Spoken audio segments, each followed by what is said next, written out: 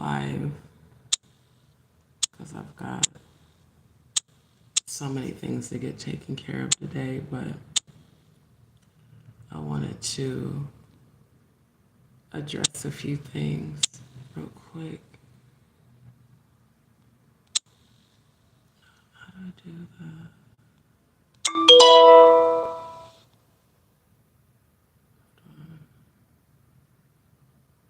That's not, they must have changed the settings. That is not what I was trying to do.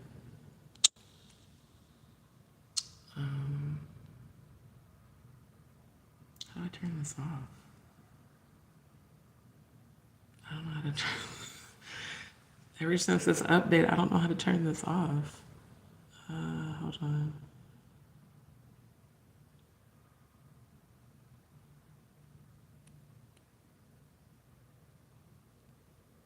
Okay, I don't know if I can turn this off.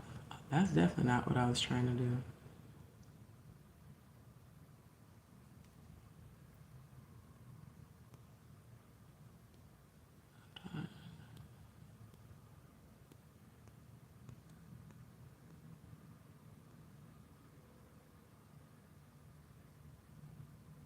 I'm gonna just leave it because I don't know what happened. That's not what I was trying to do. But anyway, Faye, good to see you. I was trying to change the background to. I'm gonna just leave it because ever since this update, it's something new. Faye, good to see you. Very tired, but I wanted to quickly address because y'all know I have so much going on with my health, me restabilizing my life and just getting myself back on track. And the last thing I'm going to do is, sit up and worry about trolls on YouTube. But I do want to address this because I keep being sent information about people that are just. My thing is this: when it comes to YouTube, my channel is about healing. This whole troll farm shit and content creators wanting me to engage with them, content creators wanting me to come on their platforms, and it's just like I have no desire for that. I've made that pretty abundantly clear that I have no desire to go on people's platforms and engage. I have not had a lot of sleep. I'm extremely tired, but I'm very grateful to everyone who has been supporting my channel. I'm grateful to those that have sent donations. Shout out to Patty Munn. Thank you for your donation this morning that enabled me to be able to take care of my room for tonight. Like I said, my transition that I'm going through is solely due to the health challenges that I go through. And Chelsea, thank you for tuning in. I love you. And Faye, appreciate it. I'm not like these other content creators, and I realize that's why they go so hard to try their hardest to tear me down or put out negative things. When it comes to my investigative research, it's solely because I want to find out the truth about the people in this industry, the things that are going on, not just with Angie Stone. Y'all know I've been investigating since I came on doing lives, but all these different content creators that I've never heard of, that were literally introduced to me by Jaguar, right? I find it funny, the people that are still talking about me. So, I decided, since I keep being sent information, to just go ahead and do my own research. And I did catch quite a few different people's lives of, like I said, information I keep being emailed. Hey, this person said such and such about you. This other person is saying this about you on their platform. And I've just pretty much been ignoring it because I have real life going on. And I just don't have any desire to do the back and forth, which is why I call you guys the real rejects of YouTube, because you are. Now, Dani Robertson, I'm gonna start with you because you're the one I keep getting the most emails about. You and Jaguar Wright and Madgie. All three of you, I don't fuck with y'all's platforms. I don't. Now, I know there were people that were concerned during last night's live when I said that I wanted to pray for Jaguar, because I do. I'm a high vibrational spiritualist. And I hope that she chooses healing. That in no way means that I want to realign or re-engage or be back connected with Jaguar. I want to make that very clear, because the things that happened since February 9th and on February 9th showed me who she really is. And it just is what it is. But it does not mean, oh, I hate you or I want bad things to happen to you. I'm going to be honest. Everything I told y'all that was going to manifest in terms of karma has. I mean, I've seen the proof of all of it. So I don't need to seek revenge. You're already getting the karma for what you did to me. The fact that, you know, you and Madgie and Grace and Murph and Steph and Odell, the fact that y'all did that, you know, so-called public humiliation ritual that y'all tried to do on February 9th. And I told my whole platform, I said, mark my words, all these people that, you know, she got together with to try to come against me are going to turn on her. That happened. But the watching a person go through a mental breakdown is not something that I enjoy. Dion, good to see you, my love. Thank you so much. Katie Jones, thanks for tuning in. Oh, you from Spain, good to see you. Thank you. So it's like for me, and I'm a Scorpio, so it's in my nature to seek revenge. I have no desire to do that, because one thing I know is that no matter what anybody says, my angels, my ancestors, my spirit guides, they're always going to look out for me. They're always going to protect me. Now, Dani Robertson, you are a non-motherfucking factor. I'm telling you that straight out of my mouth. I don't know why you are continuing to talk about me on your platform. I don't fuck with you. I don't talk about you on my platform because I really don't care about you. I really don't. The information that I was sent, they were like, oh, well, so the whole JustDee's nuts. Y'all remember when that person jumped down in my chat a couple weeks ago under the profile JustDee nuts and was talking shit? Apparently that was her. And so today is the first day that I've ever watched a video on her channel, because I wanted to see if what I was being told about what she said about me was true. And I only watched maybe 10 minutes of it. And I was like, the fact that you're still sitting on your channel talking shit about me when I don't talk about you because I don't care about you shows you are pressed about whatever it is that you think. And I don't understand it. It'd be different if, let's say I came to your platform before and we've been on panel together and, you know, we had a falling out. I don't know shit about you other than what Jaguar has told me about you and what you have said about me to other people that they've brought to me. Your platform, as I said before, is low vibrational.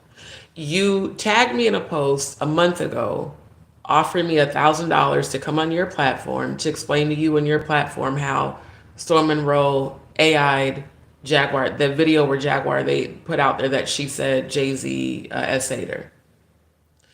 And that was the only time that I made you relevant on my channel, was to laugh at you. Because see, people like you who are just miserable motherfuckers, you are trolling people that you don't even know. You and I have never talked. We've never engaged. I've never contacted you. I've never reached out to you. I've never come to your channel. I've never engaged with you on your channel because I don't like your channel. And it's not because of Jaguar. It's because of you. You're low vibrational. Anyone that knows me knows I don't like low vibrational people. I don't like the frequency. I don't like the energy. So I think in your mind, you thought that because of what Jaguar did on February 9th, that was somehow going to be an invitation, just like all the other trolls that try to get me to come on their platforms that I didn't fuck with before. And like I had told y'all, If I didn't fuck with you before, I'm not going to do it now. So why are you even continuing to talk about me on your channel? Are you in your feelings because I didn't take the bait? Are you in your feelings because I rejected your $1,000 offer to come on your channel to explain to you what Storm Monroe did after I spent over 5 hours doing my own editing analysis? The fact that you're still calling me a liar, the fact that you're still making fun of my looks, the fact that you are saying I'm a fake editor, it's like you're tearing me down with no just cause. That is by definition slander and defamation. See, this shit that you're doing is exactly why, when I was aligned with Jaguar, why I said the things about you that I said. Because the same thing you're doing to me, I witnessed you do to her when I was in her chat before I was a mod on her channel. I witnessed you in a very manic way constantly troll this woman's chat. And I'm like, who does this? Like, people that are mentally sane don't behave like that. People who don't have issues with untreated mental health, demonic, whatever you want to call it. People who are normal, they don't go on platforms of people that they don't like and troll in their chats. They don't do that. I don't do that. I've never done that. In fact, the only time I've ever gone on someone's platform to address them was on Ratchet TV's. And that was because he went live while I was live to trash me. But my channel has been, and always will be, about healing. But I'm at a place where I find it funny that people like you, Dani Robertson, people like Madgie, people like Jaguar, you guys all have one thing in common. You're miserable inside. There's nothing high vibrational about trolling a person for the sole purpose to tear them down. Me doing investigative research is because I truly want to know what's really going on in this industry. Why are all these people being sacrificed that call out the industry? Why does it seem like everyone who's tied to Jay-Z and Diddy and Clive Davis all end up dead, sacrificed, or locked up?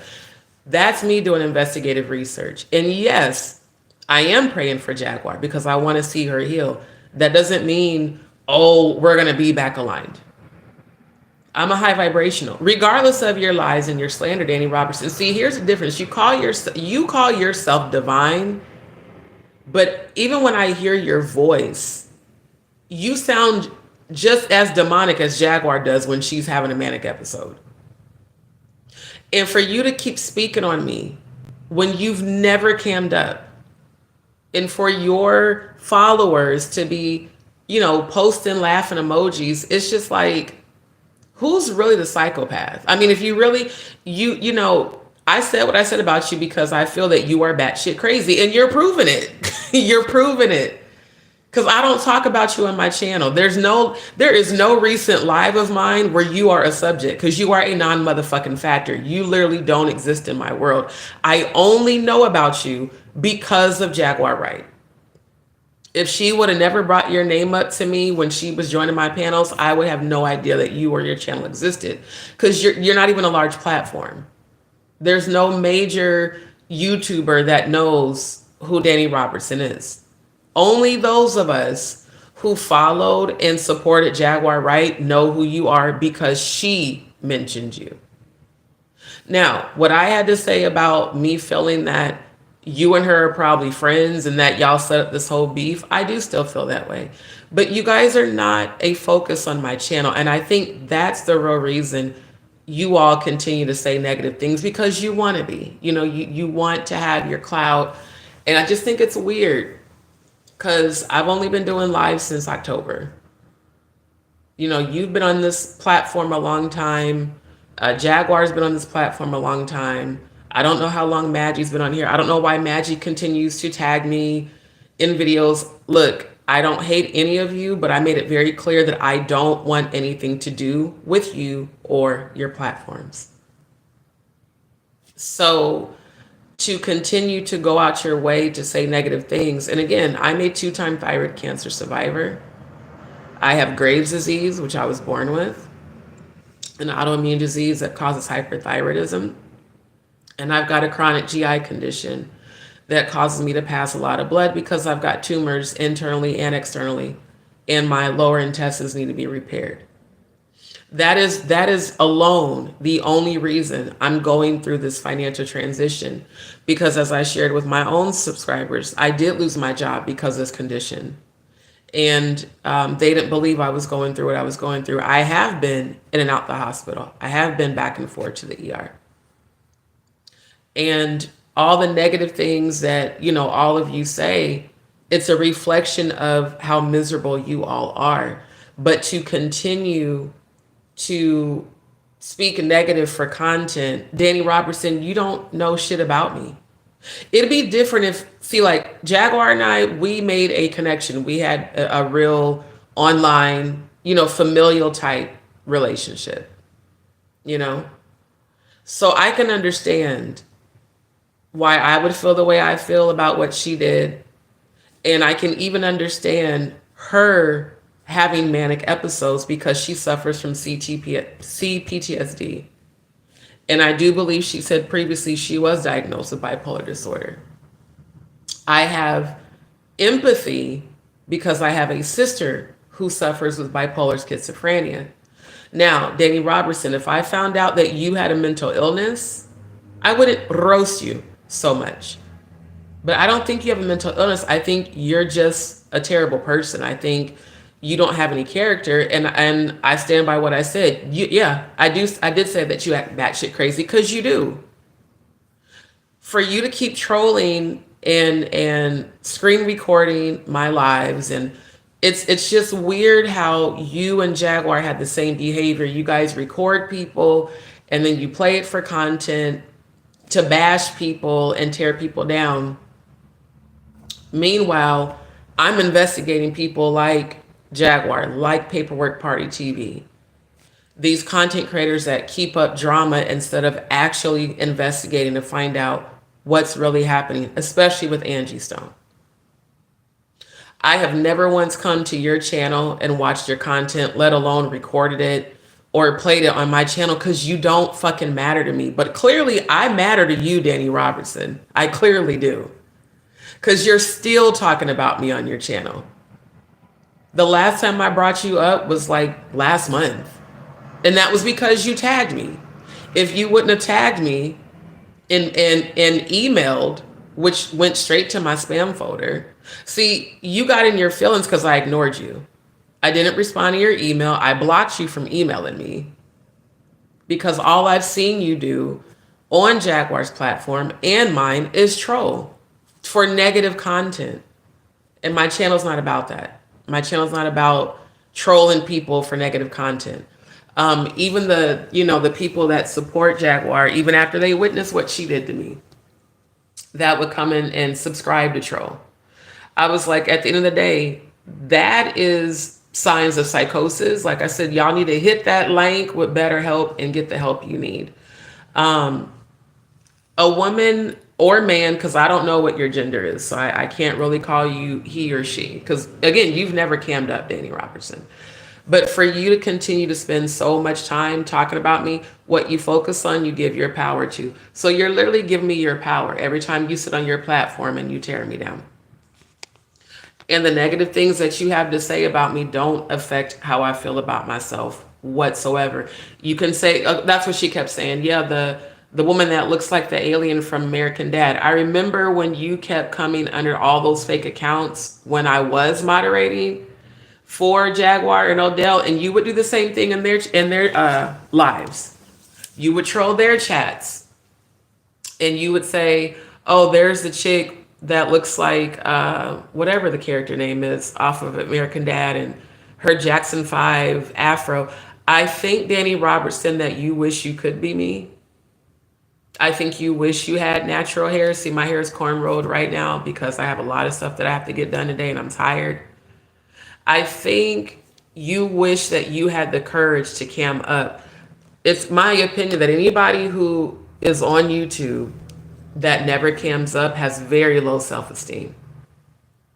I embrace all of my, what you would call imperfections. I love myself, even with Graves' disease, even with the circles in the back. This was all symptoms of Graves' disease, something that I was born with. I've never made fun of you having a medical condition. I've never made fun of Jaguar, right? Having a medical condition. Now, psychotic behavior, yes, I recognize that. I speak about it. I call it out. Acting batshit crazy, yes. And right, Faith says, I remember that. I don't get why they still, exactly. They're way too old to be going and behaving. That's what I'm saying. Both of y'all are older than me. But you guys act like teenagers. Like, you don't have nothing better to do with your time than to constantly watch my content and troll and, make negative content. It's just weird. And that's why, Dani Robertson, I said, you're batshit crazy. That's batshit crazy behavior to do that. That's real crazy behavior. And even with Jaguar, no, I don't like what she did.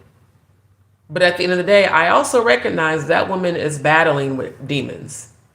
And I recognize that she does exhibit signs of untreated mental health issues. Now, whether or not she has mental health issues, I don't know. But her behavior is definitely indicative that there may be some issues there. And I do hope that you choose healing. But for all of y'all to keep, just saying negative things because you think I'm going to come to your platforms, I'm not. And I don't hate any of you. I don't hate Madgie. I don't hate Jaguar. I don't even hate Dani Robertson. You guys are just annoying. Like, for real, annoying. And with Ralph, I don't have an issue with Ralph. Ralph, I just don't, I'm just being honest. After going through what I've gone through with Jaguar, supporting her because I believed she really was a truth teller, supporting her because I really believed she was trying to expose the industry, only to find out that she isn't, and that her behavior looks like she's low-key still a part of it. It was very disappointing. So that experience taught me a lot, that I don't need to collaborate with content creators on YouTube that display behavior that is very low vibrational. And just because I'm praying for Jaguar's healing, again, does not mean that, I want to be, no, I don't. Too much chaos, too much drama, too much low vibrational energy. But I do hope you heal. I really do, because I've seen the power of God actually move through you before, and I can feel your energy. What happened between you and Odell, it is what it is. But you brought all that on yourself. It's ironic that everything y'all did to me is now happening to y'all, even with Grace. Now people are calling Grace a fake psychic. Now, I guess apparently Dani is investigating Grace. Dani, what do you not have in your life that you spend your whole time trying to look for negative things in other people? What is it? I want you to ask yourself this question. What is it about you that is not healed within yourself to where you project a lot of low vibrational inner self-judgment on the other people? Even just listening to you talk, you sound old as shit. Because I never, like I said, today is the first day I've ever watched your content. Because I wanted to confirm the information that I was sent through email. You sound like an old bitter bitch. Like a woman that no one wants. So your whole sole purpose in life is to just troll people on YouTube that don't want to fuck with you, which that's a sign of unhealed abandonment issues. Well, they don't want to fuck with me, so let me go see what I can find out to trash this person. Let me go see what I can find to, tear people down. Meanwhile, I have real life stuff going on. I have real medical challenges that need to be treated. And despite those medical challenges, I'm doing everything I can to rebuild my life. I don't like that I'm in the position that I'm in. I don't like that I'm having to ask people for help. That is not a position I'm used to even being in. But what I go through with my health is very real, and it is very serious.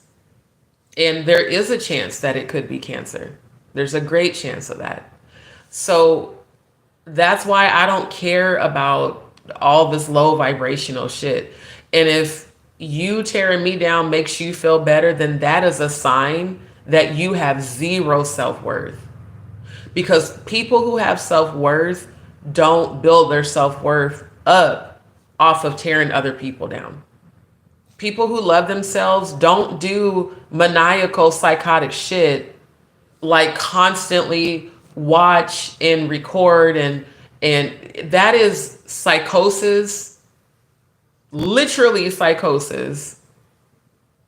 It's very psychotic, and it does make you look unhinged. Very. Purple Flower, good to see you. And OU, she said, it's not necessary to talk about people you don't like. Exactly. So that's what's weird to me. Like, people I don't like, I just avoid their platforms.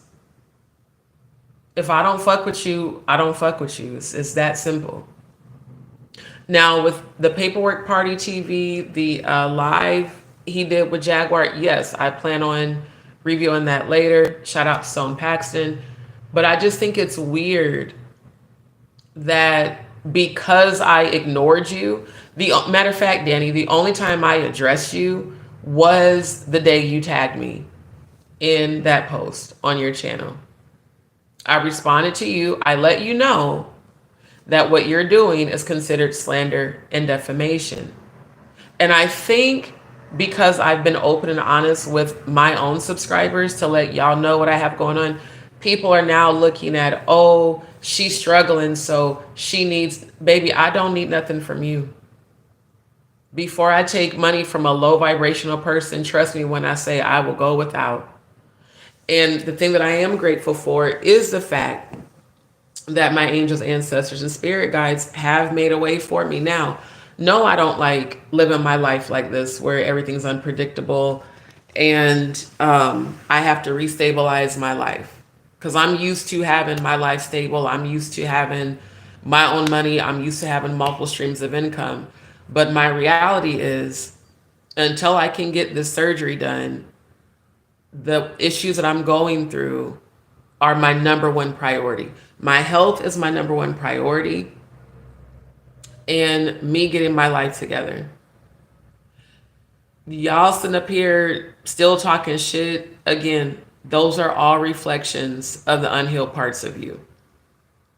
But I'm telling you to your face, when it comes to Dani Robertson, you are a non-motherfucking factor. You need to go get help. There's something wrong with you. And that's not slander or defamation. By your own behavior, the way you are psychotically watching my channel, monitoring my channel, recording my channel, and playing it, again, who are you to me and who am I to you? Nothing. We've never had a connection. So it's making me feel like you're very desperate for attention, and there's a reason for that. My platform is growing, but it's not like I have a 1 million subscriber platform. So why are you clout chasing off of me? It's real weird. Because you have more subscribers than me. I feel like the only reason you're clout chasing is because deep down inside, you want me to come to your channel. You clearly do. You want me to come join your panel, and you want me to sit up and trash Jaguar with you, and I'm not going to do that. Why would I trash somebody because of what they did to me? You know what that would say about me? That would say that my vibration's just as low as hers. And you can call me a fake psychic. You can call me a liar. You can call me a fake editor. You can say all these, horrible, slanderous, defamatory things. Do you see it stopping me from speaking my truth on my platform? No. Do you see it affecting the way I feel about myself? No. But the fact that that's your intention shows everything about you. You think that because I won't trash Jaguar with you, that somehow means that I still want to be aligned with Jaguar because I won't come to your platform. I'm not coming to your platform because your platform is trash. Your energy is trash. You keep saying that I'm a fake psychic and she's pretending to be high vibrational. Nobody can pretend to be high vibrational. Vibration is frequency. There's nothing high vibrational about your channel. Like, I looked at all the titles because I saw the video that I was told about, the whole D's nuts bullshit. I didn't watch any of your other videos, but I looked at the titles. I said all of her content is so negative. So how can someone who's low vibrational themselves try to tell me that I'm not high vibrational when everything you talk about with everybody, not even just Jaguar? I looked at all your titles. Everything you talk about when it comes to everybody is negative. So you don't have the capability to raise your frequency. That's why you keep, again, what you focus on, you give your power to. Demons exploit vulnerabilities. Demonic forces always attack those who are at a higher vibration. I think you thought you were going to lower my vibration. Baby, you're way too low to touch me. But it is ironic that you never contacted me until after February 9th. But you clearly have been watching my channel this whole time because, you speak about my psychic readings. You spoke about how I lied for Jaguar on the AI about Storm. That was months ago. So again, why are you even paying me attention when I've never paid you or your channel any energy? In fact, I've paid you dust. Like, you don't exist. You're not relevant. And you sound like some old hag. Like, you sound like you're about 65, 70 years old, and you sound like a dark witch. And you have the audacity to call me all types of bitches and say, yeah, Jaguar lied to you, and she said I was going to try to come kill you, and, you're not even worth... Well, clearly I'm worth something if you still talking shit about me, motherfucker, because I don't talk about you. I don't fucking care about you, Dani Robertson. I don't. So for you to say, well, why would I risk going to jail to try to come after you? I don't know. Why are you talking about me? Why are you stalking my channel? Why are you trolling? Why are you slandering somebody who don't know shit about you and that don't give no fucks about you? I could see if I was always talking about you on my channel, then you would have just cause to still be speaking negative about me. I haven't spoken about you since you tagged me last month. You're not a subject on my channel, but I think you want to be, and you're not going to be. In fact, I'm only addressing you on this live because I'm addressing all of you collectively. You are part of what I consider the real rejects of YouTube. Right, Purple Flower, all's behind an avatar pic, and she never has cammed up. That's why I roasted your ass and compared you to Fat Bastard on goddamn the Austin Powers movie. Because you probably are a fat bitch. Fat bitches always hate on those that look better than them.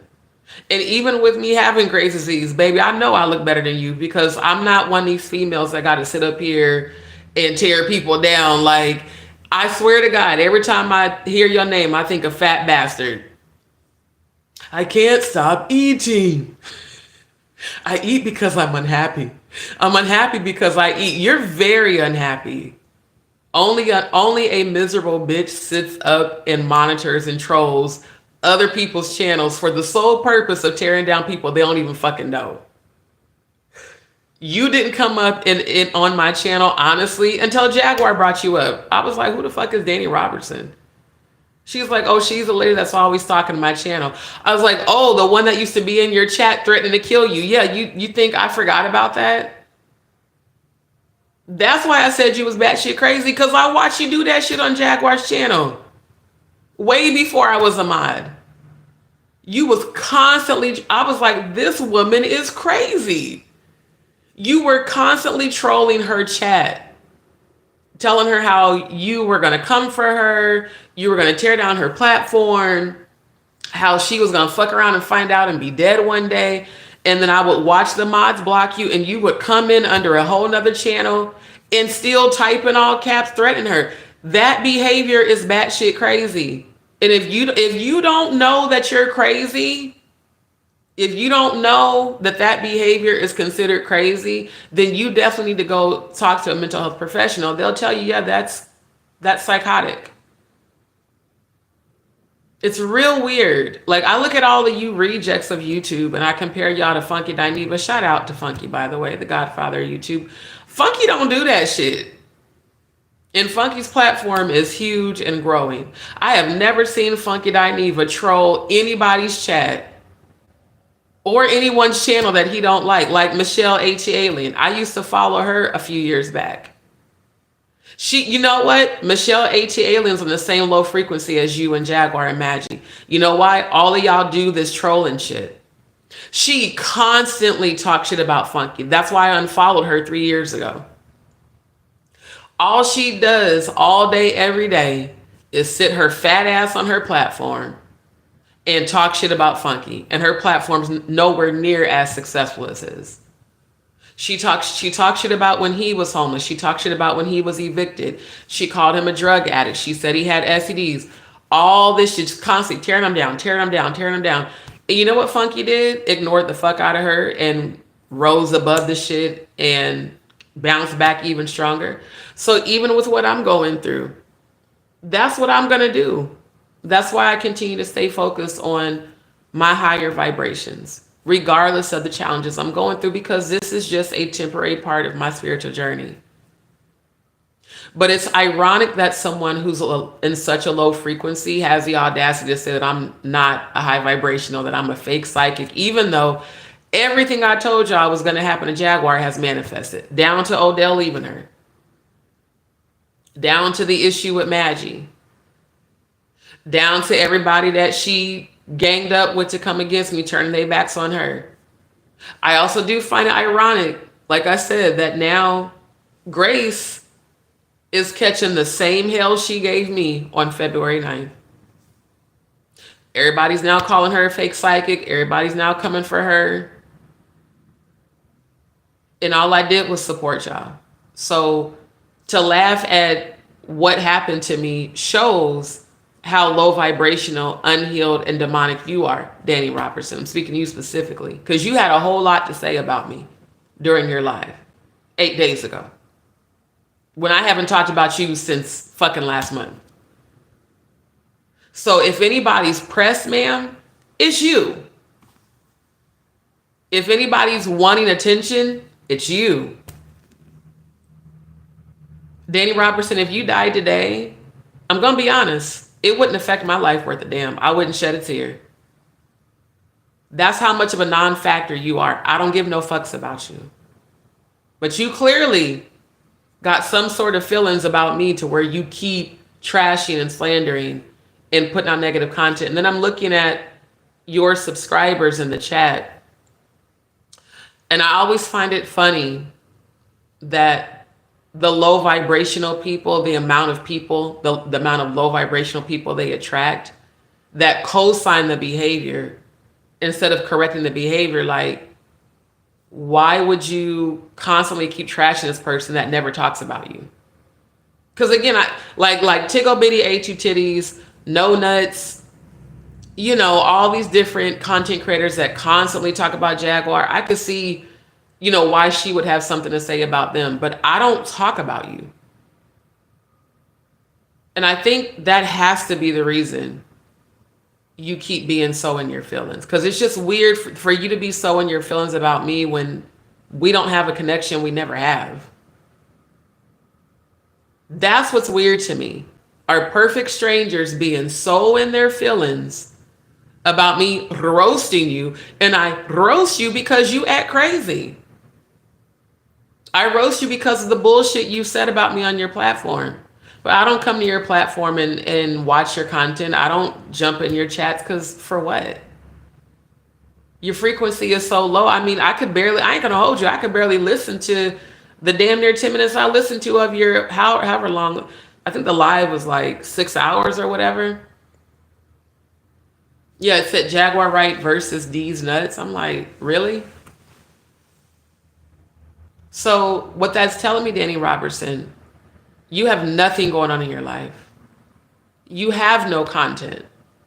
I'm standing by that. I said that when I fucked with Jaguar. I'm saying it now. Without Jaguar, your channel wouldn't exist, man.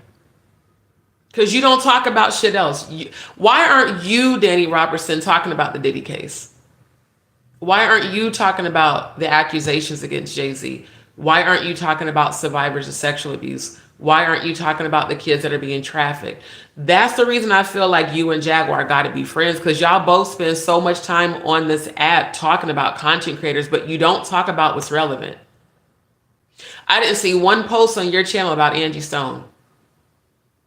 So you're not even speaking about current events. You create a platform to trash other content creators because you're trash. Literally. What's in you is what comes out of you. And if your mind is always focused on a low frequency of trash and you inwardly trash yourself, then it makes sense why you always trash other content creators. See, at least with Jaguar, she has stated that she suffers from CPTSD. She's made it clear that she has been in mental institutes and that previously she was diagnosed with bipolar disorder. Now, she did say that she passed all of her mental health evaluations and that she was able to get out, but she also did say she used to be on lithium. So the reason I would have so much patience with her, again, is because I have a sister who suffers from bipolar schizophrenia, and I know how it affects people. And I know that it can make people flip out and act crazy and say and do things that they later regret. But just because I have that amount of empathy does not mean that, JustDee wants to be back aligned with Jaguar. No, I don't. I want peace. Peace is my priority. So people like you, Dani Robertson, people like Madgie, people like Jaguar, y'all that keep up drama, no, I don't want to engage with y'all, and I won't. I do hope you heal, though. And, as far as you and your subscribers, fuck all of y'all. I don't care about y'all. Here's the thing. For all of y'all to keep saying, I'm a liar, I'm a fake psychic, I made up this shit about Storm Monroe's AI, I'm not a real tech, I'm not a real editor. Dani Robertson, I looked at your channel. There's no content or evidence that you know how to edit, that you know how to even use audio visual techniques to edit a video. You are of no importance to where I have to prove anything to you. My channel speaks for itself.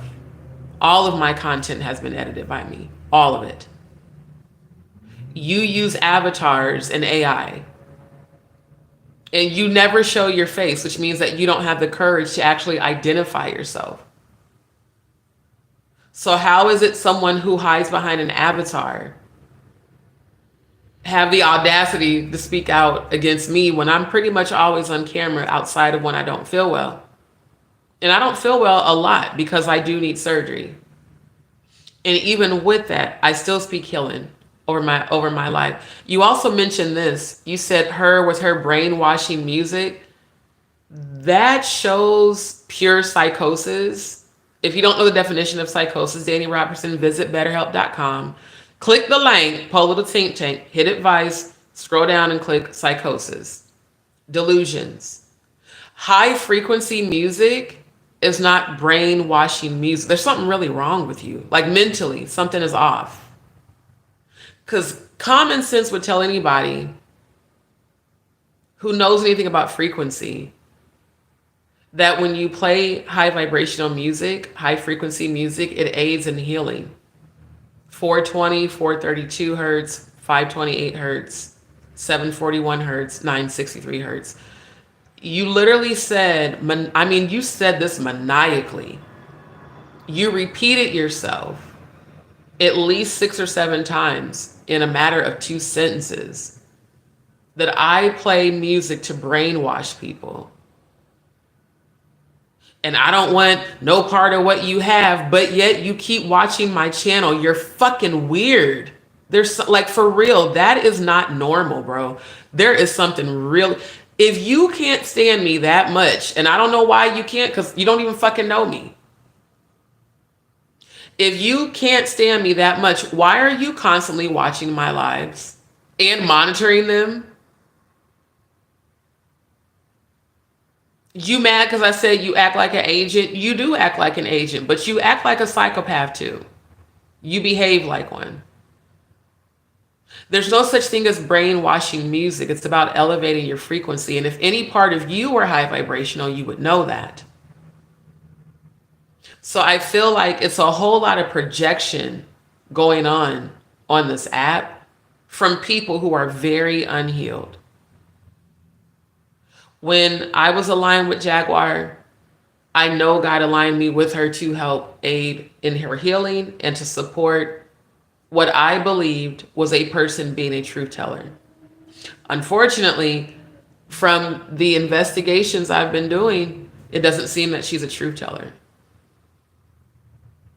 It seems like she probably is a plant put on here to create a lot of drama and confusion. Because a real truth teller would not, a real truth teller is not going to evade away from exposing predators. You're not going to have exposed Jay-Z and Diddy and Clive Davis and all these other industry people all these years, and then all of a sudden switch to just bashing content creators.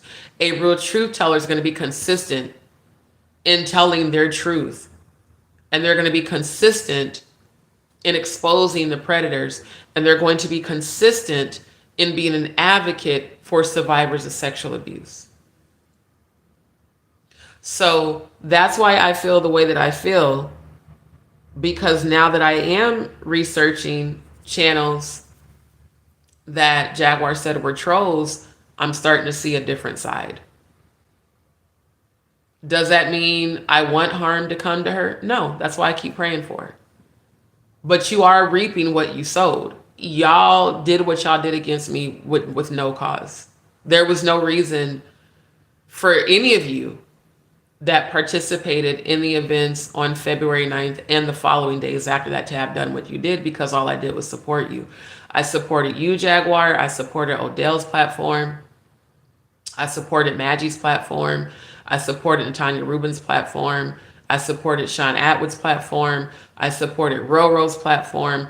I even supported Ronnie Bowe. All people that I don't know, people that I met through you.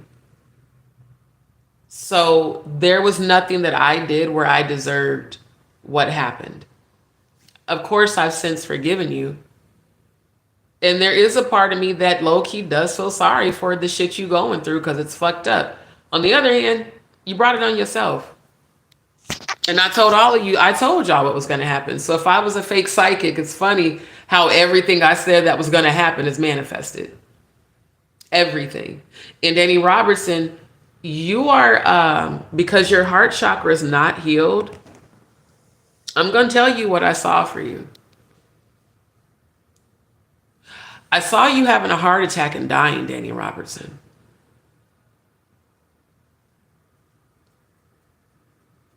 That's what I've seen.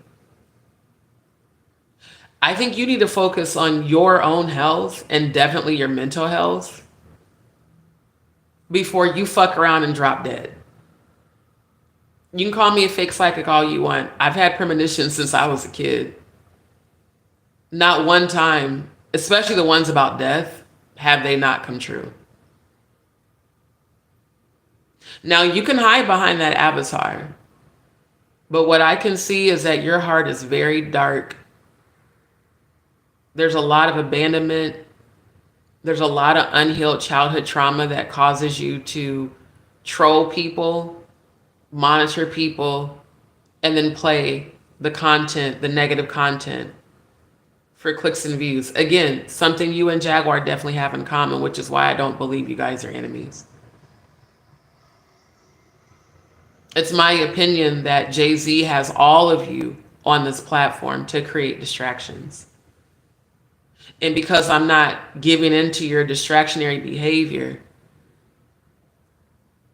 maybe even these people that are emailing me about you, you probably sent them to tell me so that I go to your channel.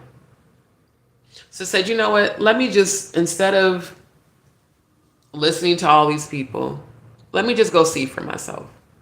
And sure enough, yeah, you're sitting up talking shit and tearing me down and trashing me. And the thing that you are about to fuck around and find out, Dani Robertson, Jaguar, right? Madgie, Grace. That no matter what my challenges are, my spiritual protection is very real. And even though I have empathy for people, my ancestors don't. Now, you can say whatever you want to say. You can sit up and think that I won't sue you because, oh, she's broke. You know, because that's been said too. How is she going to sue someone when she's homeless? How is she going to sue someone when she's broke? Well, make your own assumptions. I don't have to explain anything to any of you. No matter what my circumstances are, God has and will continue to make a way. And regardless of what you guys think, I have been in contact with attorneys. That's the other reason why I don't really engage with y'all. Because I want the world to see the slander, the defamation, the gang stalking that all of you are doing. I'm not doing that because I don't have a reason to. I'm not in a low vibrational realm. Even with the challenges I'm going through, my frequency is still high. I still expect abundance. I still expect miracles. But you speaking on my looks, you talking about the dark circles, yeah, that's a symptom of Graves' disease. Again, I'm a 2-time thyroid cancer survivor. For you to keep making fun of someone who is a 2-time thyroid cancer survivor, for you and Jaguar to have both made fun of the health conditions that I'm currently facing, that I need treatment for, are reflections of your unhealed energy, but it's also showing me how powerful I am. Because again, what you focus on, you give your power to.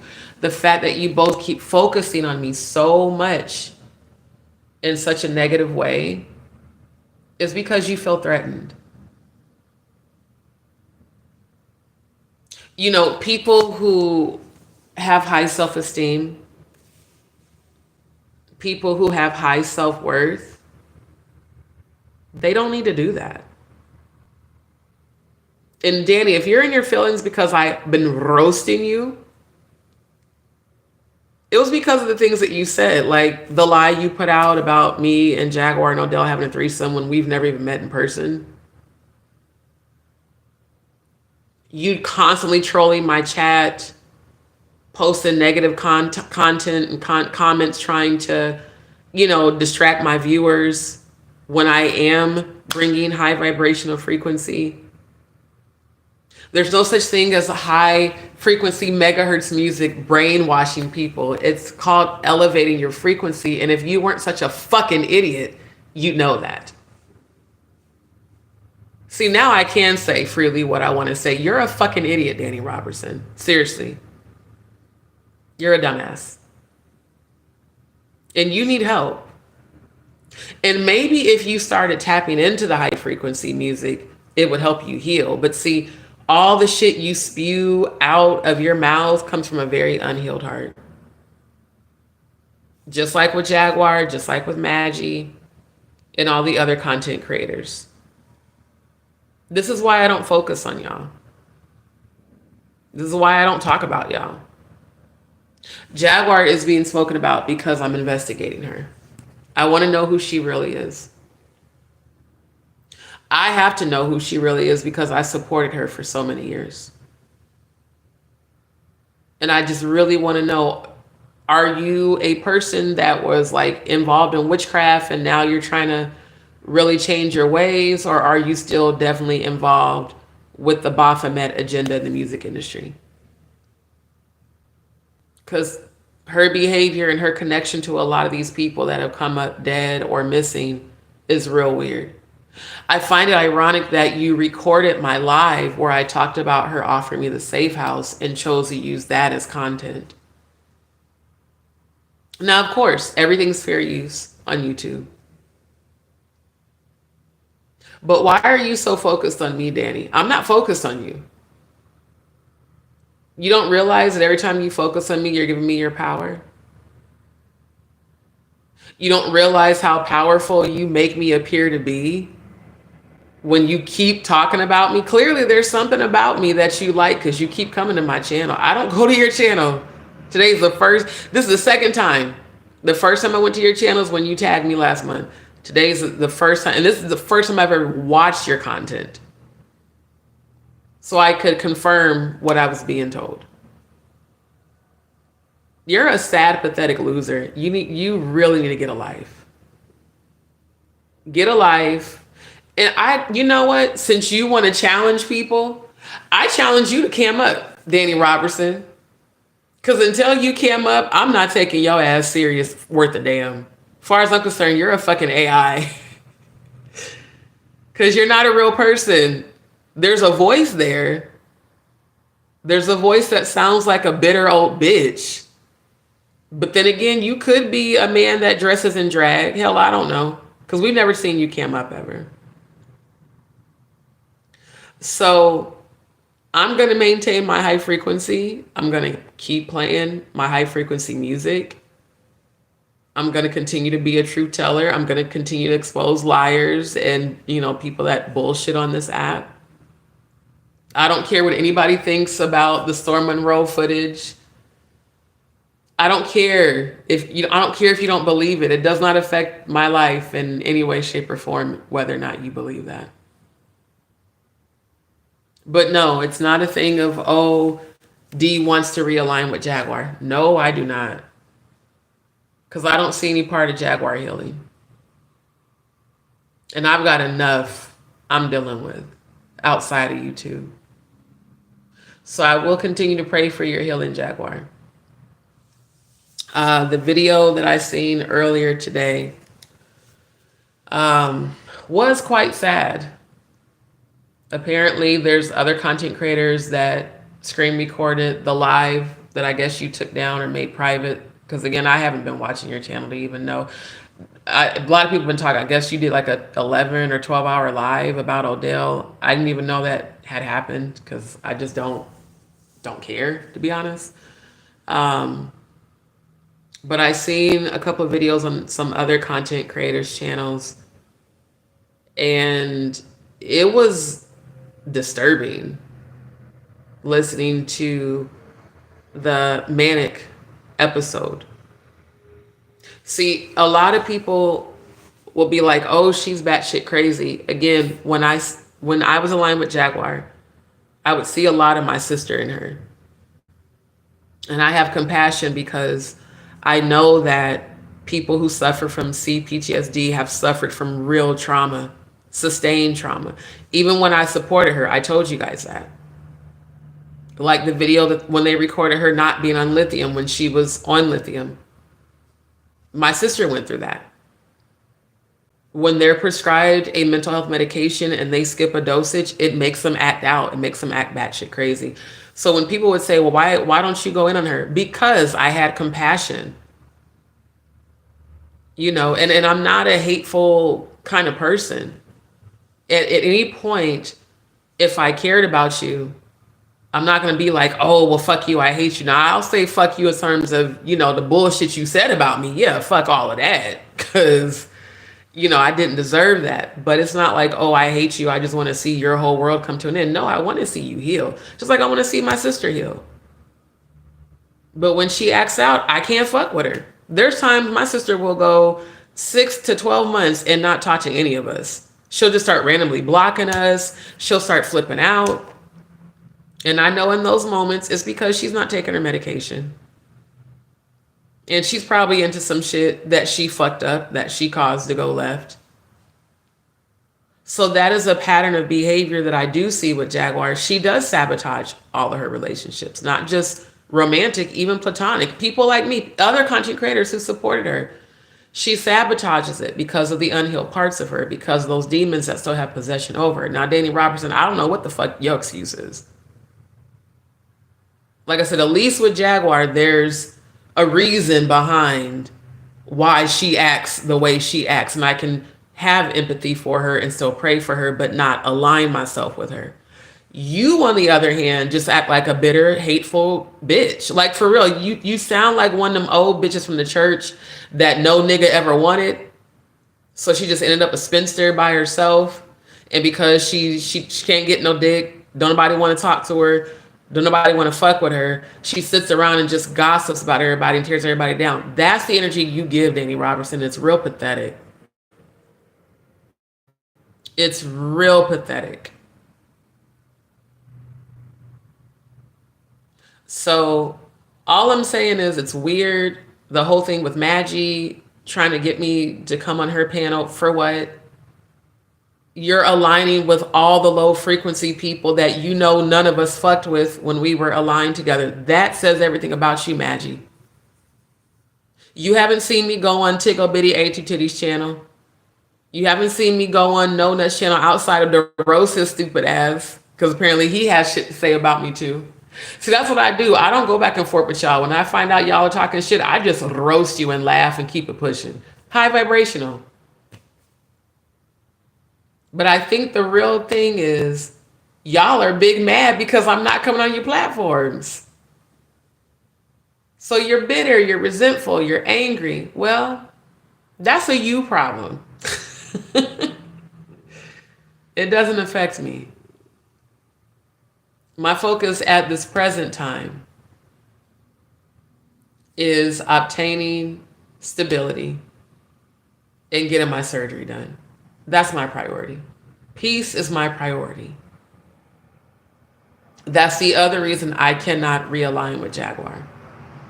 Now, I can pray for her. I can empathize. But reconnect, no ma'am, no ham, no turkey. I have no desire for that.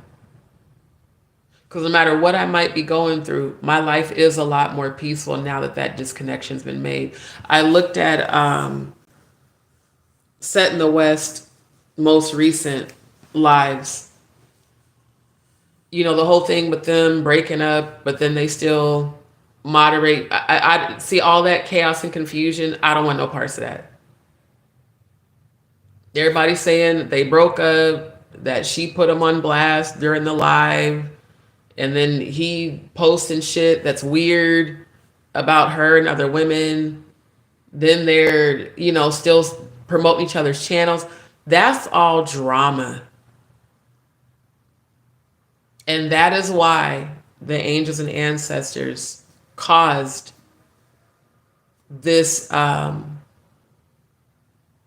can I say this?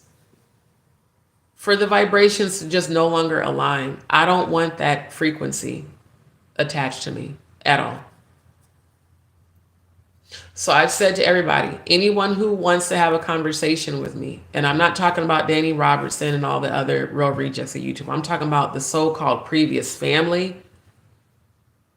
Y'all keep telling other people that you want me to come on your platforms, this whole town hall shit that I'm not going to participate in. If y'all want to communicate with me, you can come to my channel and you can drop down in the chat, because I haven't blocked any of you. Simple as that. But trusting you guys to come on your platforms, no ma'am, no ham, no sarky. I have no desire for that. Because the last time I was on your platform, Madgie, y'all drugged me for filth. The last time I was on your platform, Set in the West, y'all drugged me for filth. The last time I was on your platform, Jaguar, right, y'all drugged me for filth. You and Grace. And I stand by what I said about Grace. Now, you have a close relationship with Grace. You have a close relationship with Ayasha. I don't know you like they do.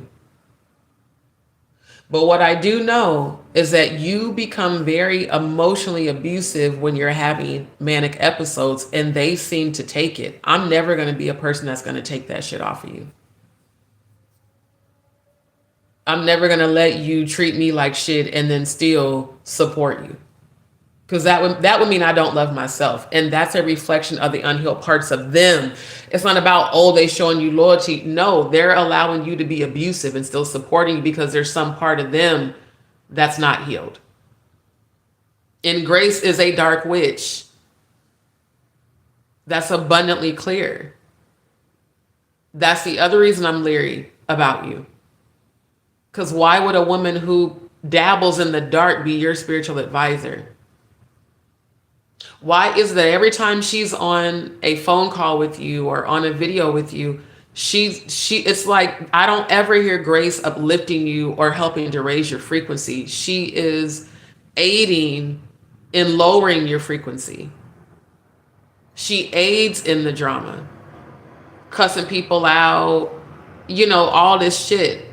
And then this whole thing about, you and her and Odell. And it's just like, bro, this is exactly why I would rather just be my solo self on my own platform than to align with other content creators. Because all that drama, it's so low frequency that I just cannot and will not.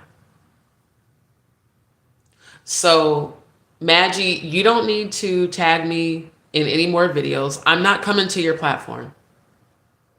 If you're calling yourself sending my subscribers to my channel and say that you want to apologize, then come to my channel and apologize. Same thing with you, Jaguar.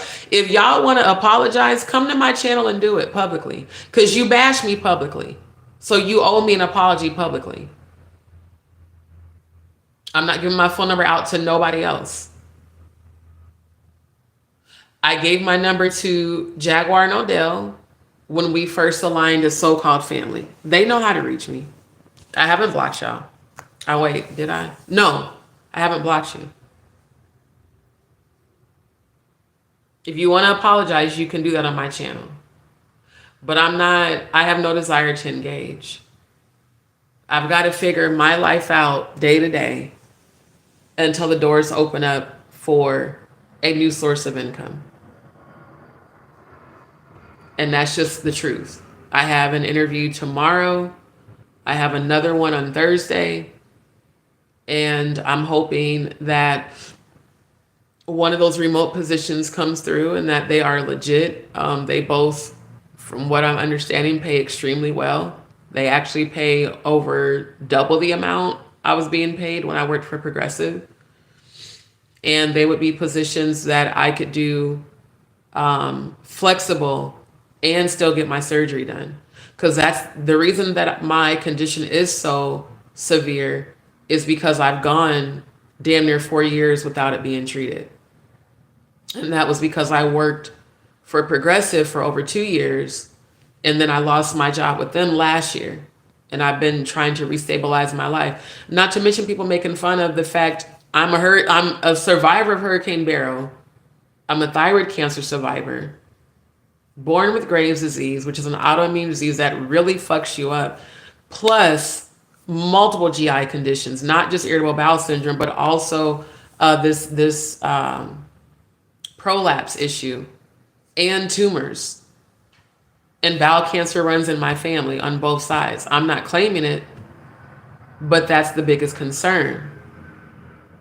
So it's not something to make fun of or to take glory in, oh, she's broke. No, it's not about I'm broke. I have real serious conditions that I need medical treatment for. And I still got to do what I got to do, regardless of what my body puts me through. I have never, ever made fun of Jaguar having any sort of physical health issue. Now, when she acts crazy as shit, yeah, I'm going to call that out, because, you do be acting crazy as fuck. But then there's times that you don't. And what I'm hoping for you, Jaguar, is truly that you seek healing for real, and that you do find people who can help to heal you instead of people that encourage the low frequency behavior. And Grace, for you to ever have called me a fake psychic when you and Jaguar know damn well that I'm not. That day Giovanni showed up in my room, I didn't know shit about Giovanni. I didn't know shit about his childhood. I don't even know Jaguar like that. So the downloads that I got from her son were very real. And she confirmed it during my live. So it's just weird to me, not only her, Nafisa, and several other people. Because I've done readings for people outside of YouTube. I've done readings for people in real life.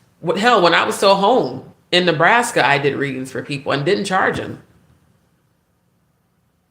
So I don't have to prove myself to perfect strangers on YouTube that don't know shit about me. It'd be different if y'all really got to know me, if you spent time with me, if you talk like Grace, you and I, we barely talked. We talked a few times on the group family calls on Instagram. You and I never talked one-on-one. You don't know shit about me. But what I do know, what I've seen you do is very dark magic. I've seen it. And your energy presents as dark. Now, Ayasha's energy felt a lot lighter. And I think Ayasha genuinely cares for Jaguar. I do. Grace, I'm questionable when it comes to you. But at the end of the day, I don't sit up and bash y'all. I don't sit up and talk about y'all. I've been talking about my dad. His memorial just passing on Friday.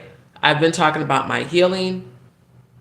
I've been talking about encouraging other people, raising your frequency. Even the you are the creator. So, you know, for a psychopath like Dani, if you think that my high frequency music is brainwashing, then what do you think of the you are creator's positive mantras? Can you compute what I'm saying, or are you that thrown off to where you can't even understand that? You know, people who are psychotic that call evil good and good evil. So what do you have to say about the you are the creator's mantras, the positive affirmations? Is that brainwashing too? You know what you sound like, Dani Robertson, like all the other psychopaths from the cults, the churches that I come from? Yeah. Oh, and the Mahat motherfucker that kept talking shit about me and Cody. I saw your comment on Jaguar's live where you said, well, if she comes from a cult, why would she dabble in the cult? You are so ignorant that you don't know that there's a difference between the word occult, which means hidden knowledge, and an actual religious cult. A religious cult is a group of people who all believe one thing, and they believe that what they believe is the only one way. The same way I see all of you supporting Jaguar even when she's wrong. The same way I see all of you co-signing her low vibrational frequency and energy and behavior. So if anyone's being brainwashed, it's y'all. Because anyone who has common decency is not going to support what you guys witnessed her do to me when even you, Mahat, because you used to be a subscriber of mine. All of you saw me do nothing but support Jaguar.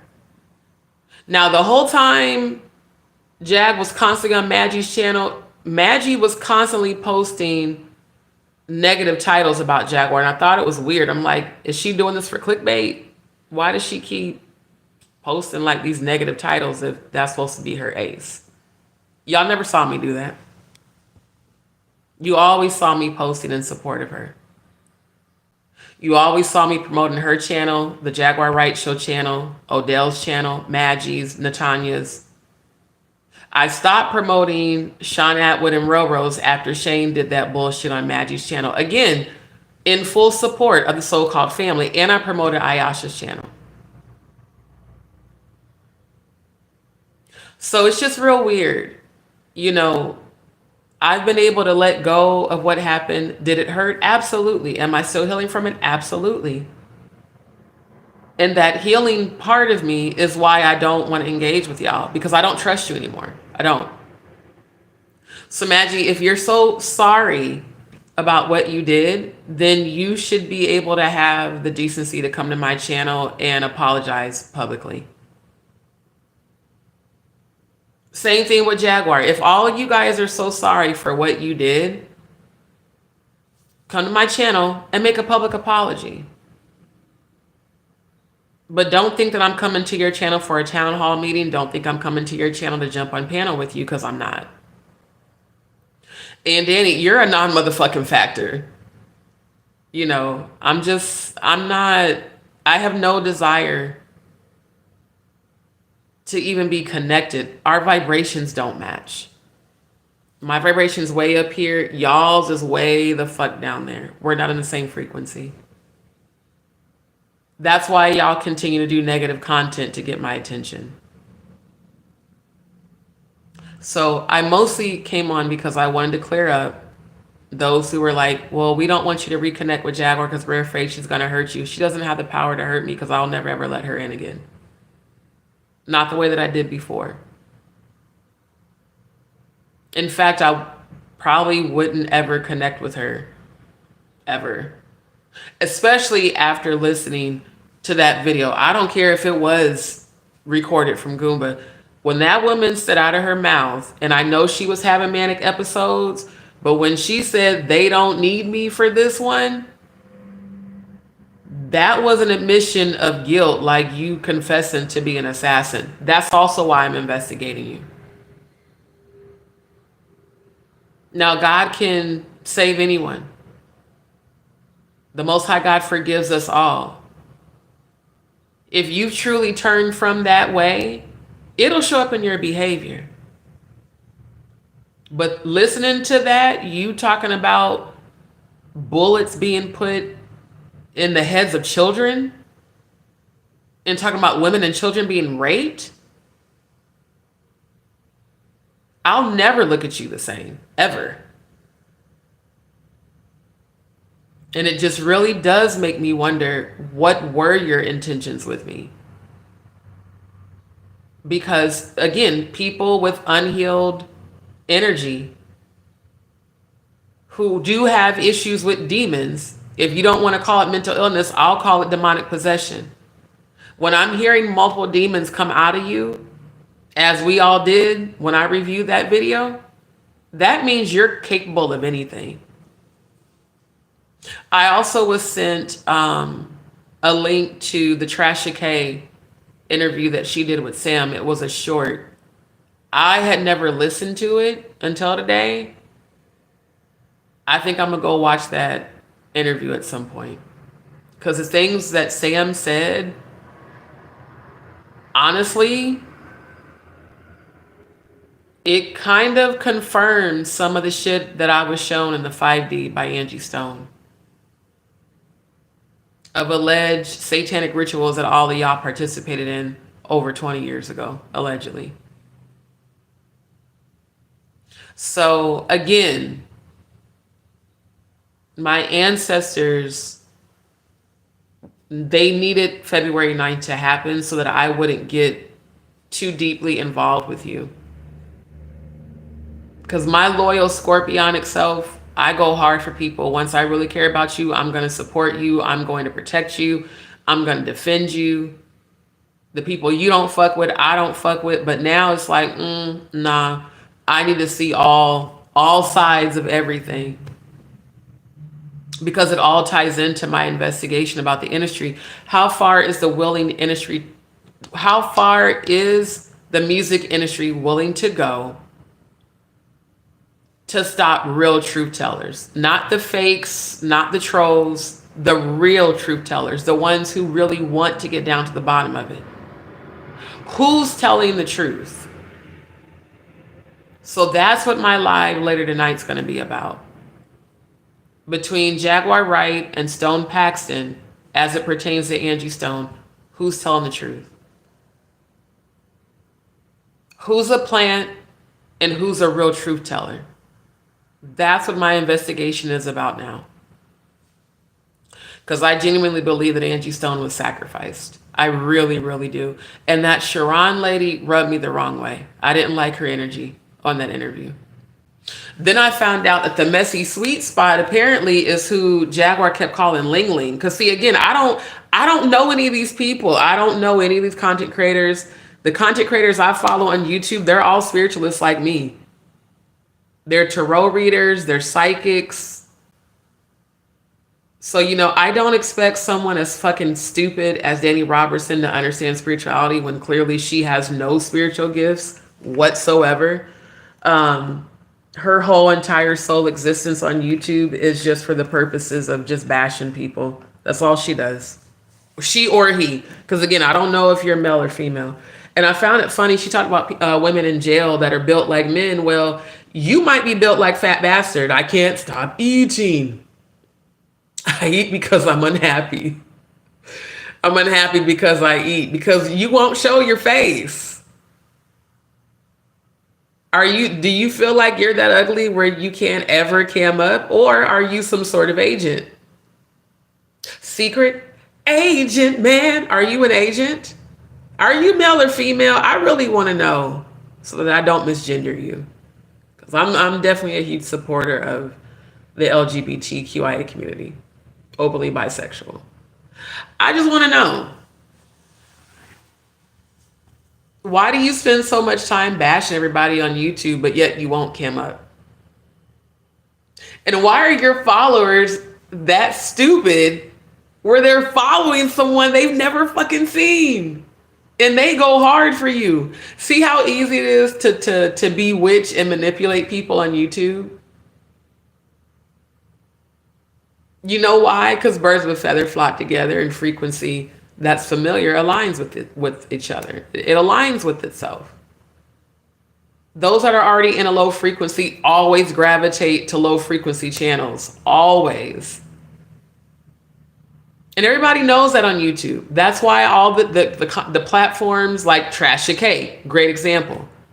She's made a huge following based off of low frequency behavior. She's been positively rewarded for negative behavior.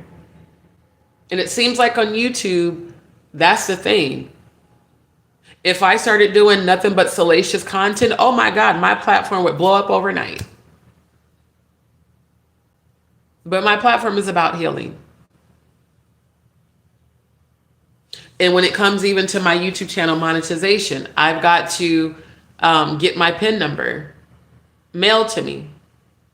Because YouTube does owe me money. But right now, my number one priority is taking care of my health, getting stability back so I can be my most powerful self. My priority is not going back and forth with content creators and giving a fuck about what they think. Because I just don't. I just wanted to address this for my own platform, for y'all to know, yes, I'm praying for Jaguar's healing, but no, that does not mean we are going to be reconnected. So you don't have to worry about her hurting me. She won't even have access to be able to do so. But again, for those that want to apologize, come to my channel and you can apologize. But I'm not coming to your channel. Let me look at the comments. Purple Flowers said, all is behind the avatar pic. Right. All this talking shit, but won't never fucking cam up. Yeah, so as far as I'm concerned, Dani Robertson, you're fat bastard. That's gonna be my new nickname for you, fat bastard. Faye said, love you so much, Dee. So grateful and thank you. Lots of prayers. Thank you, my love. Appreciate you, Faye. I gave you a shout out during the live early this morning because you're always posting positive things. Thank you so much. She said, you make YouTube a much brighter and better place, Dee. This is the most positive, uplifting place to be in. Thank you. And y'all know that's the reason why they keep coming for me. That's the reason. Because they don't have the capability to be high vibrational. They don't have the capability. Like, there's no one on their channel saying, oh, this is a positive, safe space. You know, there's people on Jaguars that are followers, like, you know, the rest of us used to be. But she's decided to plummet into that low frequency space. And I don't understand. Like, you could be doing music. You should be doing music. You're an amazing artist. But you've chosen to clout chase. You've chosen to just... And why are you in Paperwork talking shit about Stone Paxton? I need to know that. Why the fuck are you in Paperwork Party TV, aka Read and Write and Arithmetic TV? Why are y'all trashing this man? He hasn't said one negative thing about you, Jaguar, not one. And him and I have had several conversations. He's never trashed you. Why are you trashing him with Paperwork? That's also what makes me feel like y'all are plants. Because what the fuck did Stone Paxton do to you? I sat and listened to Paperwork Party TV during his live, put up Stone Paxton's photo of him boxing, which that was weird for an alleged heterosexual man to even have researched him. Like, that was real weird. Definitely giving down low energy. And also, Jaguar, why do you keep promoting homophobia? Because I heard you say during that live, because I screen recorded, because I knew he would make it members only. Yeah, and you know his 1980 hair, I think he's fruity. That's very homophobic coming from a woman who says that she's openly bisexual. You know, that's something that's real negative in our Black community, is y'all tearing down people for being gay. How, Sway? How are you tearing him down when you don't even know what the man's sexuality is? And even if he is, who gives a shit? How does that affect you? You like pussy. That'd be like somebody calling you a nasty lesbian. It's just real weird. It's weird how y'all use gay as a derogatory thing to try to like belittle people. Meanwhile, you got this nigga Paperwork Party spending his good money to fly to troll people. The same motherfucker that kept bragging about Clive Davis is her. And everybody knows that Clive is openly bisexual and he likes the dark meat. It's just real weird. It's weird that you and Paperwork claim to be truth tellers, but yet you're bashing Stone, who actually was close with Angie, according to him and according to Angie. I haven't heard Angie Stone say she was ever close with you, Jaguar, and you've been in the industry a long time too.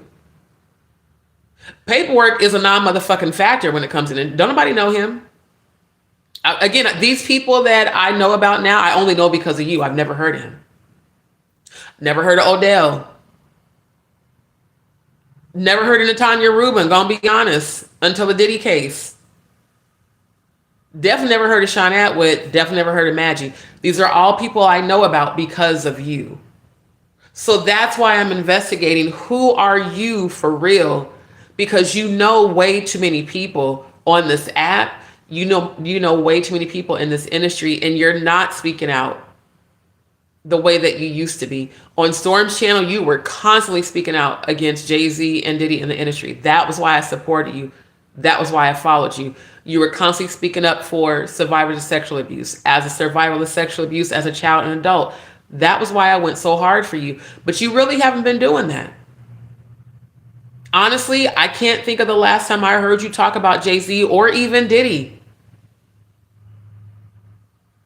Now you're talking about Ariel Mitchell Kidd because of the lawsuit. And people are saying, well, she was locked up when that happened. I want to see proof. Because all this he said, she said don't mean shit. I want to see receipts. Because if you really were locked up during the time of this lawsuit that you were named in, then that would support that the industry is definitely after you, as you keep saying. But you have not produced any receipts that these people are after you. It's just you saying it, and it's you saying it in very manic ways, which is why people don't take it serious. Because when you go off, you don't speak from a grounded and centered place. You speak from a very manic place, and it's hard to take you serious when you're speaking so manically. You know, it's like Dave Chappelle said, it's easy to call a person crazy and to dismiss what they're saying when they don't present themselves grounded and centered. So it's not to say that, oh, I think you're lying. I don't think you're lying about everything, but you have lied about some things. You definitely lied on me, for sure. So I can say that, and that's not defamation or slander. You for sure lied on me. So that's why I'm now including you in my investigation, whereas before, I was fully supporting you. For all the trolls that are like, oh yeah, you went so hard for Jaguar and now you're against her. No, after she betrayed me, now I'm looking at you differently. Now I got to investigate you like I do everybody else, because you are from the industry and you're still a part of it. Me personally, I'm going to continue to be an independent artist. I'm never going to join the industry. I don't want nothing to do with the industry. I've seen for decades what the industry really is. It's very evil. That was something we did agree on. But when it comes to all these people that are now trolling me and talking shit about me, they're all people that you brought into my life. That's why I got to question everything about you now. Was it a scheme set up by Jay-Z and Diddy to have you come to me with the bullshit? Because that's what I'm starting to believe. Faye said Angie mentioned Jag briefly on her Secrets Revealed Part 3. It was brief, but she said she wouldn't want to take a Jaguar out of the game. It was weird. Not sure why she mentioned her. Well, I mean, if she's allegedly an assassin, that might be why she said that. I'll have to definitely go. I watched part of Part 3, but I didn't finish it. I will watch it later today so that when I go live tonight, I can talk about it. Thank you, Faye, for those receipts. Faye said they are bitter. Thank you for abbreviating the cuss words. They're bitter pitches, the real bitter pitches of YouTube. I like that better. See, I said the real rejects of YouTube, but yeah, the real bitter bitches of YouTube. Yeah, Dani Robertson, you're the head of that one. Faye said I haven't watched any of them since way before February and have zero desire to. It's all drama, low frequency. Exactly. And that's why they're mad, because I don't either. That's why, like, when I'm telling y'all, I have received 11 emails, like, even before February, but definitely since February. And I constantly just ignore. And then today something was like, no, go research. Go see what these people are talking about, because that influences the way that I look at things, the way that I look at people, and the way that I'm dealing with stuff. And it also does influence my investigation. And I found out a lot today. I didn't know that Jaguar did a 12-hour live trashing Odell and his relatives. I don't know what they really have going on. I don't know if they're for real broken up or what it is, but I think it's really weird that they've been thick as thieves and, oh, this is my fiance with no ring and he never called you fiance. And it's really weird the way he talks about other women's bodies. And apparently y'all told me that he said something about my titties even on Maggie's channel. That's real weird. So I don't know, maybe it's a business connection. Maybe they're not together. Maybe they're just still supporting one another because they have that LLC together. Regardless, I don't really care that much because we're not aligned anymore. But it is making me look at everybody different. Now, I looked at his Dogpilot and Jaguar Right Lives, which he just did last week. And it seems more like business energy than a relationship. Like, well, we got this LLC, so we got to kind of deal with each other. But her crying and saying that she fell, people are saying now that she's pregnant. It's all falling apart. It's weird, but not really, because it's what I saw. And what I did see was that later on he would get with Madgie. And or she would find out that him and Madgie had gotten together behind her back. Another reason I don't want to be involved in any of this shit. It's too much drama. Life's too short for all that. And if I was still connected, they would definitely have me in the middle of all that.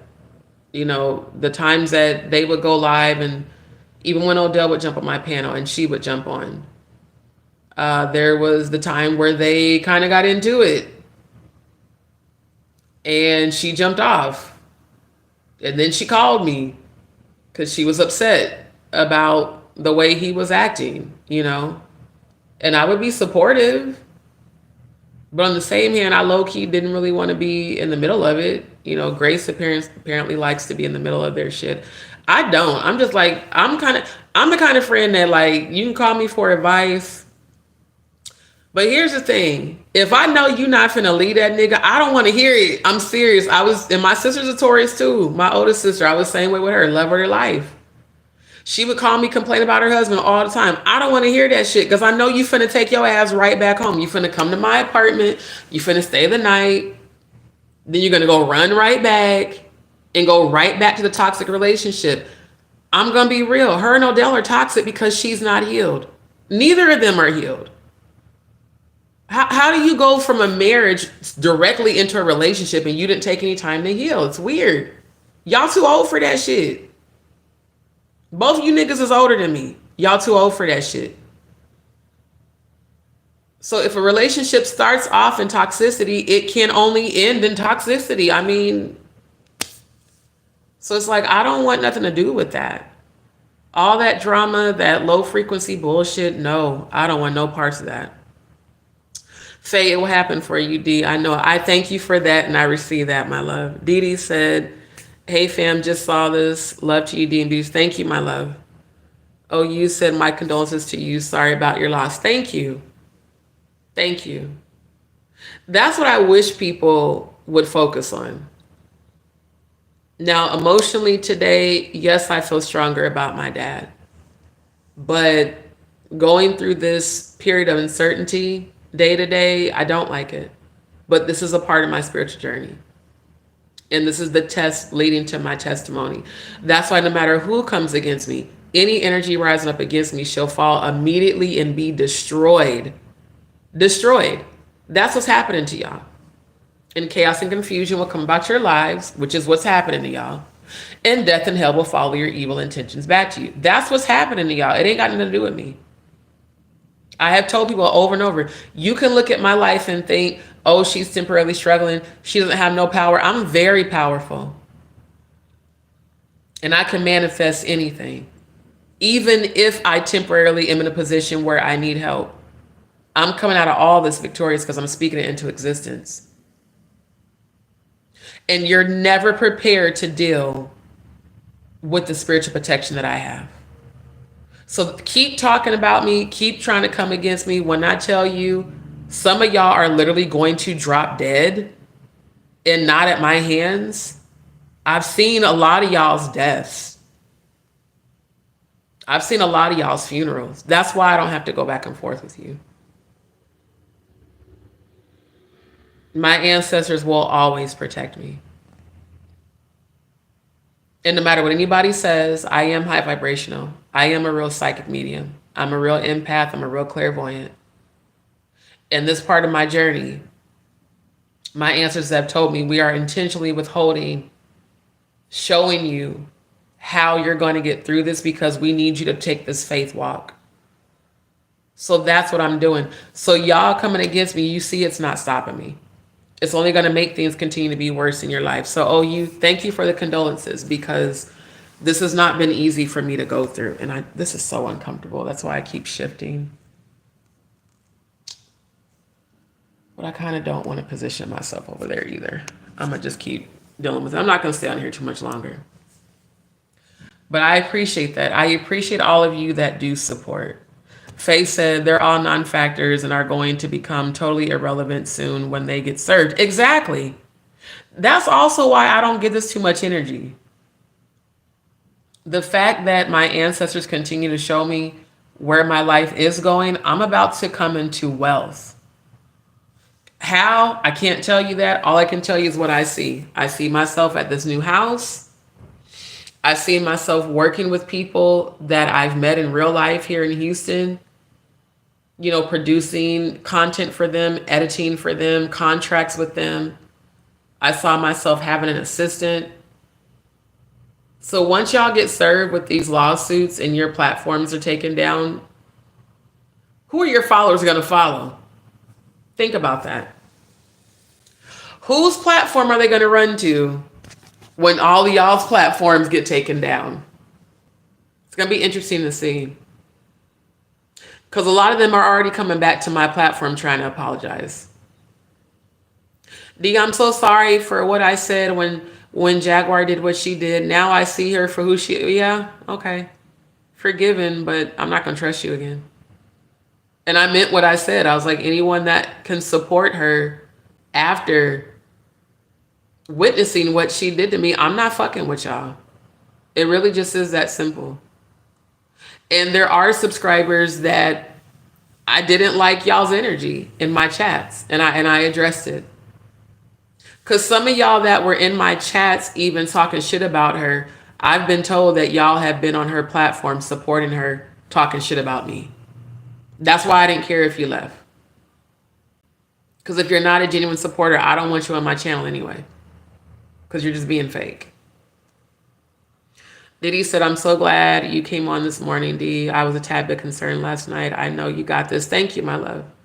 Because, yeah, it's not been easy, you guys. Like, me being used to being self-sufficient and always being able to work, and then now having to go through this physically and go through it alone, and not having the stability just yet, but I am speaking it into existence. I know it's coming. And being in a position where I need help is not easy for me, but it also makes me extremely grateful for all of you, because all of you supporting me means a lot, especially Dion, because she checks on me daily. D, are you safe? Are you okay? That means a lot to me. Those are the people I cherish the most, because I know that they really care. As opposed to people who I had to just accept they were just using me. Because I do have a loving, giving heart. And if I got it and I fucks with you, I'm going to give you my last. I'm going to do whatever I need to do to help you out, because that's just how I am. So I'm not bitter or angry about the people locally that disappointed me. I'm grateful, because as I do rise, as God starts to elevate me, I know exactly who not to take with me. And maybe that's also why God allowed this situation to happen on February 9th. Because the plans that I had for all of us was to financially invest in and support not only the Jaguar Right Show, but Set in the West, because there are things legally that I'm working on. There's lawsuits I'm working on. And once I win those lawsuits, I'm going to be wealthy. And really, I'm going to be wealthy even before that. So I was already making financial plans to invest. But I don't want to invest in people that are just trying to use me and take advantage of me. I don't want to invest in people who don't genuinely love and care about me, that just for pretending. I'd rather invest in people who are on a high frequency and who are about their business and about really taking care of business. And that's the thing I can say that I do agree with Odell on his live, where he talked about, people clout chasing instead of making money. You should be focused on Jaguar, your show. You should be focused on building up the Jaguar Right Show. You should be focused on your music production. And quiet as it's kept, some people that fuck with your music have been talking to me about shit. People who have aided in getting your music out there. I've had a lot to say. So you should be mindful of the people that you keep talking shit about, because the people you keep talking shit about have a pretty good influence over the industry and even over your own music. Chelsea said, D, we know you're spiritually protected, and the ones that don't understand, don't like it, they will be all right. Child, I know it. Because you know what? Them not liking it. Here's the thing that people don't understand.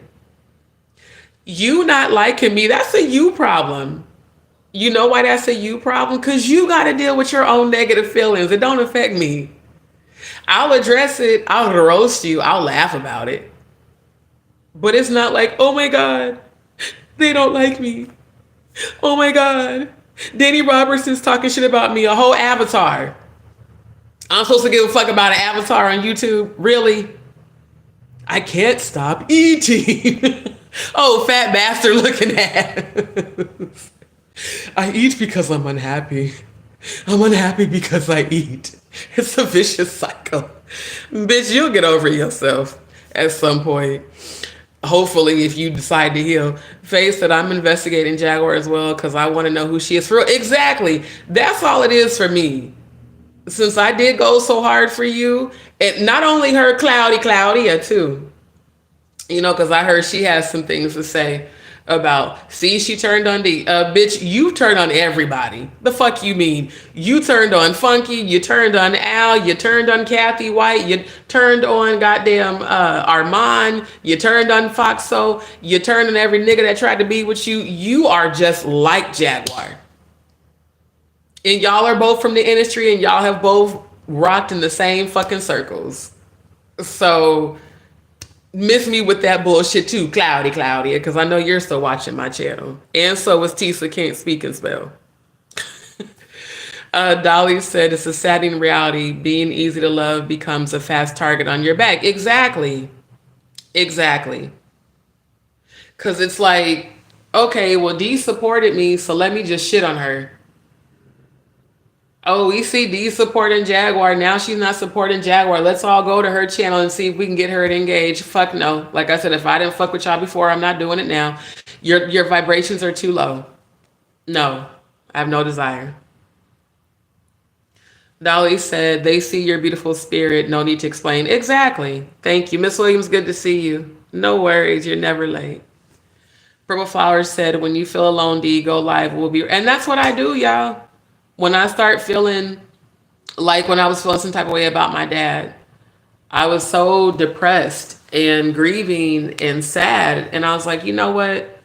Let me reposition myself because I got to move. The way I'm sitting is uncomfortable and I don't want to keep shifting. Hold up, y'all. Let me move. But that's why I did, because I was like, you know, I would rather engage with my own platform, you know, the family that I built, because I know that you guys really care. And you guys have shown it. You know, you guys talked me through that. You guys listened to me when I was venting. You guys encouraged me. And that means a lot because, again, I'm the black sheep in my family. And the black sheep does become the shit one. I'm the outspoken one who's going to call you on your shit like every other Scorpio I know. Shout out to Goddess Mercy, because she talked about that on her last live. She said, you know, Scorpios, we going to call you on our shit. And some people love us for it, but a lot of people hate us for it because they act like we're just supposed to just keep sweeping shit under the rug. And no, I'm not. I'm not only exposing the industry, I'm exposing my own, where I come from. These churches, these cults that do the same sexual abuse, that do the same satanic sexual rituals. That's how I even got into researching this shit, y'all. I've been researching this shit since the 90s. Not just the hip hop industry. I've been researching the church industry, the gospel industry. Why do all these pastors and preachers and ministers, both male and female, get away with sexual abuse? Why do they get away with incest? Why do they get away with rape? Why are these people involved in child trafficking? Why are these people involved in money scandals, money laundering? Why do the members talk about it behind closed doors on the phone, but nobody will talk about it publicly? Because out of fear. MK Ultra, they're conditioned, they're mind controlled to never talk about it publicly. And if you do, oh, you're the enemy of the state. If you do, they'll excommunicate you from the whole community. So when people are like, what about your family? What about my family? They don't get no fucks about what I'm going through. I'm the enemy to them. Even though they know I've been raped. They know the pastor told me not to go to the police. They know I was molested when I was a child by my foster cousin. And a lot of them have been molested or raped. They don't want to deal with it. They want to sweep it under the fucking rug. So I'm the one, why are you exposing it? Why shouldn't I? And why aren't you? It fucking broke my heart when I found out that one of my nephews was raped by one of his cousins on his mom's side of the family. That's the reason I speak out against this. I don't want this shit to continue. I know what it's like. So people like Dani Robertson, people like Madgie, people like AT2 and all, y'all don't give a fuck about survivors of sexual abuse. But if you were a survivor yourself, you would, because you know what it's like. If you are molested as a child, you'd care about the children who are being sexually trafficked for the purpose of satanic rituals. That's why I exposed this shit. That's why I started deep diving into satanic sexual ritual abuse. I did that before I ever had a YouTube channel. Anyone who's followed me on my private Facebook page, y'all know that. I was talking about this shit on my Facebook lives in 2011, 2013, 2014, 2012. I've been on this shit. So it's not going to stop because of what happened with Jaguar. A real truth seeker doesn't stop seeking the truth. And I'm not going to stop until it stops. Period. I don't care who comes against me.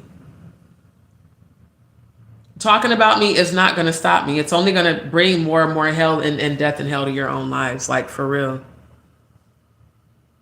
Muslim said, just read the title, all of them can have several seats, right? Right. Right.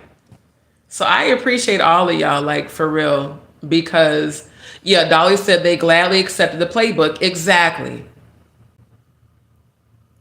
The fact that my former stepdad is a registered sex offender and he is still being allowed to not only have a church in a whole different state with the bitch he cheated on my mom with, who helped him be on the run after he got arrested for statutory rape because he fucked a 15-year-old when he was 49. I didn't find out about any of this shit until after I left home. The fact that that nigga still sits in a pulpit and preaches is disgusting. The fact that he's allowed to be around children when he knows he's a registered sex offender is disgusting. And I had to ask myself, why are the presiding bishops allowing this? Then come to find out the presiding bishops have been accused of rape and sex trafficking. So that's why they fucking allow it. Just like certain government officials who are allegedly involved in sex trafficking and rape. Pardoning people. Why the fuck is Trump pardoning people who have been accused of rape? Why did Trump support that guy in Romania who was accused of rape and sex trafficking and human trafficking if he's not involved in it?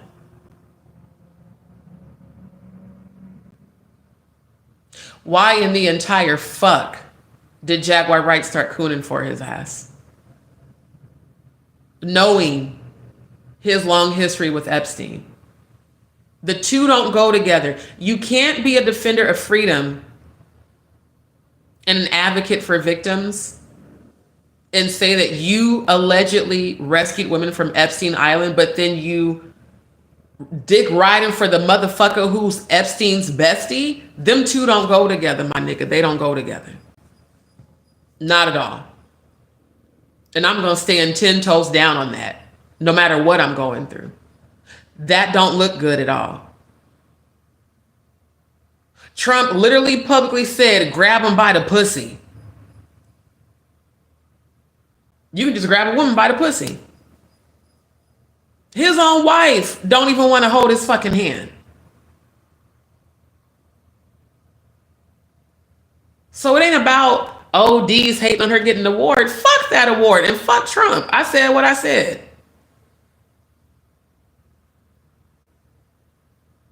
He's not the president that God chose. He's the president to fulfill biblical prophecy. His alignment with Russia and Putin, his 40+ year relationship with Putin, when they say peace and safety, then sudden destruction, Ezekiel 38, the Lord God said, set thy face against Gog and Magog. Russia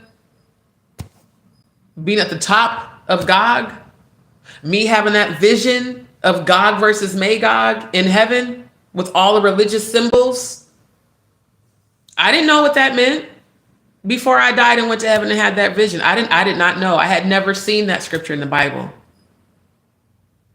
And then way off to the right was the rugged cross door, the skinny narrow door that said Yeshua, the true Christ. Then it said Jesus, the false Christ.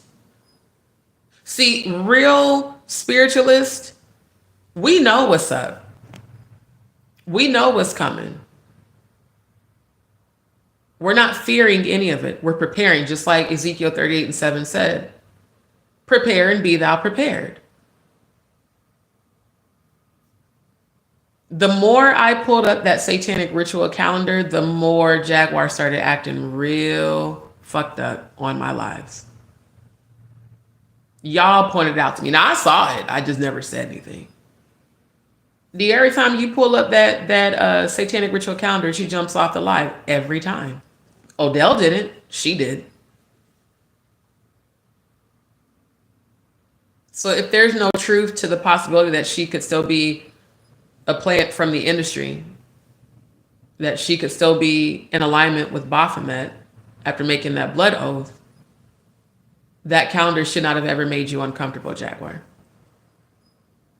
If you're a real truth teller and defender of freedom and an advocate for victims, you would be consistently talking about that, not consistently bashing content creators, creating negative distractions, which is precisely what Murph did in my chat, which is exactly why I checked his ass, because the first night he did it, I didn't say shit. The second night, no, I've had enough of your bullshit. And to you, Jaguar, that was an excuse for you to do the bullshit you did to me on February 9th because I fucking fell asleep. The next thing I know, I'm hearing, guess what, D? Grace fell asleep. Guess what, D? They're calling Grace a fake psychic. Everything y'all did to me has happened to you, not by my hands at all, but definitely by my ancestors. And everything I told y'all was going to happen is manifested. Did it not? Did I not say that? I said, mark my words, all them people she was on panel with, they're all going to turn on her. If y'all remember me saying that, put a 7 in the chat. If y'all remember me saying that Odell was going to leave her, put the letter O in the chat. So Dani Robertson, if I was such a fake psychic, how was I able to predict that when I wasn't even aligned with her no more? It wasn't like I was connected to her to talk to her to know that what was going on. Y'all are the ones that told me that they broke up. I didn't even know that shit. But I wasn't surprised. That's what I said. People thinking they finna come for me, baby. You will drop dead before you ever come for my life. Literally. My ancestors will make sure that you won't ever touch me. Whoever you are, whether it's Jay-Z, Diddy, Trump, Clive, or any of you content creators, you will never succeed in coming for my life. And don't think for a second because you see me sharing moments of vulnerability on my channel that makes me weak. I'm very powerful. And I'm very grateful for all of my subscribers that support me for real. And I'm even more grateful for the ones that left. Thank you for taking yourselves out. That is the trash taking itself out. Thank you. Here's the other irony. The people that all called me a liar and tried to call me a scammer, it's funny how now y'all have to admit about the scams that went on the very platforms that you were on calling me a scammer. Funny how that works. You guys were on Natanya Rubin's platform calling me a scammer. You guys were on Maggie's channel calling me a scammer. You guys were on Jaguar's channel calling me a scammer. And now the very same ones that called me a scammer, you're calling all of them scammers. You guys are talking about that Ada situation. Funny. Again, I showed you guys proof of what I go through. So much so that someone reported my live and they took it down and said I was exposing nudity because I showed you the external tumors that I deal with. So that you guys would know I'm not lying. And I don't even ask. I recently started to ask for donations because of how severe what I'm going through is. And because I do have to keep moving around. All the slander, all the defamation, all the lies, all the attempts to try to embarrass me, to try to make me look bad, has not stopped me. It has not broken me at all. I chose to stop offering the spiritual psychic readings because, one, it wasn't worth my time. I'm going to be honest. For the amount of donations, how low my donation amount was, and then all the troll shit, I was like, I'm shutting all this down. Because, one, I don't have to prove my gifts to nobody. Like I said, people that know me in real life will tell you that I've given them readings in real life and have been on point, including my ex-girlfriend, including Amanda. I don't have to prove shit to nobody. And why should I be going through all this drama behind donation amounts that are less than $50 when everybody else I know, all the other psychic readers I follow, they start their shit off. A personal reading, they don't give you a personal reading for any less than $100. And that's not even per hour. A lot of them charge $20 a minute. So I was like, nope, I'm shutting all this down. I'm gonna make a whole new channel that's gonna be dedicated to nothing but healing. And I'm only offering one-on-one spiritual consultations that start at $100 for 30 minutes. So if you want to troll, you're going to be paying big money to troll. My spiritual gifts are not a joke. They're very real. And every premonition that I've had has manifested. Whether positive or negative, it's manifested. Whether life or death, it's manifested. And I have seen people's deaths since I was 8. Literally, I would see people's funeral and then they would die within like 48 hours to a week. So when I'm telling a person that I see your funeral, trust and believe, you better get your life right with God. Fuck this YouTube shit. Get your life right with God, because tomorrow is not promised to any of us. That is the reason I'm on the healing journey that I'm on. Being a survivor, not only of sexual abuse, but being a thyroid cancer, 2-time thyroid cancer survivor, I'm blessed to still be living. 15 years thyroid cancer free is a blessing. So who's to say that tomorrow I'll wake up? Who's to say that tomorrow you'll wake up? If today was your last day on earth and your actions are weighed, they show me in heaven, the angel with the scales and the balances. If today was your last day on earth and you spent your whole entire day being negative, where do you think your soul's going to go when you die? Do you think you're going to ascend? Do y'all even think about that kind of shit? Probably not. See, people who have dealt with cancer, we think about death in that way. And I'm a Scorpio anyway, so, we're always about death and rebirth and, the afterlife. I want every day that I live to inspire somebody else. When my time is up and my assignment on this earth is over, I'm not reincarnating. I'm not coming back. I want the legacy that I have on this earth to be one of perseverance and faith. Showing people that you can come through anything and overcome it. If I was able to beat thyroid cancer twice with no chemo, then I can beat what I'm going through right now, no matter how hard it is. And I will be healed. I don't care who slanders me. I don't care who defames me. I don't care who comes against me. I am victorious. And what I'm going through right now is just a temporary transition. This is not the end for me. In fact, this is my beginning. The 555, new beginning. This is my beginning. But for a lot of you, this is your end. Because the Most High God is done with y'all mocking God, blaspheming God, pretending to be about God when you know your soul is tied to Lucifer and Baphomet and the devil. God shall not be mocked. The Most High God is going to wipe this earth clean. The meek shall inherit the earth. The first shall be last. The last shall be first. The wealth of the wicked is laid up for the righteous. Touch not my anointed. Do my prophets no harm. Dani, Robertson, Jaguar, Odell, Grace, Madgie, Touch not my anointed. Do my prophets no harm. If you that are part of the so-called former family are truly sorry, prove it. Since y'all publicly defamed and slandered me over and over, you're going to publicly apologize. Otherwise, I will never engage with you. And I'm just being honest. I have no desire to. I didn't deserve what happened then. I don't deserve it now. I deserve people who are loyal, like me. I deserve people who value my loyalty and my love and honor it. Not people who see it as a weakness or as an opportunity to take advantage. I deserve good people. And as I continue to heal, I'm going to attract them.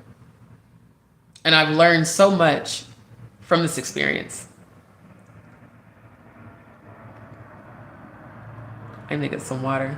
I'm getting dehydrated. My lips are chapping. I've learned a lot.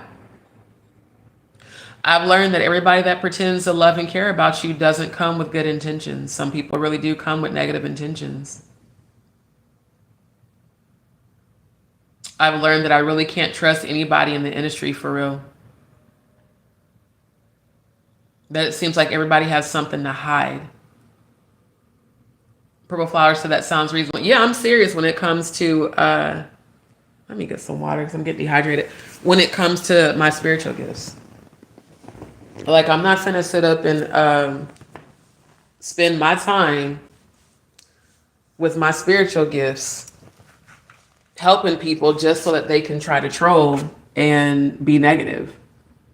The fuck I look like expending my energy for people to do fuck shit. Like, if you really wanted readings and you really wanted help along your spiritual journey, then y'all that did that bullshit wouldn't have done it. Talking about I scammed you and this and that, and I had to go through a whole bunch of bullshit with PayPal. That's why I just shut the whole thing down.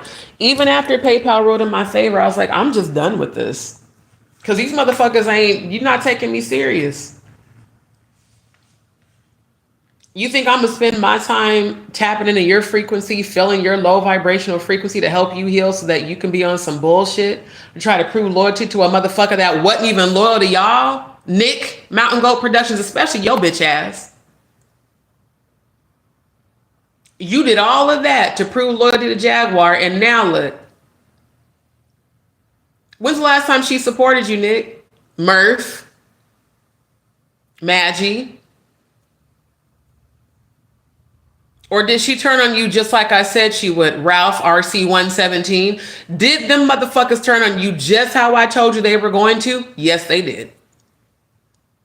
And every one of y'all I prayed for. Debbie Donaldson too. Prayed for all of y'all.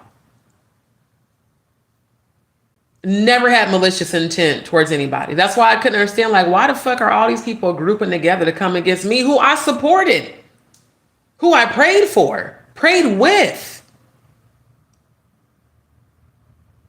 did readings for. My time is precious.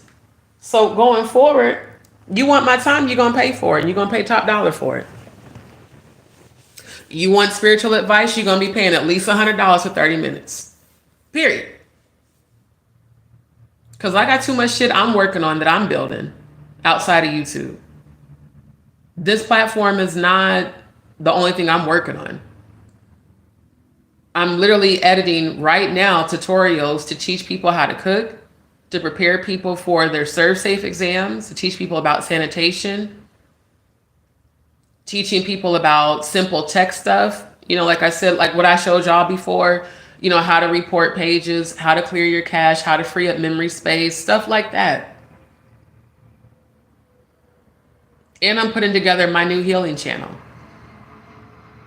So I'm like, me being on YouTube like a lot of y'all do all day, every day, nah. You know, before it was, I was on here so much because it was enjoyable. But when it started getting draining, what the fuck do I need to be on here for then?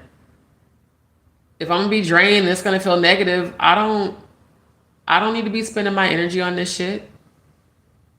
Yeah, my channel's monetized, but it ain't like YouTube is paying me all out the ass where I, you know, Because again, I'm not on here constantly doing negative content like a lot of y'all that got my name in your mouths.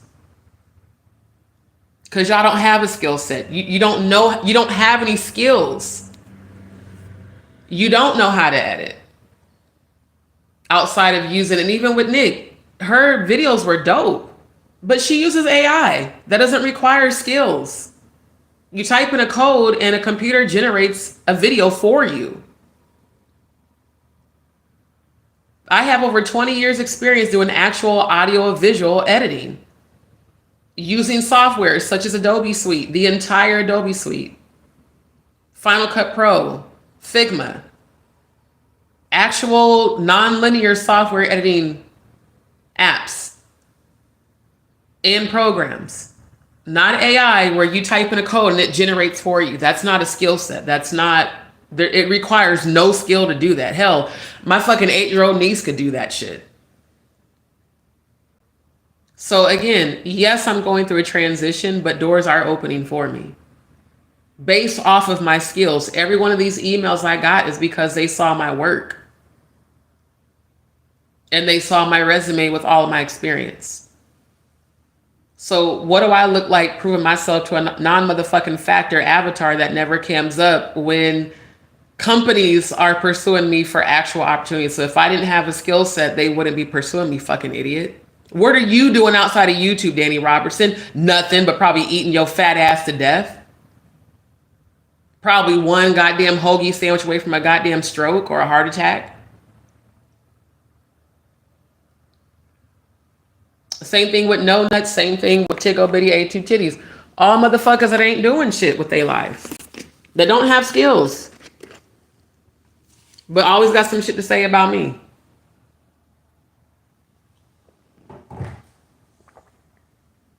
Then y'all told me about Nick making that negative video about me. I still haven't gone and watched that shit. I deleted all that shit off my channel when I was supporting her. All the videos. How does it feel, Nick, to be betrayed by the very people you betrayed me for? See how karma works. See how my ancestors work. All of y'all did all that shit, especially you, RC117. All I did was pray for you. Never came for you, never tore you down, was never two-faced, even when you showed me receipts that you have been two-faced towards me after I prayed for your ass over and over and over. And you were on those group chats and group calls with Nick and Plotter and Murph and Steph and Madgie. And also allegedly Grace and Jag. Yeah. Y'all sit there planning the ambush on me on February 9th. How does it feel for them very people that you shitted on me for to shit on you? Some karma for your motherfucking ass. Fucking over a high vibrational is never the thing to do. Because as you are now seeing, you're not prepared to deal with the spiritual protection that I have. I may not know how to perform this surgery on myself and get rid of these tumors, but I guarantee you I'm going to be healed of it. And as I go through this journey, I'm calling those things in that are not as though they are. I am healed. I am abundant. I am stable. I am wealthy. I am healthy. And I am fulfilling the Most High's will for my life against all odds. And there is no one that has power over me. So I appreciate, like I said, those of y'all that truly do support. It means a lot to me. Chelsea said, you will be healed, D. Thank you, my love. I received that. Miss Williams said, I want to come back once just to move items in people's house to scare the mess out of everyone who did me wrong. Oh, you mean when you when you cross over? You know, I ain't gonna hold y'all. There are spirits that do that. They will go haunt motherfuckers that shit on them. Me personally, when I'm gone, look, I will be the ancestor for my kids, but I'm not coming back to Earth. I do not want to come back to this planet. Dolly said, the time ticking is quickening. Right. That's what I'm saying. People act like they gonna live forever. This might be your last day living. See, me having dealt with cancer gave me that real life perspective. If today is my last day living, what do I want to spend it doing? Enjoying life, helping people heal, making a difference, inspiring someone to not want to give up when they feel like they want to give up. That's also why that hurt me so much with Ralph RC117. Because I know he received a lot of healing on my channel. He told me, but I could also see it. I saw him starting to love himself. And then the drinking and mixing that with medication, manically going to everyone's channel for attention. I was like, bruh, he's fallen. He's not even in that high frequency anymore. Then coming to my channel and trolling the chat after calling Jaguar all types of cunts and saying how, he felt like she should die, just all this craziness. I'm like, why do these people keep coming? And I realized, well, it's like a moth to a flame. When you're a healer, you attract a lot of unhealed people. You attract people that need healing. But there's a certain line where I'm only going to tolerate so much of your behavior before I call you on that shit. And I'm going to call you on that shit after you have repeatedly displayed fucked up behavior. Because that's the thing about Scorpios. Like, we'll go through hell with you. We're actually extremely patient. But once you have repeatedly done some fucked up shit, we're going to call you on that shit. Then that's when that stinger comes out. Because you knew what the fuck you were doing. You knew the intentions that you had when you did it. So why would I feel sorry for you? Especially when all I did was support you. These are the lessons that we learn. Faye said, everything you said was going to happen is happening. Exactly. It's all happening in real time. Wise words fall on deaf ears. They do. Yep. Dee Dee said, yep, saw it all, D. Ms. Williams said it was a cult. Jag used y'all to go against each other, creating fake beef, and the winner went to her so-called next level. Exactly. And Dolly said, accepting the abuse stopped with my awakening, moving forward with eyes open. Exactly. Because that's, it gets to a point where it's like, okay, when do we acknowledge that some of this shit ain't cool? And me being a Scorpio, I'm the kind of motherfucker that's going to silently observe you and not say shit for a while. I'm going to sit back and watch your behavior. I'm going to watch how you interact. I'm going to watch how you engage, just like with Madgie.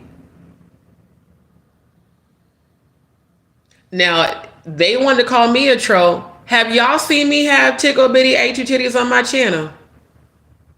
Have y'all seen me have no nuts on my channel? Have y'all seen me have Ralph the Mush Mouth on my channel? Have you seen me have Dani Robertson on my channel? Have you seen me have any content creator that I did not fuck with when I was aligned with Jaguar on my channel? No, you have not. She has them all on her shit. Because I looked today. I looked at all her titles. I was like, God damn, she got everybody on this bitch. Now, if a troll is a person, it's Madgie. And that was Jaguar's ace. That was the platform she got on. She said, I wake up every morning to Madgie. And now look. Again, funny how karma works. You turned on a real one for a fake one who allegedly been fucking your nigga. Allegedly.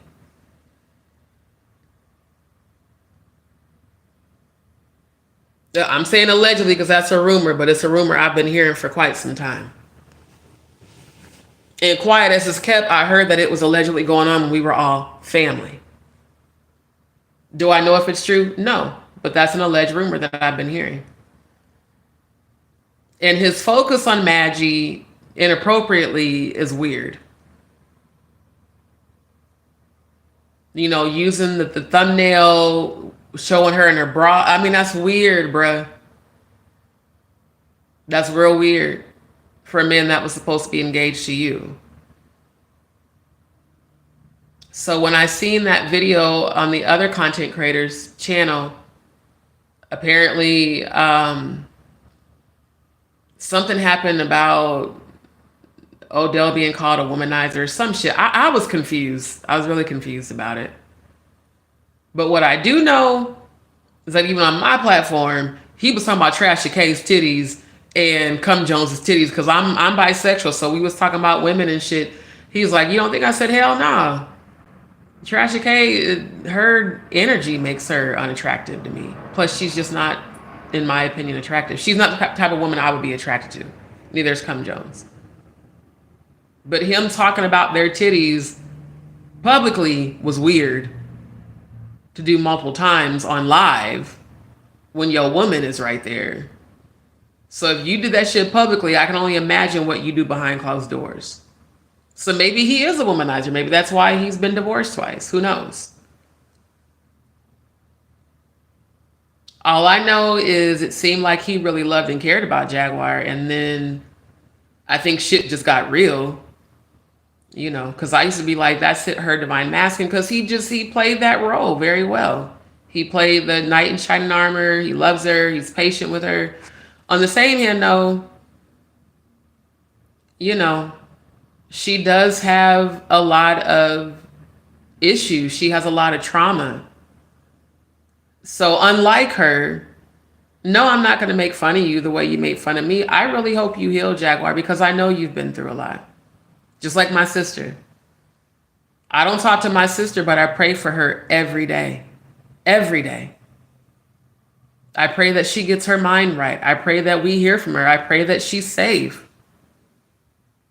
So that's how I look at Jaguar. Like, she is someone who has been through a lot of trauma that I couldn't imagine.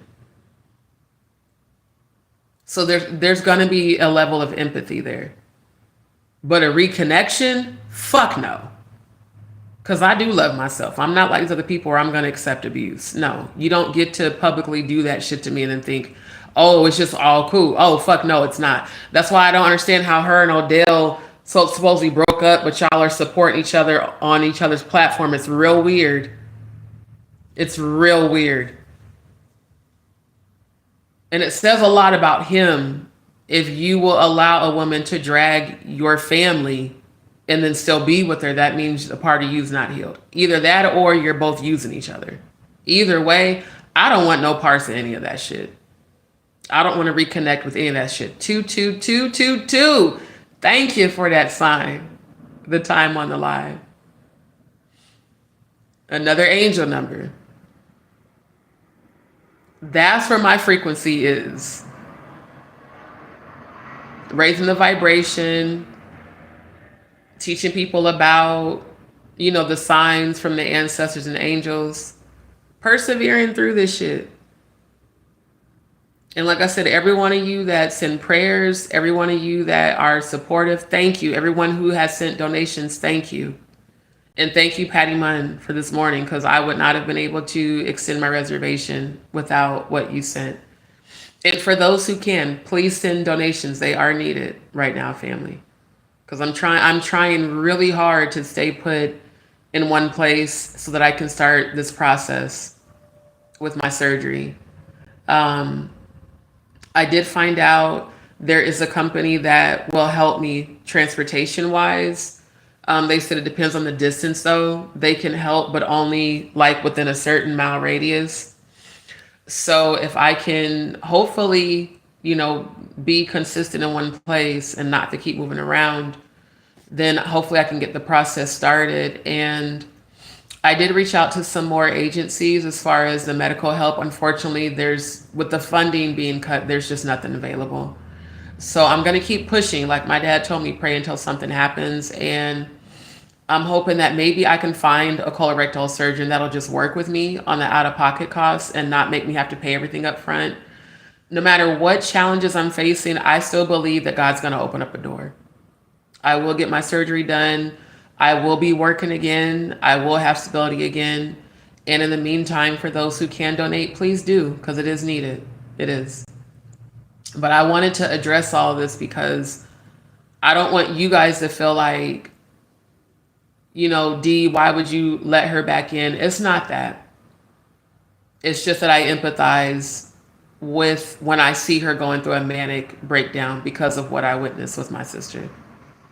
And everybody calls my sister batshit crazy because honestly, when she's on medication, she is. But I still see her as my sister who's very unhealed, who needs help. So that's why I have the patience that I have. That's why I have the empathy that I have. But given all the drama, no. I'll be honest, if I saw Jaguar really healing, then yeah, I would consider that. Because I do feel like God aligned us for me to help her heal. But I don't see her working on her healing. I see her constantly focused on drama, and I don't want no parts of that. I'm protecting my peace at all costs. And I'm never alone because I always have my angels and ancestors, and I have all of you, my real supporters, the ones that I know really, really care and that check on me. So it's like, I may not have my relatives, and quite honestly, I'm better off without them. If I'm really being honest right now, they drain the fuck out of me. And they use me because, again, I'm the one that always would be helping people. I'm the one everybody would call when they need help. And it's funny that now I'm in this position, it's crickets. But like I said, it's also a blessing because the future that I keep being shown for myself is very, very bright. I keep being shown my divine masculine coming to me with this business offer. And then we work together and then we get married. I keep seeing other people coming to me with business offers, and I'm seeing myself healthy, which means I'm going to get my surgery done. So this part, it's just a part of the journey. It's just like the fucking Monopoly board that they showed me in heaven, the Monopoly board of my life and the different squares.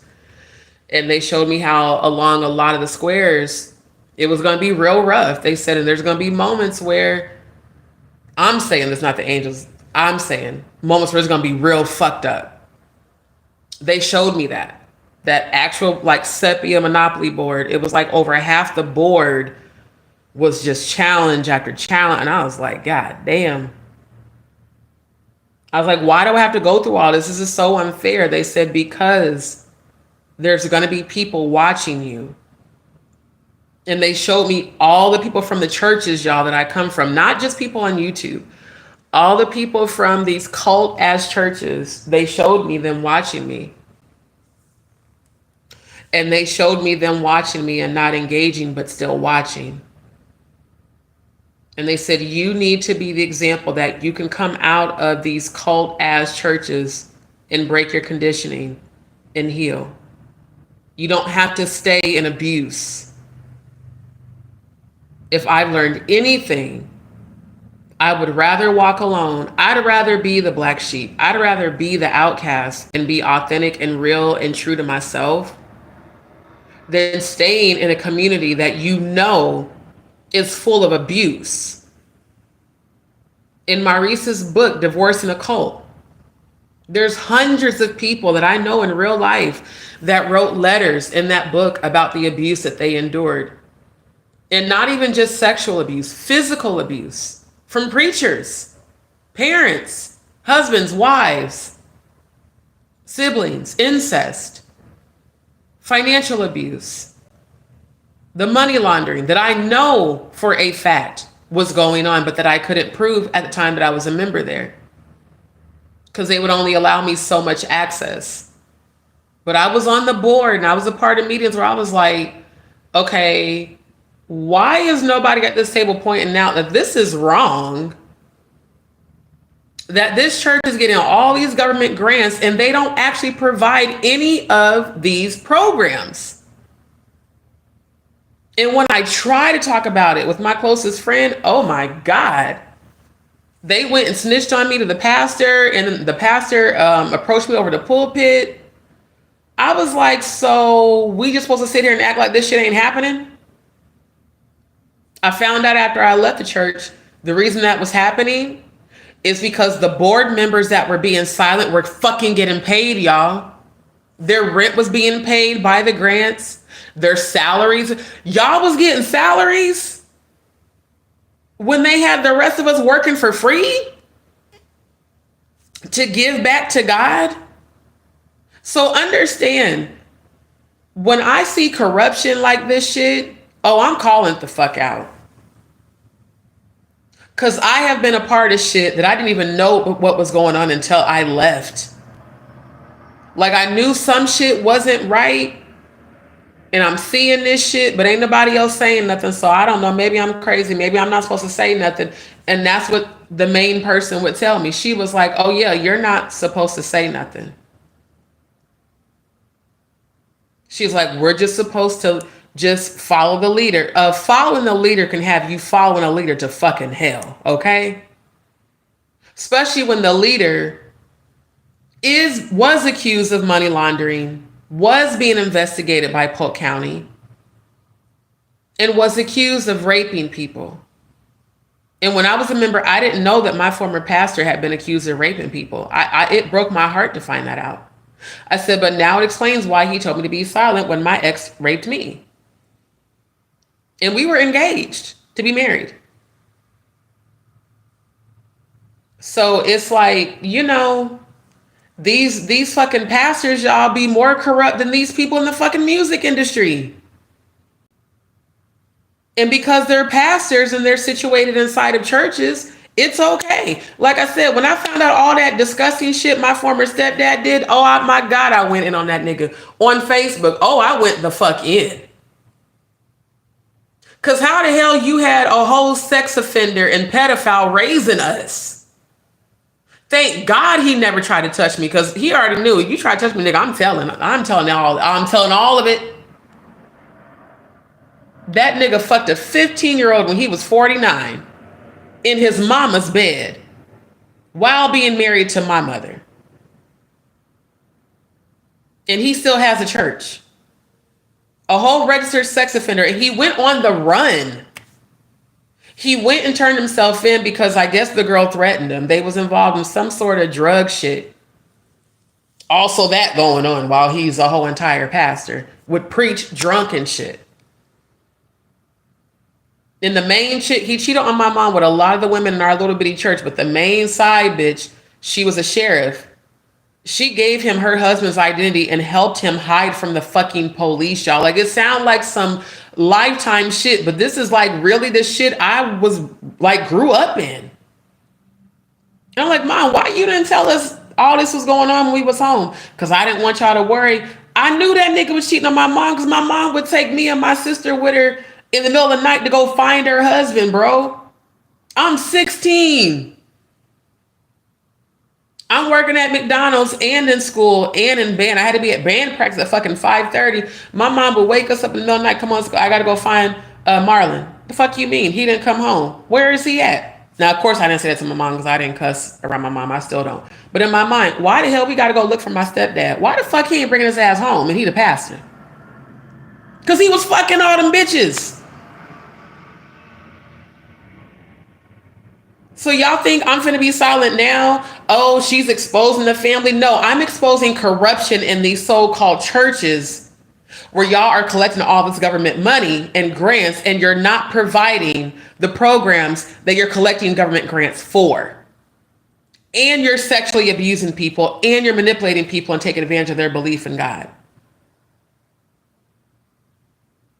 And you say it's in the name of Jesus, but you worship Lucifer. Y'all do so much Luciferian shit in these goddamn apostolic Pentecostal cult ass churches. So y'all wonder why the fuck I don't fuck with my relatives? That's why. Sweeping all this goddamn shit on the fucking rug. Sexual abuse, incest, felony shit. Then found out this motherfucker also was supporting the head deacon at our church, who was another pedophile.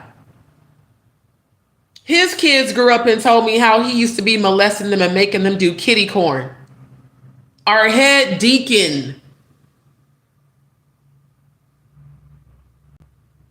I was like, what? They said, oh yeah, he used to make us do stuff to each other and record it and sell it. I said, you got to be fucking kidding me. Did my stepdad know? Oh yeah, he knew because he purchased some of the tapes. I about threw up. What the fuck? And you didn't tell us this nigga was doing this shit?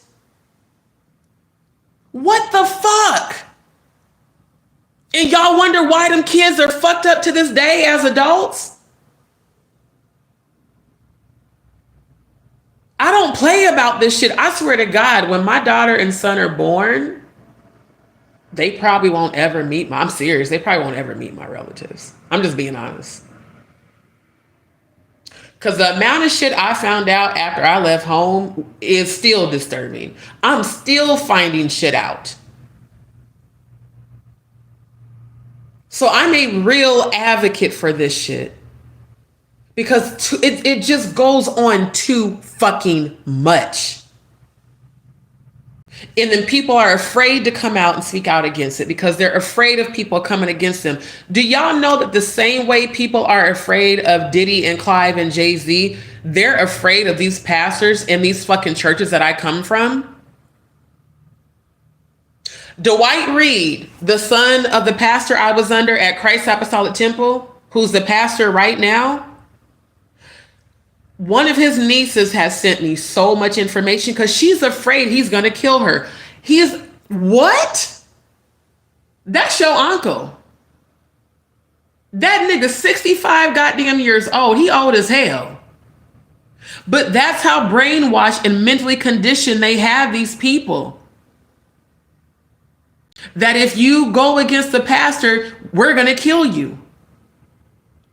Fucking Christian mafia cults. But I'm not supposed to speak out against it. Just sweep it under the rug like everybody else does. I wish I would. And Dwight Reed, your time is coming, my nigga. I saw what's going to happen to you. I saw your funeral. I saw you get in that car with the group of men, and y'all tried to come to Houston to kill me, and that car exploded.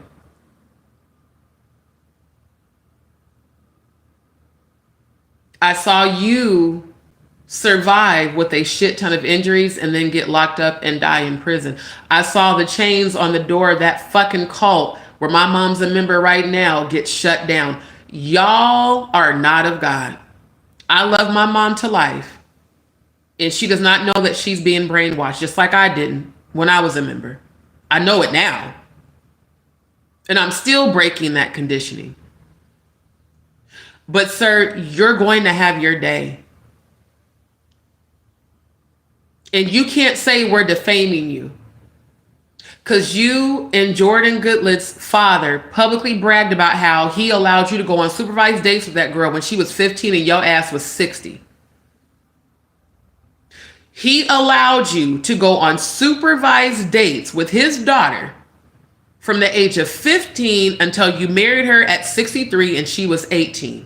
And you're now promoting grooming from the pulpit. And you think God is pleased with that? My nigga, when I tell you your ass is going to burn in hell. Because you are misleading God's people that really believe in God for profitable gain. You have turned that entire church into, it's not even a nonprofit organization anymore because you charge for all the shit that we used to do for free. See, you forget when I was a member, your ass wasn't. You weren't even in church. You would come to church high off of coke, high off of heroin, high off of crack, and swing on your dad in the middle of service. You weren't even a fucking member. How dare you talk shit about me in your pulpit when that pulpit is full of fucking pedophiles and rapists? Not alleged, accused, convicted, registered sex offenders on your fucking pulpit. And y'all think you're going to keep doing your coven spell work against me? You think I'm going to be afraid of you fucking Christian mafias when I tell you you will drop dead before you ever take my life? Because my ancestors ain't playing about y'all. They're not playing about y'all. They sure ain't playing about me. Keep threatening me, my nigga, from the pulpit all you want. You might fuck around and have a heart attack. because you old as hell. And you fucking with that young girl. And according to her and her best friend, y'all been having threesomes and orgies, allegedly, at your house with other young girls. But yet you bash gay people from the pulpit. You done told the whole congregation how I'm a nasty lesbian and she's gay. Yeah, I like pussy and I like dick. It is what it is. Ain't no fucking pedophile. Ain't no fucking rapist like you. Fuck out of here. Then you want to sit up and talk about you a man of God. Which God? Not the Most High. Maybe Lucifer. Maybe Satan. So I don't have sympathy for people like you. I have empathy for what Jaguar's been through. Yes. But if she really is an assassin, I'm not feeling sorry for that. The same behavior that I'm seeing with the music industry, I've seen in these fucking churches my whole life. And I have silently observed this shit my whole life. I will not be silenced. And no amount of threats across the pulpit, no amount of coven spell work that y'all doing praying against me, no amount of that is going to stop me from exposing it. I love my mother, but that church needs to be shut the fuck down, and I'm going to see to it that it gets shut down. You and Robin Andrews with her nasty fat ass. Why is it, Robin Andrews, that when all them kids who are now adults accused, they all did come forward, and I'm proud of every last one of y'all that came forward. When they came forward and accused you and your daughter of raping and molesting them and allowing your deacons to molest and rape their own children, why did you shut your church down?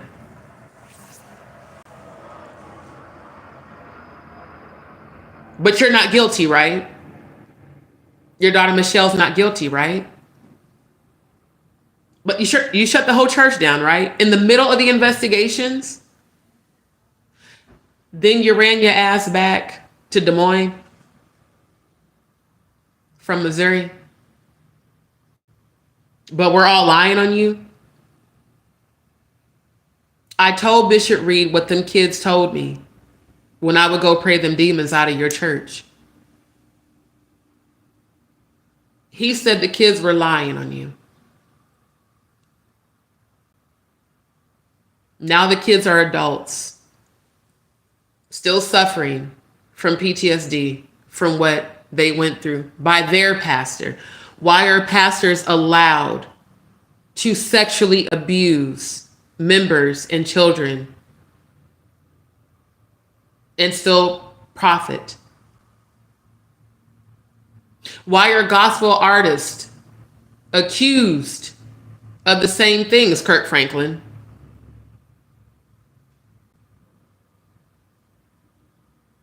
You one of the main ones that's been accused, my nigga, of, allegedly raping and molesting little boys and teenage boys and having relationships, pedestry, adult men having sexual relationships with minor boys. You've been accused of that even at our conventions when we sang in the international choir. We have to ask ourselves, why is this allowed? Why? Hezekiah Walker was accused too. Donnie McClurkin accused too. Creflo Dollar, T.D. Jakes, Benny Hinn, Joyce Meyer, Joel Osteen. All these people have been accused of this shit, and they sit up in pulpits and blaspheme God every day. So it is ironic to me that Jaguar went from basically low-key confessing to be an alleged assassin for the industry to now wanting to be a minister. Make sure you're not blaspheming God, and make sure that if you're actually going to help to lead God's people, that you're working on your own healing. Because I can't see how someone telling people that they need to go to sleep and never wake up can be a minister all of a sudden. Can't see how someone who blatantly slanders and defames and lies on people can all of a sudden be a minister. But then again, religion is based off of Luciferian foundations. So I guess you could be a minister technically. You know? Hell, if the Knights Templar, the protectors of the bloodline of Christ, were infiltrated by the Illuminati, and now they're, the Knights Baphometus, they're now in the pyramid, then yeah, I mean, there's priests on the pyramid of the Illuminati. Catholic priests, oh my God, let's not even talk about the Catholic priests that have been accused of pedestry and sodomy. And again, why does this go on in religion? Because religion's not of God, religion's of Lucifer. True spirituality is having your own knowledge of who the Most High God is and having your own relationship, unlocking your third eye. It's not following someone else's interpretation of who God is. That's what religion is. I grew up in religion. I grew up being raised apostolic Pentecostal. Very political. Pentecostal assemblies of the world. Very political. It's about your position. It's really not about God. It's about what position you play at the so-called church organizations. Why do churches need an organization to begin with? If you're supposed to be helping lead people to God, why do you need to have an organized? Why does it need to be incorporated? For government funding. That's why. Then they lie and they brainwash you into believing that you're supposed to give to God 10% of your money. They have 50-11 offerings, especially at the church conventions, like the national conventions where we sang with all these famous artists. Kirk Franklin, Yolanda Adams, Hezekiah Walker, John P. Key, BB and CC Winans, Fred Hammond. My God, so many of them. They're all a part of the same industry.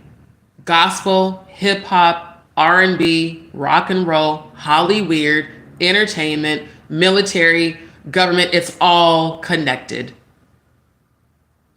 And at the top of that pyramid is the Illuminati that worship Baphomet, Satan, Molech, the gods of child sacrifice. The Freemasons that have to pledge to Lucifer. All connected. So all of you on Facebook that called me a conspiracy theorist between the years of 2008 and 2018, when I was obsessively researching this shit, which I'm clearly still doing, you all now see that I was fucking right all these years. Why did it take this Diddy case for y'all to start believing me? When I've been told you, I've been showed y'all this shit. The same way I share screen when I'm on StreamYard. Before StreamYard ever existed, I would share my posts on my private Facebook page and show you guys this shit.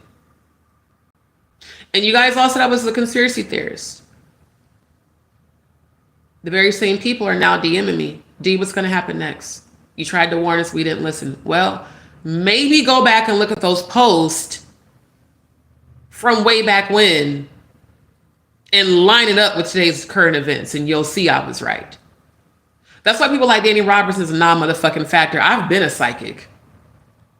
Everything that's happening in this earth right now, I saw it well over a decade ago.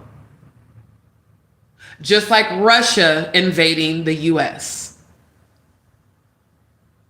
This country will be dominated by Russia and China very soon in the following years.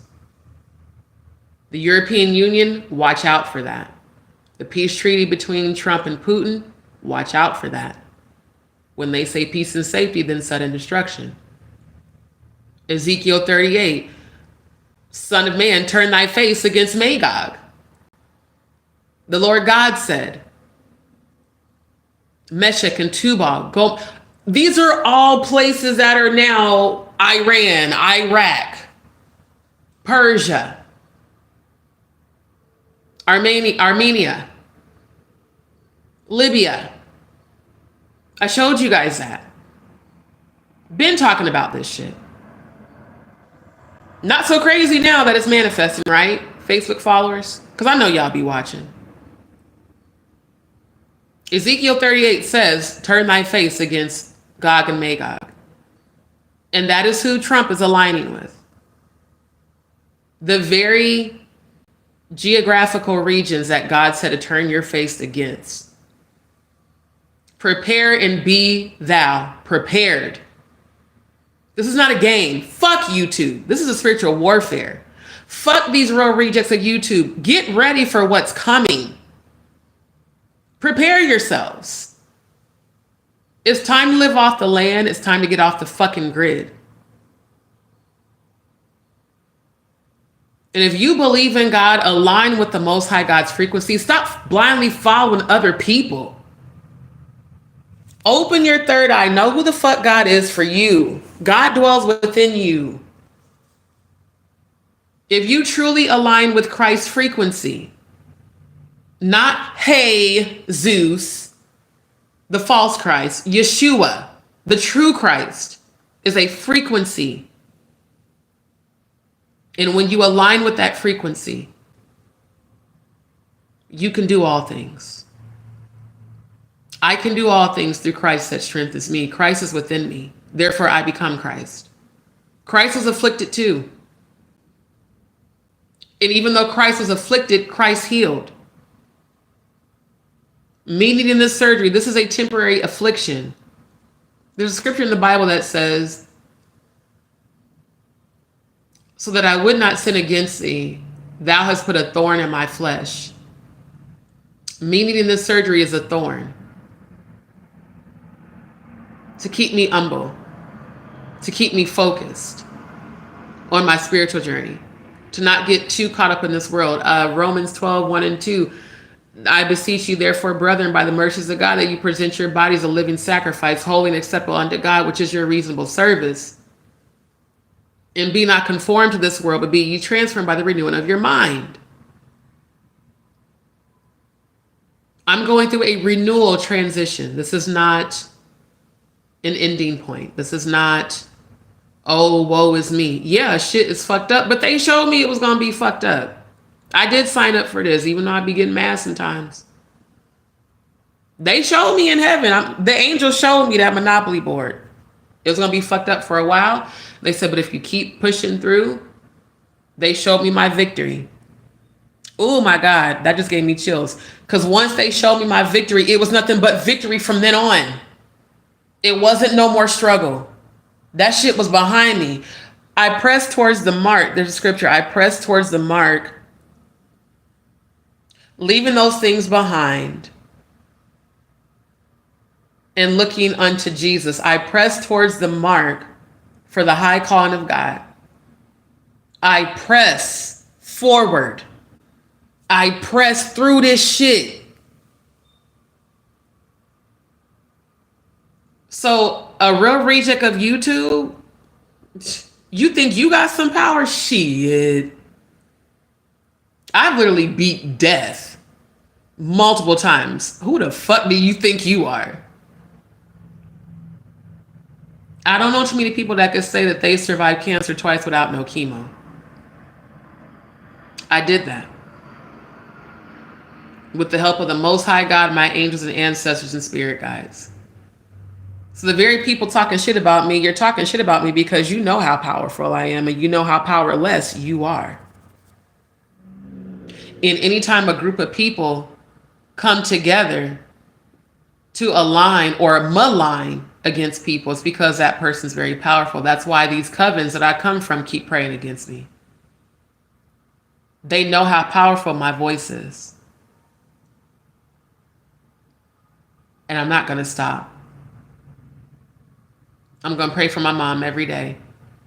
But I did see her memorial services at that church. So she may just die in that shit. And that's her choice. It is what it is. I love her to life. But I had to accept that I have to let my mom go.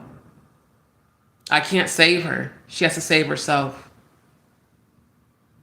What I can do is I can learn from her. I can break the generational curses so that when I have my children, I know how to better protect them.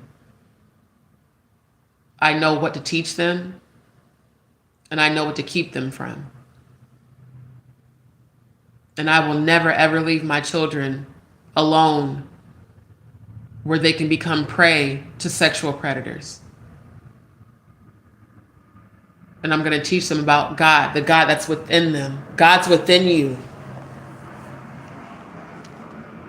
You got all these black people believing this bullshit that slave masters taught them, that the white man is God. They always have depicted God as a white man in the sky. Jesus as a white man. When Yeshua was melanin like me. And the Most High God has no humanity. The Most High God is not male nor female. There is no Father God. There is no Father, Son, and Holy Ghost. That is a false teaching by Freemasons. Again, King James was a Freemason. Constantine, that the founder of religion, the founder of Catholicism, a Freemason. Can't nobody tell me shit. I've gone to heaven. God's not a man. There is no God, that does not exist. That's fake. That's false. The Most High God is frequency, eternal, everlasting, love, frequency. The Most High God does not require sacrifice. Lucifer, Satan, Molech, Baphomet are deities that require sacrifice. The ideology of Christ being a sacrifice is because this planet belongs to the fallen angels. This is Lucifer's home. Lucifer and the 1/3 of angels. So keep in mind, you got to think about how many angels fell from heaven and how many of them inhabit this earth and deceive us all the time that look like us. They take on our form.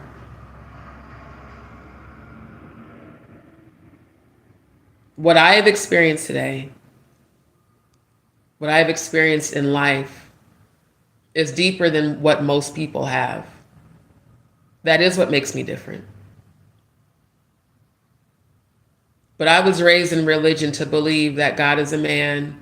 We were taught by Bishop Jeremiah Reed that women are second tier to men, that a man can rape you.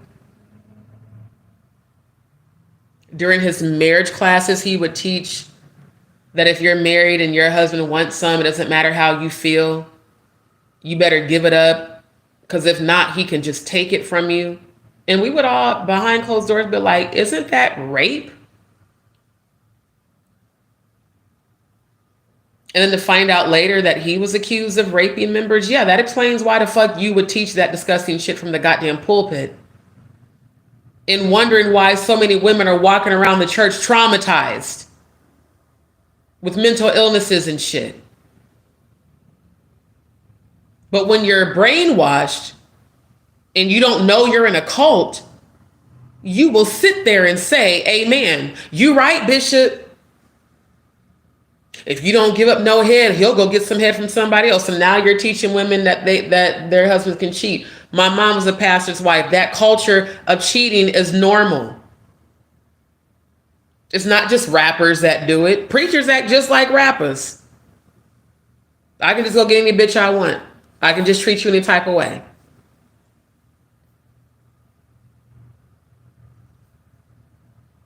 This shit is disgusting. This industry shit, this religious shit, all this low vibrational shit is why God is going to destroy this earth.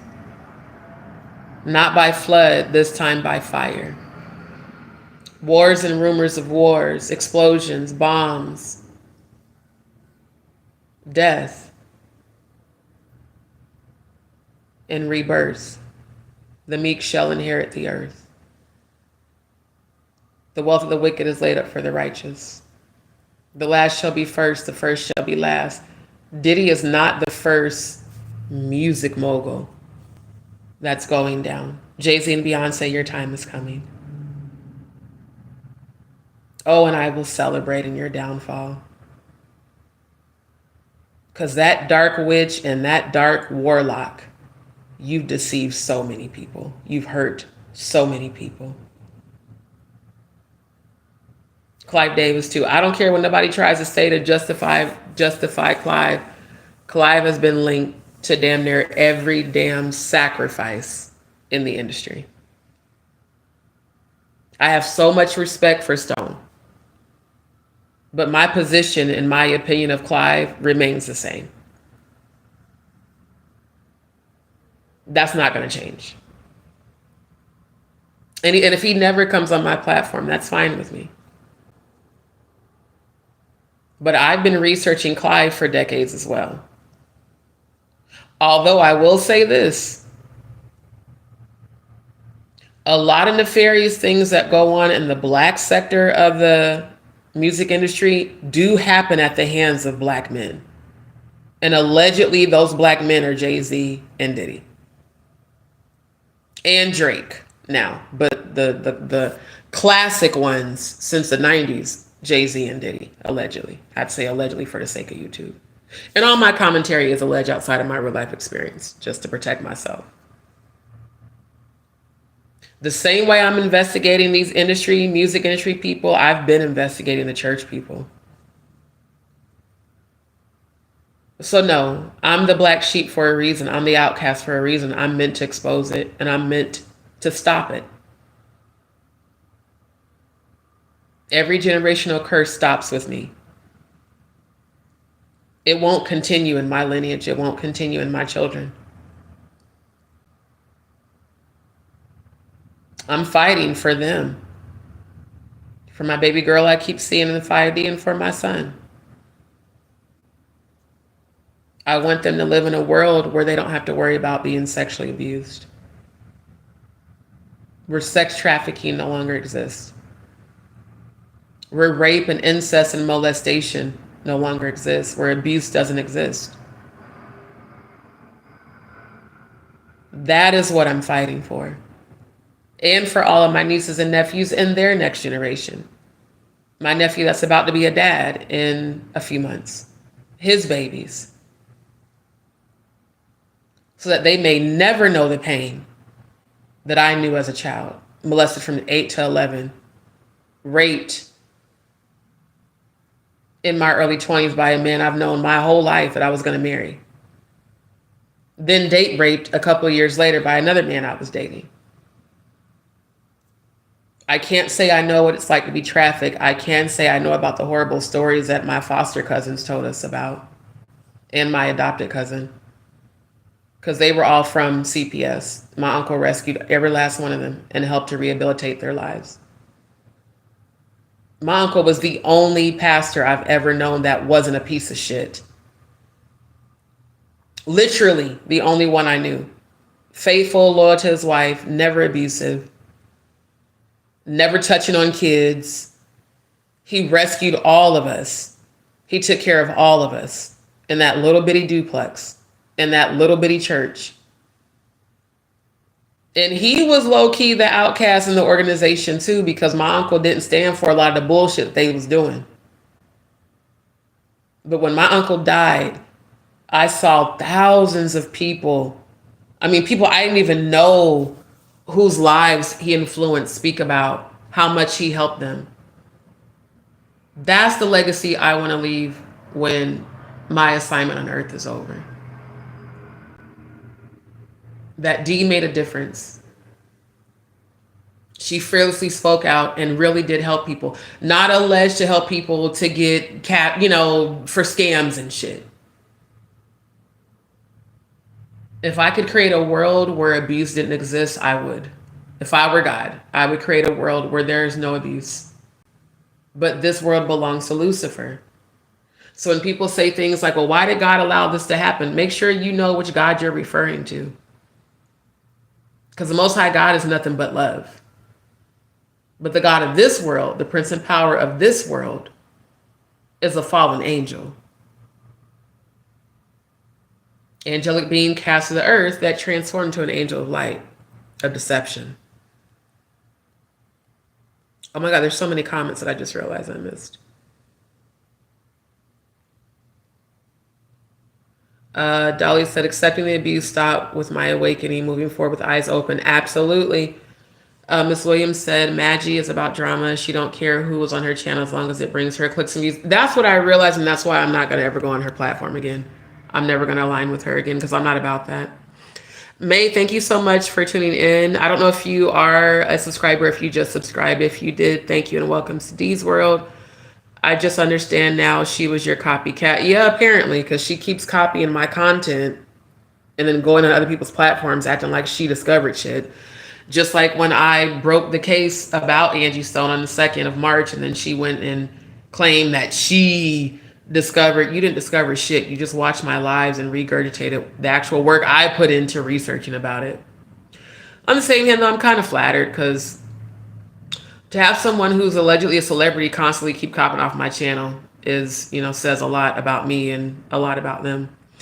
Miss Williams said the problem with that is was Madgie being honest when she lined with Jag and trashed everyone? Or is she being honest now by saying she has no beef? I'm going to be honest with you, Miss Williams. I don't believe anything anymore when it comes to any of them. I don't know what to believe. I don't know what was real and what was a lie. What I know is behavior. I go by what you do. And what they all did to me on February 9th made them all appear to be liars, in my opinion. Because if she doesn't have beef, why does she keep having all the people on her channel that she knows Jaguar don't fuck with? Now, I might not fuck with Jaguar no more, but I'm not like that. I'm not finna be like, oh, let me go invite all these people that she said were trolls on my channel. Fuck that. I'm too damn real for that shit. She said, either way, in my opinion, she moves funny and she's with the shits. Exactly. And that's the thing. When I see a person's character, that's your character, my nigga. That means that's been you this whole time. When I supported Jaguar, I legitimately supported her from a real place. I wasn't being fake. So anytime a person can all of a sudden turn on you and then start aligning with people that you call your enemies, they was never down for you from jump. I actually was. She just unfortunately fucked that up. Ms. Williams, I haven't seen nobody else in the industry, past or current, doing what Jaguar is doing, and they know way more than Jag knows or thinks she knows exactly. CB, real just like YouTube, that's hilarious. Miss Williams, these pastors pocket that money and don't do nothing for their own members, let alone do it. Thank you. Because hell, I remember I had donated, what was it, $1,000 to that church? And I helped to actually launch the TV broadcast network. That's how I learned how to edit, is I was one of the TV broadcast members. And I remember that was back when we had to purchase the satellites, right? So I didn't have enough money to pay my written bills and purchase a satellite because the satellites were damn near $500. And I had asked the pastor if the church could sponsor my satellite. Now, keep it in mind, I was one of the founders of the Apostolic Oneness Network. Literally was trained by the local news station. They brought in their whole TV broadcast committee to train all of us, right? Certified B-roll specialist, videographer, pre-production, post-production editor, multimedia producer, digital marketer. All for free. The church never paid me. And they couldn't even sponsor my satellite for the very broadcast network I helped to found. That was what started making me look at shit different. Damn, these motherfuckers been using me and my gifts and my talents and not paying me shit. And I was on the spiritual warfare attack team where we would go and pray demons out of people and perform exorcisms and cleanse people's buildings and churches and shit. Never paid us for nothing. But then when I asked them to sponsor my satellite dish, y'all couldn't even do that, but you getting all this government money? Real crazy shit. They get grants. Then they get the members to give offerings and tithes, but they don't help the community or the members. So where the fuck is the money going? It's real crazy. CB said, I think they work together for real. I do too. Dolly Tawdry, I can't pronounce that. Chikachis don't belong on children. Set their spirits free or be called out. Yeah, for sure. Miss Williams, don't forget about the Baptist church. I've heard that, and the Catholic church. Yeah, I've heard that too. Awaken the children. Exactly. Exactly. Yep. Fear not, just steer clear. Absolutely. Yep. And they got rid of DEI for a reason. There's a reason they got rid of diversity, equity, and inclusion. And it's ridiculous. It is disgusting, May. Yes, God is definitely not pleased. Not at all. Now, CB, I will say this. When it comes to my opinion, Jaguar can sing. I won't say that her music is awful. I do like her singing voice. I just wish she would focus more on that than the fucking drama. And Purple Flower, the United States allows it. They absolutely do. Faye, could Jaguar be hunting a trumpet? I know it sounds crazy. No, it doesn't sound crazy, and it's possible. Yep. CB said, I get it. Monitoring spirits. And that's what it is where I come from. Those people from that church are constantly monitoring everything that I'm doing and then running back to the pastor. And then he says negative things over the pulpit. Do y'all know in that very church, he has posted up banners of death prayers to pray against me and other people that speak out against him grooming his wife. When her own biological father got on the very TV broadcast network that I started when he wasn't even a fucking member there. That's what kills me. Dwight Reed, you weren't even a fucking member when we started the TV broadcast network.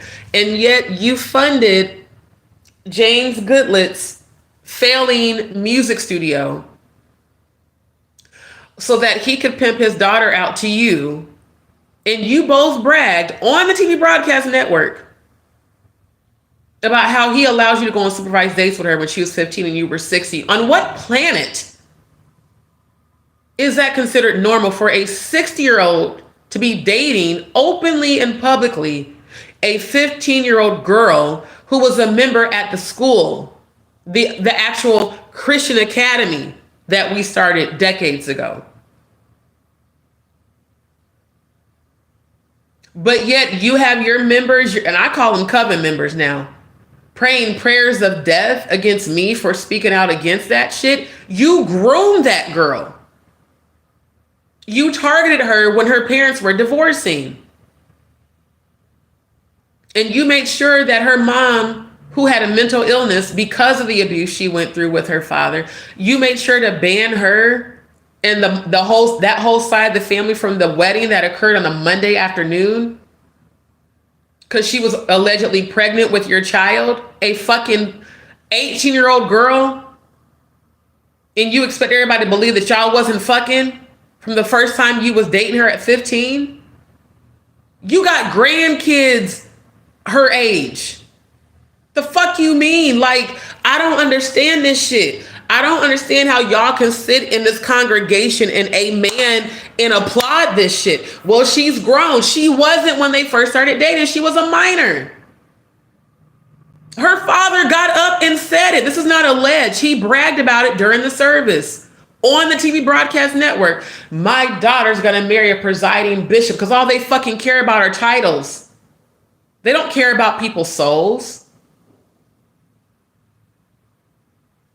A 15-year-old dating a 6-year-old pastor is fucking disgusting. Hell, Ricky Smiley and DeRat and them talked about it on the Ricky Smiley morning show. Everybody been talking about this shit. But y'all want to send evil prayers after me because I'm exposing it because I come from this shit. I'm going to expose that shit until your nasty motherfucking ass gets locked up, you nasty son of a bitch. The fuck you talking about? You a man of God, not the Most High God. You're a fucking accused pedophile and rapist. When the blind leads the blind, they both fall into a ditch. You cannot say everybody who comes from that church who's talking against you is slandering and defaming you when your own family has exposed you.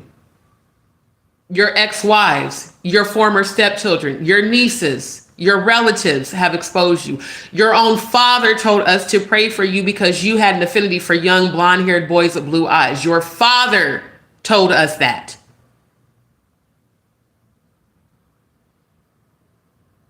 You guys are disgusting. And every last one of you deserve what's coming to you. So you can monitor my channel. You can monitor my lives all the fuck you want. I'm not stopping until this shit stops. Faye said, you're right, D. Facts. Thank you so much for this live. Appreciate you so much. Appreciate you too, my love. Rosie B, good to see you. Dolly said, places also labeled in our own Midwest. I'm from the Midwest, child. Yep, suspicious observers know the end game. Exactly. I'm from the home of Malcolm X. This church I'm talking about is in Des Moines, Iowa. You can look it up. It's called Christ Apostolic Temple. Look up Dwight Reed, marries a teenager. Just pull it up on YouTube. It's disgusting. I remember when that girl was a baby. And to all the dumbasses, which I know is probably Dani Robertson's stupid ass that keeps pressing the laughing emoji, thank you for helping push my video up on the algorithm. I hope y'all know that every time you do that, it actually pushes the video up. It doesn't bother me at all. You're helping my video. Thank you. Faye said, you're going to be rich, live in a beautiful house with your divine masculine and your children and so many more blessings. Thank you, Faye. I receive that. I do. Thank you. Dolly, God is everlasting energy. Thank you. Not a man, not a woman, eternal frequency. Thank you for raising my vibration. You're welcome, Dolly. She said, bless your uncle. That's the power we should all strive for, everlasting light. Exactly. And that's also why I miss my Uncle James so much. My Uncle James is the example I had of a stand-up man. Not just a pastor, a stand-up father, a stand-up husband, a stand-up brother. He took care of my mom since she was a little girl. He took care of all of us when my grandma died. And keep it in mind, he was my grandma's oldest child. So it wasn't easy for him losing my grandma. My uncle picked cotton with my grandmother, literally. My mother's mom picked cotton with my uncle in the South. They migrated to Omaha later in life, but my family's from the South. They're from Arkansas and Oklahoma and Mississippi. So my grandmother picked cotton for a living on my mom's side with my uncle. My uncle served this country. He's a veteran. And he was a pastor, and the only one who was an actual real pastor. My uncle helped so many people and didn't charge them money. I mean, all the people whose rent he paid, people's kids he helped put through college. I mean, he did so much for the community and for families and his members. The only pastor I know that ever did. Someone's thinking about me. My nose is itching. The only pastor. Never was abusive. And he spoke out against rapists and pedophiles. Again, he was, out of all the pastors, he was like, I guess you could say the black sheep. He was the one that was different. And they would kind of make fun of my uncle. Oh, he's country. Well, I mean, they're from the South. Just because they lived in Nebraska, they're originally from the South. If my uncle went from picking cotton with my grandmother to serving this country, he was a very stand-up man. And he started a church. And he was 21 when he married my aunt. They were 4 years apart. No, 5 years apart. So no, 22, because auntie was 17 and he was 22. And he was in the military. He married her, the only woman he ever was with. They were married for 57 years before he died from COVID. So you got to think about that. My uncle picked cotton with my grandma as a living, went into the military, served the country during a time when racism was very prevalent. Civil rights, Jim Crow, all that was going on. The for colored only era him and my mom grew up in. Left the military honorably discharged. Started several churches, became a diocesan bishop, sent out ministers to start. And the churches that he started, they don't have all that bullshit going on in them too. I want to point that out for all you Christ Apostolic members that keep watching my lives. How is it that the pastors that were sent out from my uncle didn't have sexual corruption going on in their fucking churches, but all the ones under y'all's pastor do? And still do. And y'all sweep that shit under the fucking rug. There's a reason I miss my uncle so much, because there's none like him anymore. There's just not. But I thank God I had him for an example, considering the example I had with my former stepdad. And even my dad. I love my dad, but my dad was abusive to my mom. And he wasn't there for us growing up.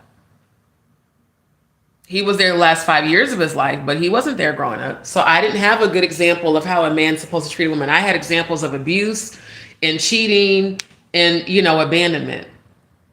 If it wasn't for my uncle, I wouldn't know what a good man was. That's why I said my future husband, he's going to love me the way my uncle loved my aunt. And he's going to be protective the way my uncle protected my aunt and all of us. I miss him every day. So much.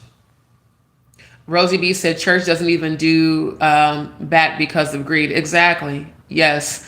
Thank you for the hashtag justice for D. I love y'all. This is why I love talking to y'all. Thank you. High school shooting in Dallas, prayers for all the families. Yes, let's send up prayers for that. See, that's what I mean. Just senseless killing. We're in a real spiritual warfare. And it's the time where you have to draw the line in the sand. Anybody putting a laughing emoji about families being killed, please go play in traffic and lose and get the fuck off my live. There's nothing fun. It's not going to be funny. How about if that was your child? Would you like if somebody was putting laughing emojis, Dani Robertson? Because I know it's your psychotic ass in my chat because I blocked you. Shit like that is why I call your ass crazy. Anybody who could laugh about children being killed, there's something really wrong with you. And you need to go get help. All you can do is keep hitting the laughing emoji. And here's what's also, again, keep hitting that laughing emoji. Every time you do, you're pushing my video up in the algorithm. And the fact that you're still doing it lets me know that it's you because you're responding to what I'm saying. You're a fucking psychopath. And you need to go get help. We're going to send prayers for all those families whose children have been shot. And Dani Robertson, if you have children, if you have nieces or nephews, you should be very careful the way that you are behaving because what goes around comes around. And it would be a very terrible thing if all of a sudden one day you and the people connected to you ended up in a drive-by. Bet you won't be laughing then. Dolly said, my grandma's from Omaha. Bogus was her maiden name. Rosie, amen, speed. There's nothing funny about it. Not at all. It's just, again, this is what I mean. Like the troll shit, the real rejects of YouTube shit, that they troll people's chat to just try to spread negativity. They do it because they're powerless. People who are powerful don't do things like that. But people who are in a very low vibration, who seek attention so bad, I think about it.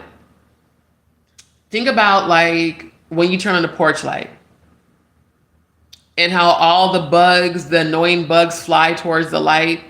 And those annoying bugs are always trying to get in your house by any means necessary. They work overtime, try to just wiggle their way in because they're being shut out. That's what I equate the real rejects of YouTube like Dani Robertson to. You're so desperate for attention. You're so desperate for attention because you're pathetic. It's really sad that you are so pathetic. But when you laugh at the misfortune of others, you invite that very energy into your life. If I were you, Dani Robertson, and all the rest of the real rejects of YouTube, all of you troll farmers, all you Garbage Pail Clan members, what you guys have to remember is that you have no power over the universe. And that the very demons that are working through you to try to come against people already have possession over you. They have possession over your soul. It's just a matter of time before they come to collect your soul. The very things you laugh at are going to be your own demise. If you laugh at people losing children to shootings, don't be surprised if someone close to you gets shot and killed. and you will experience the very same pain of the people that you laugh at. It's just the truth. That's how universal law works. What you put out, you receive. So if you think that it's funny to laugh at other people's tragedies, you're going to be experiencing tragedy real soon. I just heard 3 days from now. We'll see what happens. Yeah. Continue to send prayers to the family, you guys. She said, Grandma rode the bus across town with 4 kids in tow to confront the child. Look, your grandma was probably a hood chick then. Me, myself, personally, see, when I was younger, I would do stuff like that. But me, myself, personally, now, nigga, if you gonna cheat, go be with that bitch. Because I guarantee your ass gonna come back. And when I tell you, the same ex that cheated on me is trying so hard to get back. Because he fucked around and found out that grass wasn't greener on the other side. Mm-hmm. It's so much better when you know your worth and you just walk away. All that begging and pleading. I wish I would confront a bitch. Oh, you cheated? Okay, go be with her then. Because I guarantee you, later on, you're going to bring your ass back. Because you're going to fuck around and find out the grass was not greener on that other side, baby. And when I tell you, he's been trying so hard to get back. Stay your ass in Georgia. Lie in the bed you made, sir. That was a choice you made. You can't come back. Can't sit here. No ma'am, no ham, no turkey. Because, yeah, I remember when that went down. And at first I was all mad and, you know, would be trying to figure out where is he at and is he with this chick. And I said, wait a minute, D. You know your worth. The fuck you chasing after trying to find out where a nigga's at? Let that nigga go. Shit. If he ain't gonna love you the way he should, let his ass go and fuck around and find out that the grass wasn't greener over there and you're gonna bring your ass back and I ain't gonna be here. That's the best revenge you can give a motherfucker that cheats on you is leaving. When they don't know your worth, you should. Shit, leave. Cold turkey that motherfucker. Just drop him like a bad habit and keep it pushing. That's one thing Scorpios we're really good at. We can love you. Betray us, you will see our cold side. You don't exist. That always fucks with people though. How could you just not love me no more? No, translation, how could I not put up with your abuse anymore? And abuse is not always physical. A lot of times abuse is emotional, mental.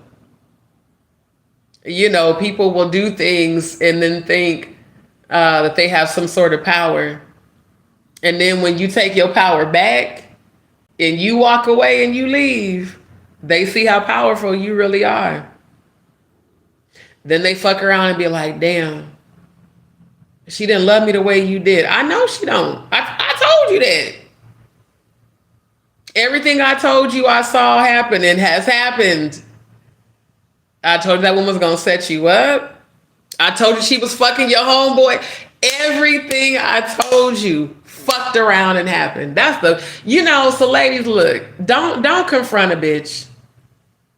Don't even put your energy into that. Just walk away. Love yourself enough to walk away. I guarantee you later, they're going to be coming back trying to spin the block. And the best revenge you could have is self-love. No, sir. There will be no entry here. None at all. That's why he was down in my chat a couple months ago. And then messaged me, was like, I was just trying to let you know I'm proud of you and you know, I love seeing where you are now. I bet you do. I bet you do, because that bitch took your ass through it. Let that mistress be that man's karma. Please hear me. Let that mistress be his karma, because she will be every time. He gonna fuck around and find out and miss the fuck out of your ass and be trying to beg and plead to come back. No ma'am, no ham, no turkey. See, I learned from my past relationships. Yes, I have multiple exes. Yes, I do, because I was very unhealed in my 20s and 30s. I'm still healing.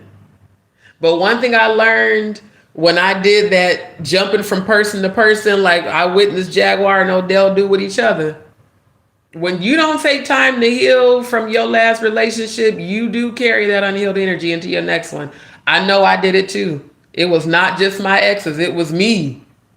It was me with that unhealed ass energy, thinking that I could get with somebody and they would take the pain away. Hell no, you got to sit with yourself, by yourself, do the shadow work.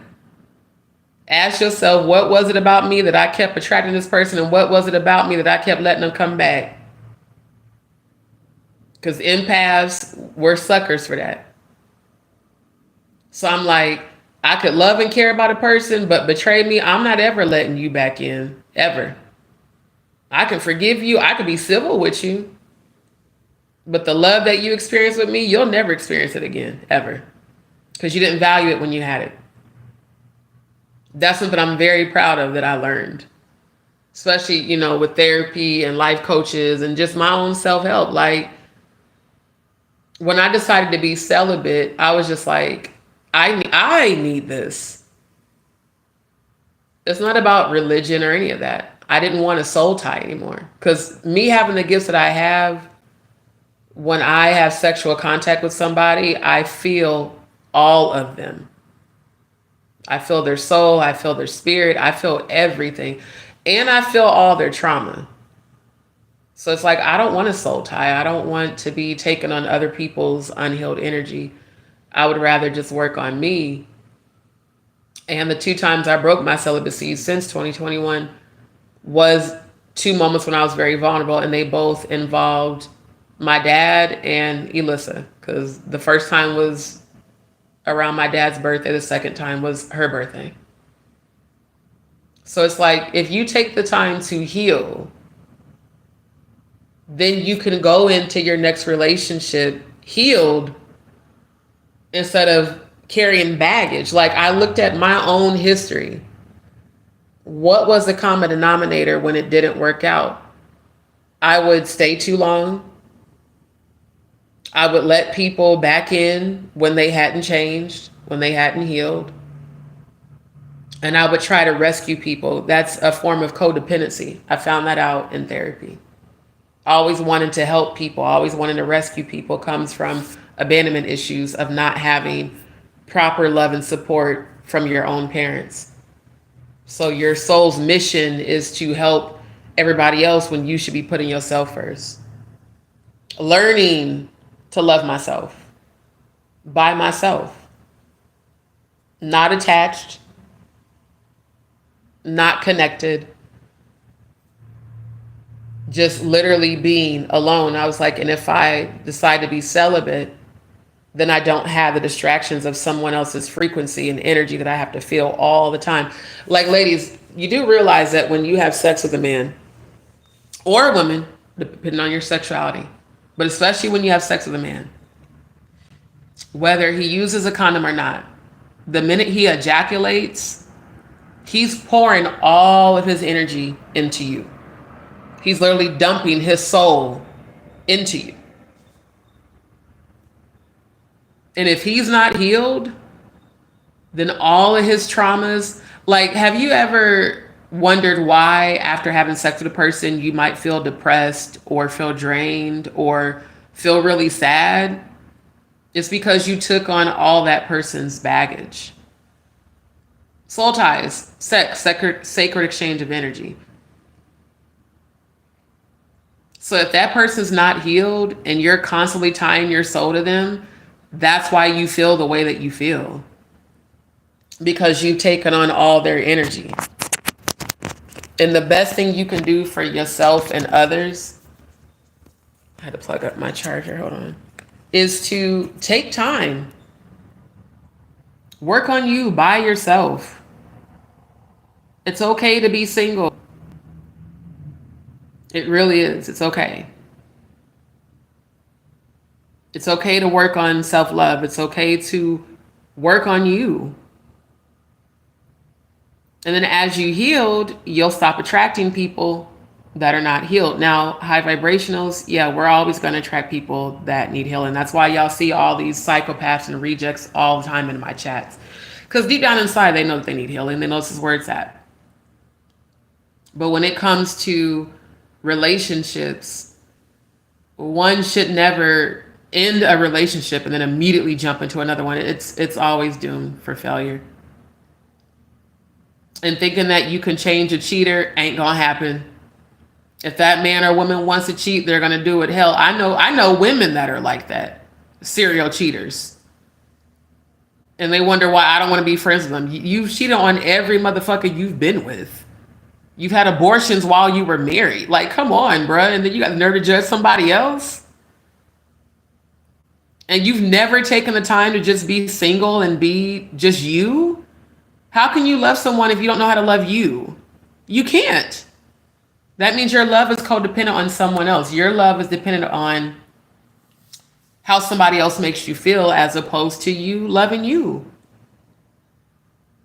So the thing I'm so grateful for is that when I look back now at when I didn't love myself and when I kept taking my ex back and he kept cheating because, you know, we lost a baby. That was the baby I lost at 13 weeks.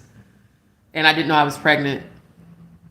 And we had that trauma bond. And then my therapist pointed out to me that that whole relationship was a trauma bond because we got together months after my dad died. She was like, so he was feeding a void of your dad being gone. And that's the reason it went the way that it went. She's like, you saw the signs, you ignored them, and you kept letting him come back. So every time you let him come back, you let him know that it was okay to cheat and leave and abandon you and come back because that's what you experienced in your childhood. That's why I say therapy and life coaches, it's so helpful.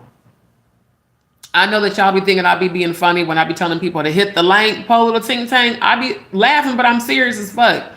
All of y'all need to hit the link. All you were rejects at YouTube, go to betterhelp.com, start there. It is free. Get the counseling you definitely need. Especially you, Dani Robertson, and all the real rejects on your channel. And let me see your transcripts, you too. Because I just find it hilarious that all you motherfuckers got so much to say about me, but yet you follow a person that never fucking cammed up and who clearly needs healing and who's obsessed with watching my channel. You're probably screen recording right now, Dani.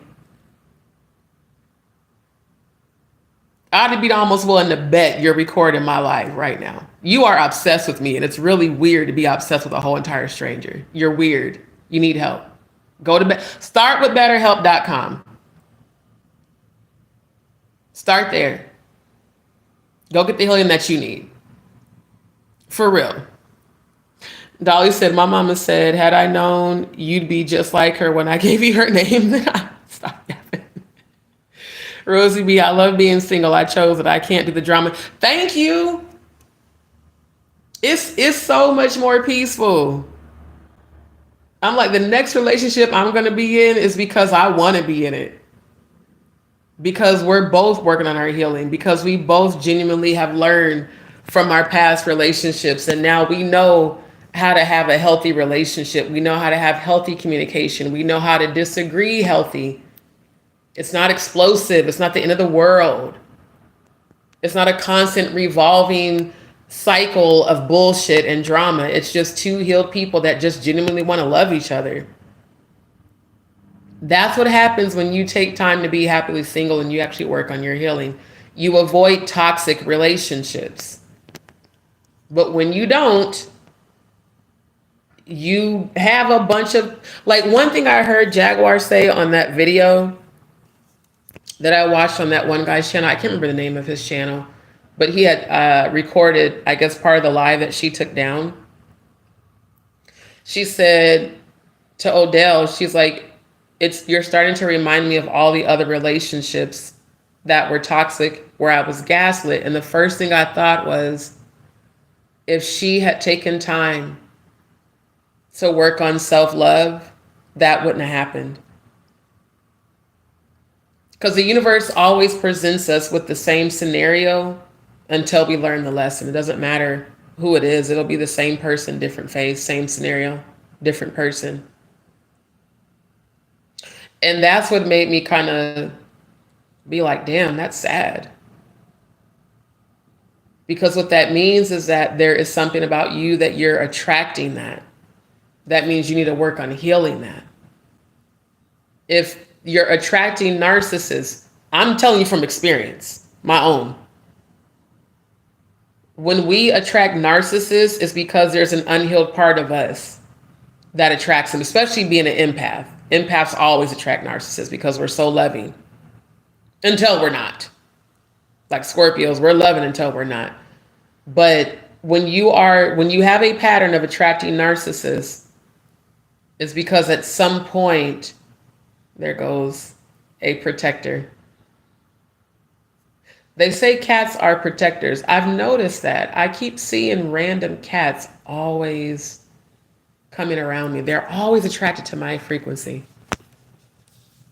That one in particular, I've seen before, and I haven't even been here that long. Now that is odd. I've seen that cat before, and I've not been here that long. But there it is. Anyways, when you do not heal those parts of you,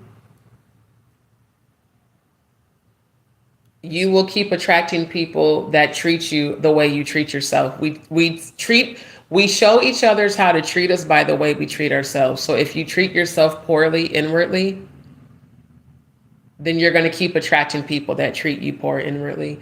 When you start loving yourself and you set healthy boundaries, people know what they can and cannot get away with. And they'll know not to try you. A narcissist will know that you ain't fucking with them. Like with my last ex, I had to go no contact. And it was hard for me to do that. Even when we weren't together, we still like loved each other as friends. You know, we still were always there for each other. And that was what I missed, was the friendship, not the relationship. But when I realized that he wasn't going to change and that he wanted to keep up drama, you know, having people, like having her call my phone. And I'm like, bro, I've been broke up with this nigga. Why are you calling my phone? Like, we're not together. Then I found out he was lying to her, telling her that we were still messing around just to fuck with her head. I'm like, I have not fucked him in so long. This nigga was literally lying to try to make her jealous. And I'm like, you know I don't fuck with you like that. you know that we're just friends.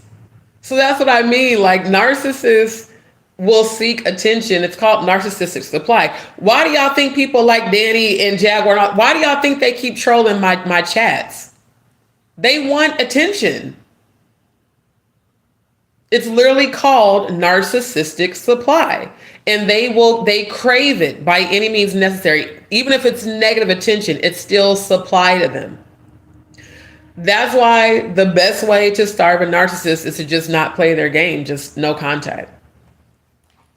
That drives a narcissist nuts when they realize they don't have any power over you anymore. They can't get your attention.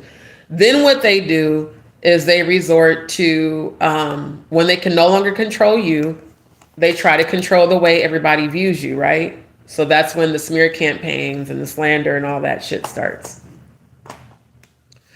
And then when they can't get attention that way, then they come back with tears and sadness and the woe is me. I know the pattern. It's aggression, technically them trying to possess you, but it's an aggressive energy. Then it's a smear campaign. Then when that doesn't get their way, then it's the apology. Oh, I want to come back. I'm sorry.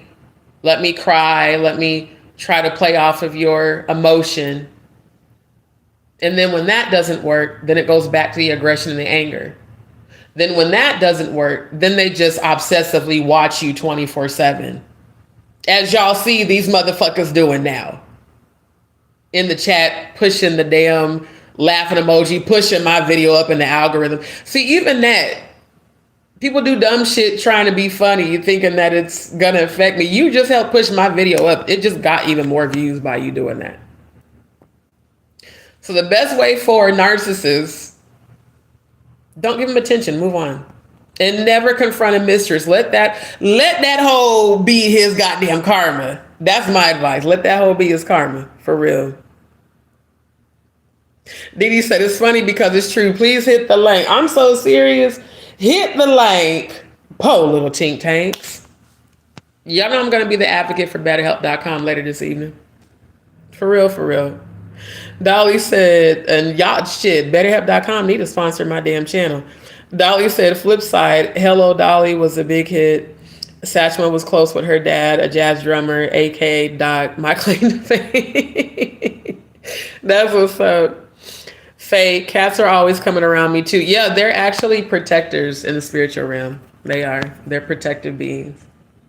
Even at the last place I was at, the last day I was leaving to check out, I opened up the window and I looked outside and I seen this cat just sitting there staring at me. I'm like, bruh, what the fuck? And my ancestor was like, that's a protector. It was just literally just chilling, just staring at me like it knew me. I was like, okay. Serene, good to see you, my love. Dolly said, don't fuck with a narc, walk away. See, okay. And the worst thing you can do, like how my therapist broke it down to me, she said the reason walking away is the best thing to do is because it bruises their very fragile ego, because they can't believe that you would actually let them go, because to a narcissist, they feel like they the shit. Like they are the best thing in the world, because a narcissist does not have the capability to see themselves. They don't have the capability to see that they're fucked up. They really don't. It literally is like a personality disorder. So to a narcissist, I'm the best thing since sliced bread, as my uncle would say. My uncle would always say that. You know, that's the best thing since sliced bread, girl. That's how they feel. They feel like they the shit. When they're actually the ones that are fucked up. And they're actually the ones that are the most insecure. Why do you think narcissists always try to play off your insecurities? Because demons exploit vulnerabilities. And a narc is absolutely somebody that's on demon time. 1000%. Faye said, I saw 2 random cats today and both were really friendly. That means they like your frequency, which is good. That means you are a high frequency. Oh, Serene, just catch the replay, child. Dolly said, watch out for the flying monkeys, peeps you trusted. Exactly. And that's what I'm saying. That was also why I wanted to make sure to jump on here to assure y'all, just because I said I'm praying for Jaguar does not mean that I'm trying to realign with her. Please don't think that. I just am a true high vibrational high priestess. And I know that if a person's suffering, pray for them. Like I said, the difference between her energy and Madgie's and Dani Robertson's is I know that Jaguar's been through a lot of trauma. So she does need healing, but she has to choose it. Now, the rest of y'all are just some rejects that ain't got no fucking life and that are haters and that are, you know, probably very low self-esteem. Oh, fat bastard looking ass, don't never damn Kim up. I can't stop eating. And that's something else I noticed. Why is it that the women that are overweight and out of shape always hate on the ones who aren't? Because as y'all can see, I work out. You know, I work out. I take care of myself. I do yoga. Body is snatched. I eat right. It's always the out of shape, sitting on their ass, eating tubs of ice cream ass, looking ass bitches that hate on the ones that take care of themselves. And then a motherfucker that don't never come up, but got the audacity to talk about somebody else. How Dani, how the fuck you talking about how I look when don't nobody know how you look? Literally no one on YouTube has ever seen your face. You've hidden behind an avatar for years. That's real weird, bro. So if insecurity is the person, Dani Robertson is you. Because ain't no fucking way your ass ain't never cammed up, but you got the audacity to talk about me when, baby, I'm naturally beautiful. And trust me when I say I could take your nigga if you had one. Fuck out of here. Oh my God. Yeah. She said D just going through how she's got to investigate, not reacquaint. Exactly. I'm investigating her. I'm not realigning with her. I just am praying for her because I know she needs healing. She said, thanks. I think so. I've never been willing to do a deep dive. I have a PhD in narcissistic tendencies and I can sniff the shit out of it. Okay, Rosie. So you know what it is. Yep. Narcs see through distorted lenses, not rose-colored lenses, very much so distorted. Yes.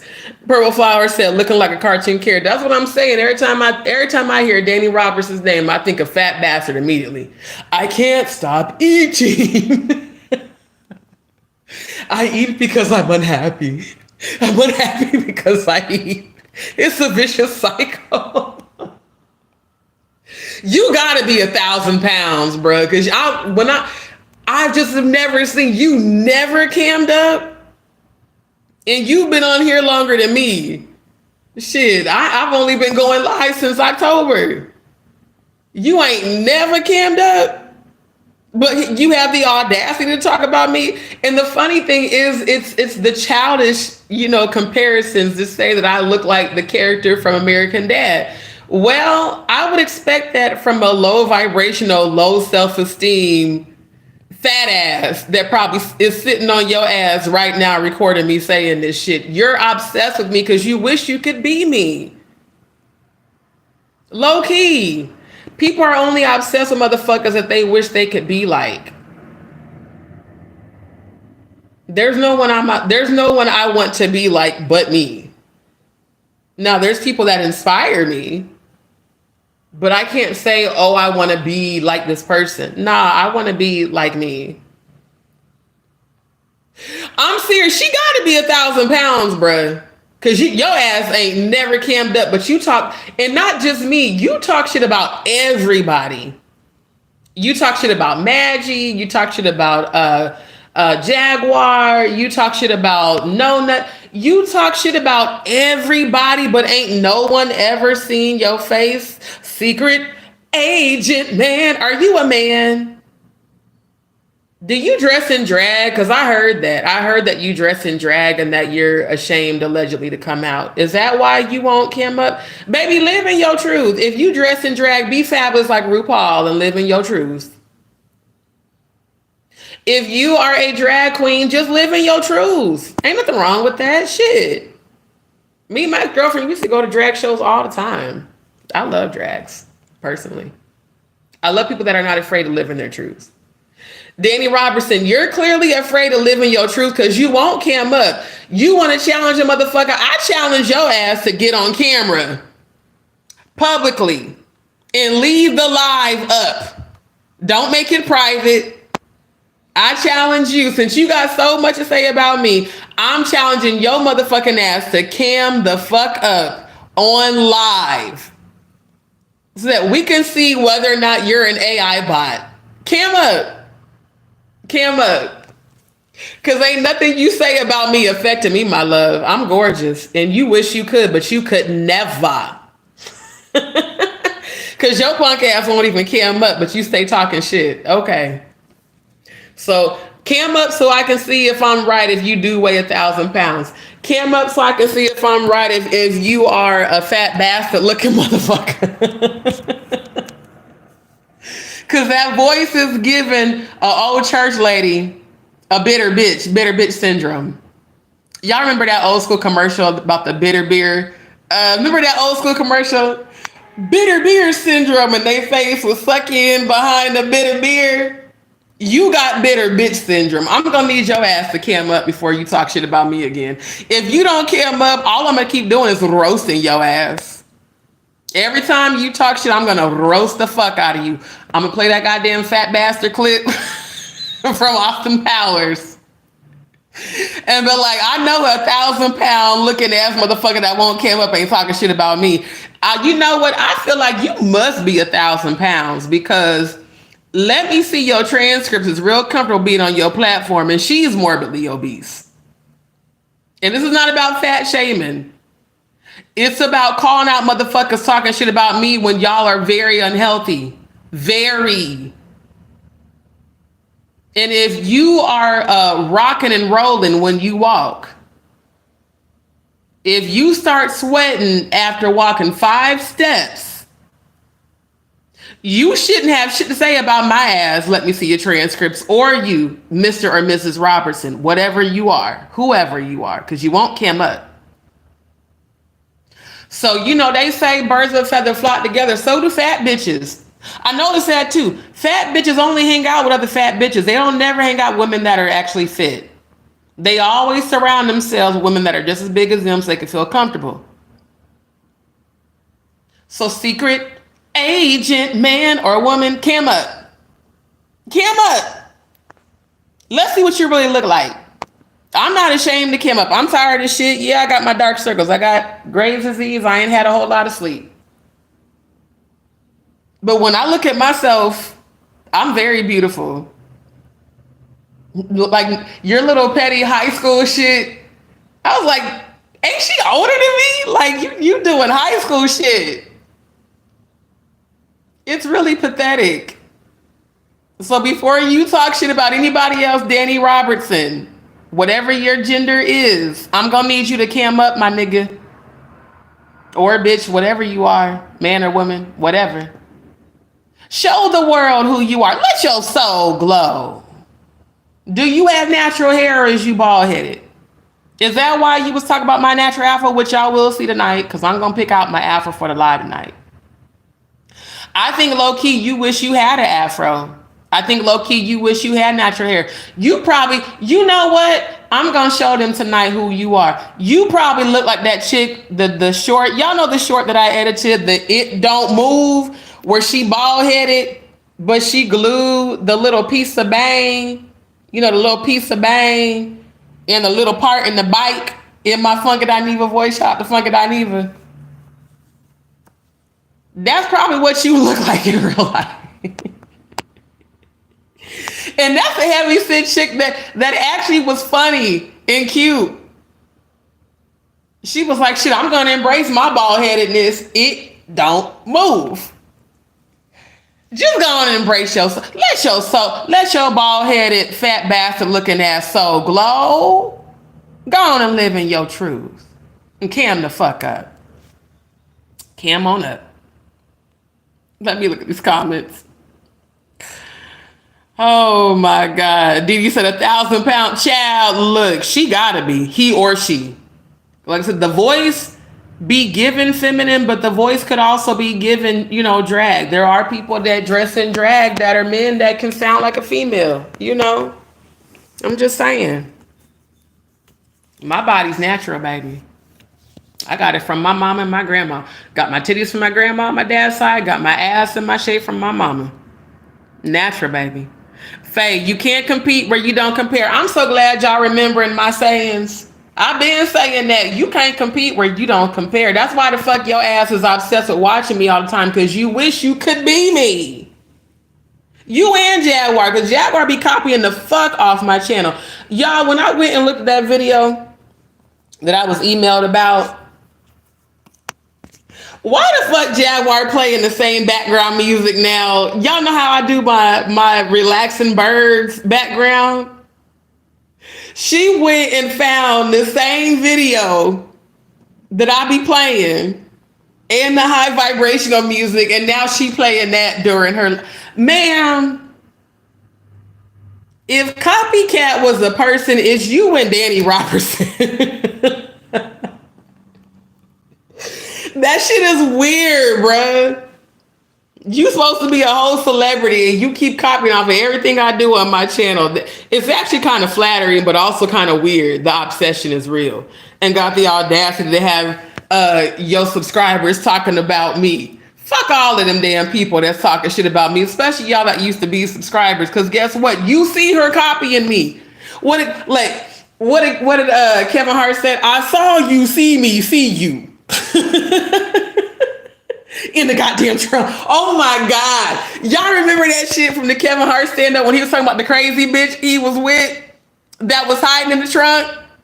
And he was like, and she was so crazy that she was believing the shit she was saying. He was like, bitch, I just saw you jump out of my goddamn trunk. He's like, you not gonna just run past that shit like you didn't just do what you just did. He was like, you was in my trunk. I wasn't in no goddamn trunk. Must have been one of them other bitches you've been fucking with. Goddamn trunk. He was like, oh, bitch, I saw you. See me, see you. That's how I feel right now about Dani Robertson and Jaguar. Cause y'all stay monitoring my lives and copying my shit. It's weird. When I've never done that with either one of y'all's channels, because I fucking care. It's real weird. She saying my sayings. She using the house way. The make it make sense. The way I sell damn. Oh. You're playing the same background music. Just admit that you miss it over here, Jaguar. All you gotta do is apologize. You can come back and get your healing. I'm not gonna fuck with you the way I did before, but you can always come back and get your healing. Just admit that you miss it. And Dani Robertson, just admit that you wanna be me. Cause I ain't never in my life seen somebody stalk a whole entire stranger that they don't know 24/7. But claim that they don't like them. That means some part of you love my ass because you keep watching me all the time. I don't even watch it. I'm literally, today is the first day I've ever watched part of one of your videos. Only because I kept being told about it. And when they said D's nuts, it triggered I said, oh, so that's who that was that popped up under that Just D's nuts. Came in the chat talking and got blocked. I thought it was Jaguar. That was you. It's real weird the way that y'all both stalk people's channels that y'all claim that y'all don't like. Secret agent, man. Just admit that y'all some damn agents, bruh. Just admit that shit. I mean, it ain't hard to see. Y'all and Paperwork Party, aka Reading, Writing, Arithmetic TV. It's funny how all three of y'all spend all y'all time creating negative distractions on YouTube. And how all of you have ties to Jay-Z. You know, Jay-Z and Leor Cohen. Secret lovers. That's what they are. Try so hard to hide the way they feel. That's why the fuck y'all can't stop watching. I think low-key, y'all really want to fuck me for real. Y'all want me to be honest. That's what I really think. You trying to see what that mouth do. Trying to see what that squirting do. You're not going to fuck around and find out. None of you are my type at all. Physically or spiritually. But I just find it funny. The real rejects of YouTube, boy, I'm telling you, they will not stop. You right, Faye. They for damn sure cannot compete where they don't compare. Serene said, I was thinking just the other day, PW is a female version of Dani. Okay. I might have to start calling him no nuts because he act like a whole entire bitch. He do. He act like a female. It's given real. See, I should have got on StreamYard so I could have shared screen. I'm going to pull it up tonight because my live night is about him, Jaguar, and Stone. I already got my subject. I already got everything edited. I'm going to be live earlier tonight, not late. Because the way this nigga sits up and gossips like a whole entire bitch, like a female, but you claiming to be heterosexual, the way this nigga took his ass all the way to the Angie Stone homecoming with them goddamn smart glasses just to record and shit. You went to the fume to troll. And a lot of people said them homegoings is fake as fuck. And a lot of them people that was speaking, Angie didn't even fuck with. That's why when I die, look, I'm going to have stuff in place. If this person didn't fuck with me, do not allow access. You're banned. Even after death, you're blocked. This nigga went all the way. Georgia. I think they said he went to the Georgia funeral and the one in South Carolina. Spent good money to troll. Just to troll. Not to pay respects. So that he could put out a video that said Paperwork Party TV solved the case. Didn't solve shit. But made yourself look like a dumbass. I think that you thought that that was going to go over well, and when it didn't, well, let me apologize to Stone Passing, because now I see how much of a dumbass I was for doing that hoe ass shit. Then gonna let him off. I didn't threaten nobody. Sir, I witnessed you threaten that nigga on your live before you made it members only. I should have screen recorded. I did screen record the ones of you and Jaguar. That I did. I didn't watch the whole entire lives because the shit went long. But I screen recorded a good hour of the part 1 and about a good 30 minutes of part 2 where y'all were slandering the fuck out of Stone Paxton. And Stone Paxton still has not talked shit about you publicly. Now, have we had conversations privately? Absolutely. And they were hilarious. But publicly, he ain't said shit about you or Jaguar. So it's just real weird how y'all jumped on panel with Gene. And Gene's fat old ass sitting up here asleep. Lip all poked out and shit. Gene, I'm gonna need you to go get you a good nap. See, I'm not gonna be like Jaguar threatening people's lives and shit, talking about go to sleep and don't wake up. Nah, but Gene, baby, go get you some good sleep, Gene. Cause you fell asleep on all of them lives. I was like, oh, poor Gene. Gene, like, I'm just here. Then he wake up, yeah. Like, sir, you were just asleep. And damn near drooling and shit. The fuck y'all doing? That's what makes y'all look suspect to everybody. The fact that all three of y'all grouping together to try to convince everybody to not fuck with Stone when Stone ain't said shit. All he has done is told people to investigate what happened to Angie Stone. He put out that name drop the one lady, and I'm definitely investigating her. Because so far what he said is adding up about the Shayna lady. Why the fuck was she talking about Letha Carter eating her ass? That's a big ass. Now, I got a fat ass, but hers, the difference between having a fat ass that's plump and juicy that sit up and a wide ass that's just big. That's a whole lot of groceries. Chad, I couldn't, I'm a freak, but I'm not one to eat groceries. And I mean, And Letha, compared to her, and why do the skinny dudes always want the big bitches? And I say it's because they got better pussy and they be squirters. Well, you can get good pussy and a squirter from a bitch that's, in shape. You ain't got to get a big hoe. I'm just saying, the niggas will fuck anything. They will.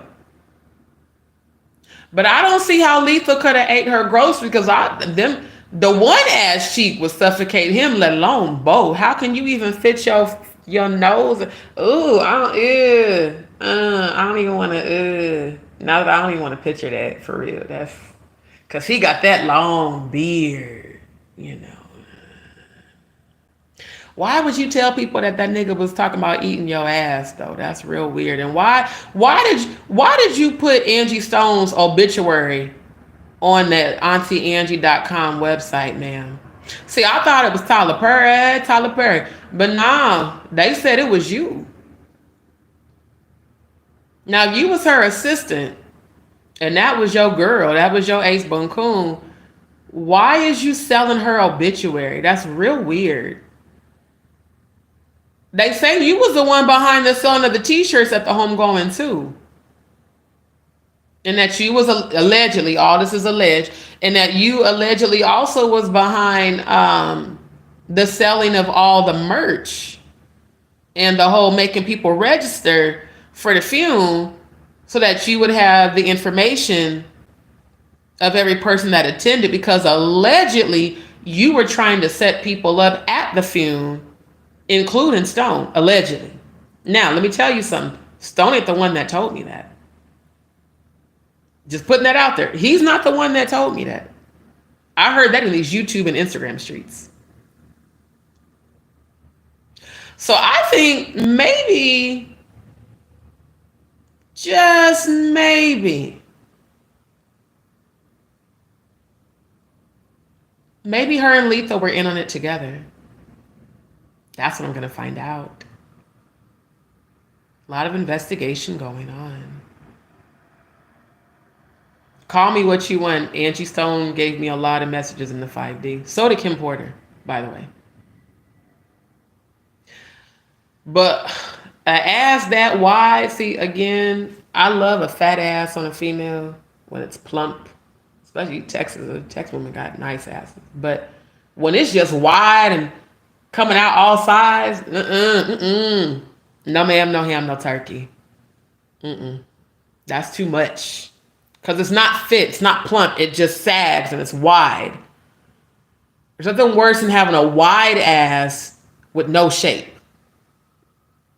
I don't think Lethal could have ate that. I think you probably would have smothered him if he would have attempted to. I'm just saying.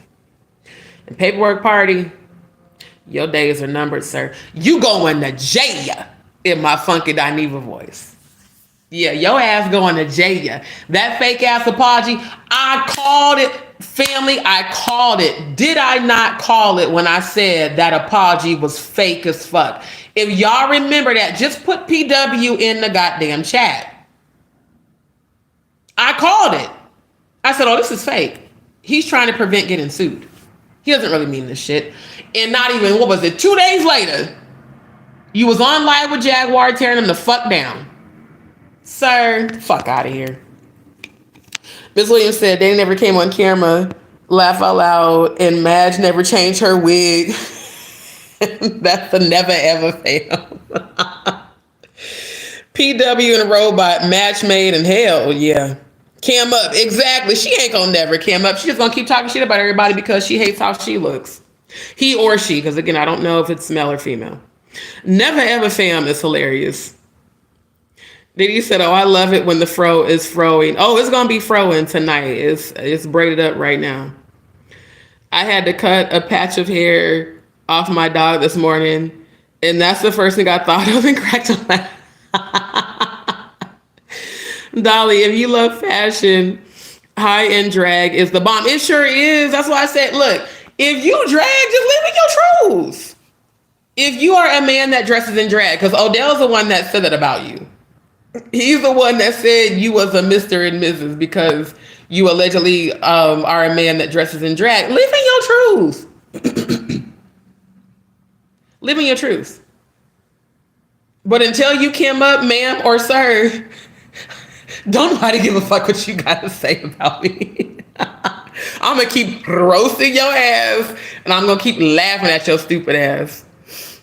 Oh, my God. Bet she looks like the cartoon from South Park. Cam up, Dani. Lord, Jag don't even have her own identity. Y'all going in these comments. D, you always bring us to laughter. I got to, because all I can do is laugh at this shit. It's hilarious. The obsession with me and my channel is hilarious. When I'm not obsessed with y'all or y'all's channels, I don't care. I don't fucking care at all. I really don't. I got so much more going on in my life right now. Serene said, wanted to learn banjo. Dolly said, D, you know narcs have zero imagination. They got to copycat everything and call it their own. Exactly, which is exactly what they're both doing. For sure. Oh, my God, yo. Disarm the enemy with the truth. Exactly, and I'm going to always do that. Good old homegrown roast. Yeah, it's going to be a little bit of roasting tonight, but also investigation, too. Because, see, I got to get back to the roast. You know, I had my grieving all last week about my dad. And now I got to laugh because this shit is hilarious. It's just hilarious. The obsession with me and my channel is hilarious. For people that I don't give no fucks about. I can see if I was going to y'all's channel and watching all of your videos and trolling your chat. Y'all are non-motherfucking factors. You're only relevant when I make you relevant. Literally. Otherwise, I don't give no fucks at all. I don't. Jag is teaming up with Stone. He's filling Tammy's spot with the interview. Yeah, I heard about that. Let me be honest with y'all. I can't say a lot because he asked me not to. But a lot of the fuckery that's going on YouTube with Paperwork Party TV and Jaguar, trust me when I say Stone is not naive or stupid, and he is allowing things to play out, and he is playing a role for a reason, and I'm going to leave it at that. I'm going to let him expose shit in his time, because I promised him, he was like, between me and you, I'm not going to say what I know, but that interview was expected. I'll say that. Because there are certain people in the industry that ain't fucking with Paperwork Party TV, okay? And when certain things were said and done on Paperwork Party TV's channel and on Jaguar's, certain ruffles, certain feathers got ruffled. And see, she's still trying to produce music. So there's certain people whose toes you can't step on and still have certain other people help you produce your music. And I'll leave it at that. So yeah, that, I'll be honest, that will be the time I will go to her channel and watch that live. Because I just want to see for myself how she gonna pull her foot out of her mouth now. Because you went and said all that shit on Paperwork Party TV channel. You said all that shit on your channel because I synced it with a T on the end. I synced it. I synced the live, Jaguar, on your channel where you was going in on Stone. Now all of a sudden, you want Paperwork to apologize? Why you ain't apologize for the shit you said? You call that nigga fruity. I screen recorded it. I don't give a damn if he making members only. I got the evidence. Just like Jaguar, how y'all asked me to go screen record Adria English and to go screen record Lashruma Lamisha and to go screen record Ralph the Mushmouth. Again, I ain't got no problem with Ralph the Mushmouth. I just like calling him Ralph the Mushmouth because it's funny. Remember how y'all had me to go screen record all these people? I screen recorded y'all on the Paperwork Party TV channel. Yes, I did. Mr. Reading, Writing, Arithmetic. Mr. Don't know the difference between 56% and 44 equals 100. Oh, I got y'all. All the slander, all the defamation, all the homophobic rhetoric from somebody who's bisexual. Real weird. That's that 7-day Adventist mental conditioning still coming out in you. See, you haven't even broken your own conditioning still. How the fuck you talking about he fruity, he's gay, he's this and that when you like pussy? That's real weird. To be homophobic when you're bisexual is real weird. So now, well, let me bring them on my channel to do damage control because the right people got wind of the wrong conversations. Let's see how this plays out on Friday. That's going to be part of my investigation. And I'm not going to troll your chat the way you troll mine, Jaguar. I'm just going to be sitting there watching. I want to see how your energy is going to switch up on Friday. Because I think you done fucked around and found out that you fucked with the wrong one fucking with Stone. And then coming together with damn Paperwork and Gene ass. I was like, is this nigga asleep? He like, head all down in his chin and shit. Gene ass is too old for this bullshit. Gene, just go on and retire, sir. Just look, go back to your cooking videos. Do that. Because you trying to be in the sector of the real regions of YouTube ain't a good look. You too old for this shit, Gene. They too old for this shit, but you for damn sure too old for this shit. Now, Paperwork, I think Paperwork is a little bit younger. So he kind of has an excuse, but Jaguar, you damn near 50. You older than me. You too old for this shit. You and Cloudy, yeah. You're in your 50s and you still talking shit, but ma'am, you the pass around of the industry too. I'm hearing that shit that Dani Lick said about you ain't alleged. You know, And you still in your feelings about my roasting you and investigating you. And guess what? It's going to continue. Cloudy, cloudy, ah. I saw you sent Tisa Can't Speak and Spell to tap into my Instagram lives. Oh, and your dig about homeless people.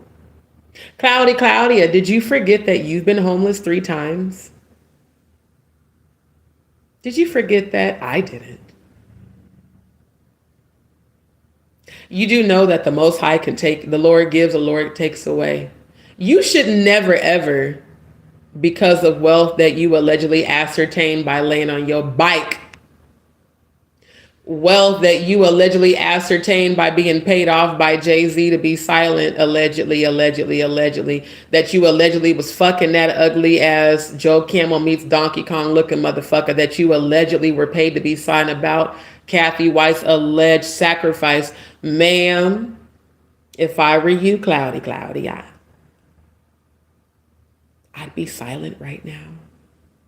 Because you're being investigated too. And not just by me, by the police. So you might be going to jail as well. Orange might finna be your new black. Just like Paperwork Party TV. All these people on the internet lying and covering up and, allegedly being a part of the bullshit behind closed doors, all these satanic sacrifices. Is that why you kept saying, I need y'all to stop spreading this story about Kathy White? What did that have to do with you if you weren't fucking the Jigga Man, allegedly? Cloudy, yeah. Since you want to take pleasure. Because it wasn't just you saying that shit about Jaguar. Allegedly, you said that shit about me. But cloudy, yeah. You also said that you've been homeless and you've struggled, and not due to medical conditions. So is it that you didn't fuck the right niggas in the industry and that's how you ended up, Because again, my situation is because of my health. Because I need surgery. But cloudy, yeah. I think the real reason you're nervous, because maybe, just maybe, the documents in that email about you are true. Maybe, just maybe, the Jigga Man did pay you off. Maybe, just maybe, you, him, and Kathy had a threesome. Now that's what we're hearing from your own friends. Hollywood Unlocked. Mr. Lee has a lot of things to say about you, Miss Cloudy, yeah. Allegedly. Confirming the things that Nene Leakes and other people have said about you. And he was in close proximity to you and Miss Kathy White. So cloudy, yeah. Before you get mad at people, you might want to check the people that you are considering in your circle, because they're the ones talking. You know how they said you drug Kathy for feels, but we're pretending to be her friend? Well, kind of makes sense for other people in said circle to be dragging you, because birds of a feather do flock together.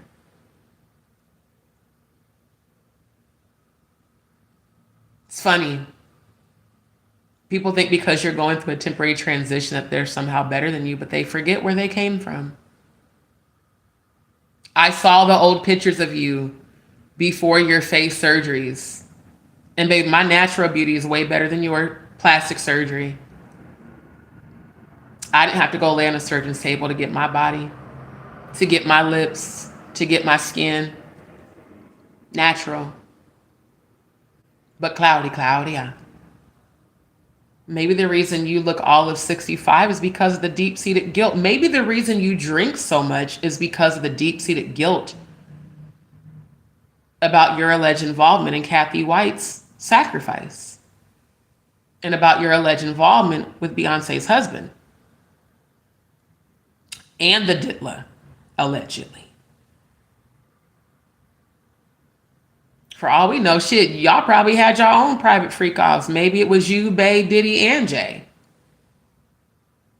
Now that would be a story to tell.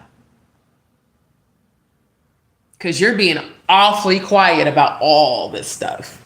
And the only time you speak out is to defend Jay-Z. I paid attention to that. You did not defend Diddy. You just vehemently denied the involvement with Diddy, but you're defending Jay-Z. Who defends Jay-Z if they're not being paid to do so? How does it benefit you to defend Jay-Z when you're not an artist in the music industry? But you were definitely a video vixen in a lot of these niggas' videos. Why doesn't Genuine want to marry you, but you're his lifelong crush? Why don't you talk about that, Claudia? Are you the one that put out the rumor that Genuine is allegedly down low? Is it true that you walked in on him hitting some bussy years ago? Allegedly, is that true? Or are all of you involved in these satanic rituals? Oh, we're gonna find out. So talk about me all you want, Claudia. I'm still gonna investigate you. Because birds of a feather do flock together. And if Kathy White was his mistress and y'all were in all them pictures together, and Diddy and Jay-Z hung out all the time, it kind of makes sense that maybe, just maybe, that fact Jaguar wasn't lying about. It kind of adds up, you know? The four of y'all always being spotted together in Vegas.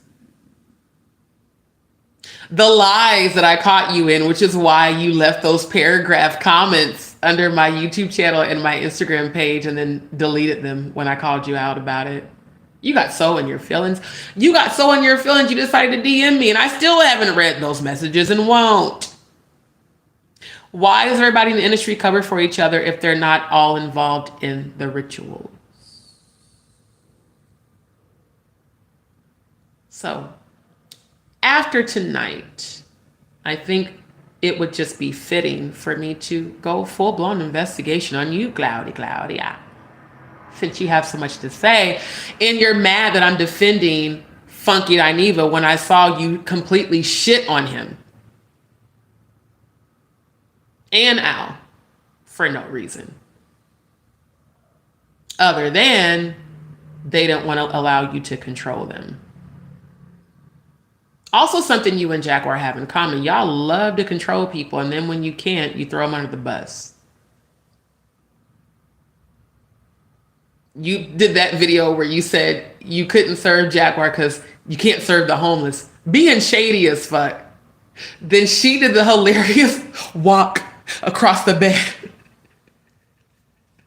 At least her comeback was funny.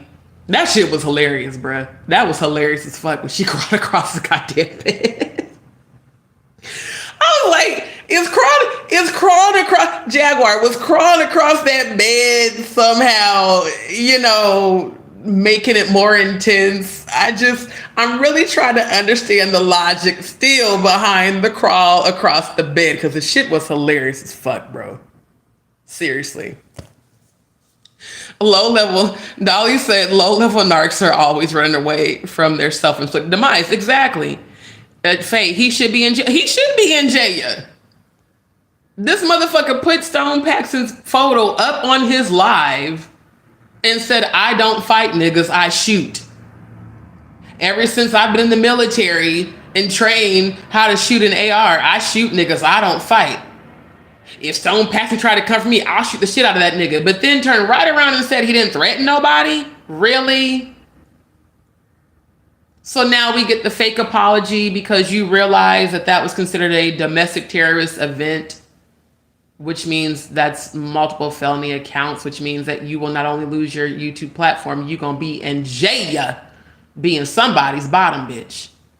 Hell, they might lock you in MDC with Diddy. Maybe y'all can get it on. Just saying. Yep. Justice for Andy Stone. Exactly. Jonathan said he wanted to align with Jag too.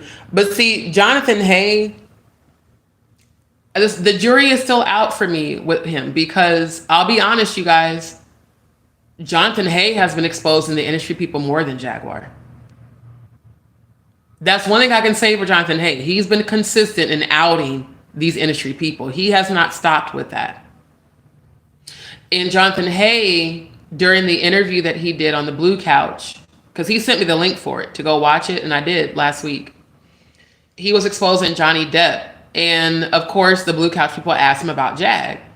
And he said, well, you know, since I align with her, it's been helping my career. Now, I'm not saying that this is what he's doing, but it could be a situation where if it's beneficial to him to align, why not? You understand what I'm saying? So he's not going to go against her if aligning with her is helping his career. But that doesn't mean that he's with the fuckery that she's on. Because one thing I noticed about Jonathan Hay, he went on Sean Atwood's channel. He's never gone on Jaguar's. That says a lot. He's been on multiple people's platforms on YouTube. He's never been on Jaguar's channel. So I don't know if he's really aligning with her so much, or if he is allowing an opportunity that has presented itself to be beneficial. All I can do is speculate. Didi said, Jag said this morning, 180 turnaround. Stone didn't care about PW stuff. If Jag for Angie, he's going to work with her. That's what she said. Well, he's for anybody who is trying to get justice for Angie Stone. But mark my words, Stone Paxton is not naive or stupid. Like I said, we've had conversations that I can't publicly share. So if people want to present themselves as allies, of course, he's going to align with it. But that doesn't mean that he believes the people. You understand what I'm saying? Just like a paperwork party.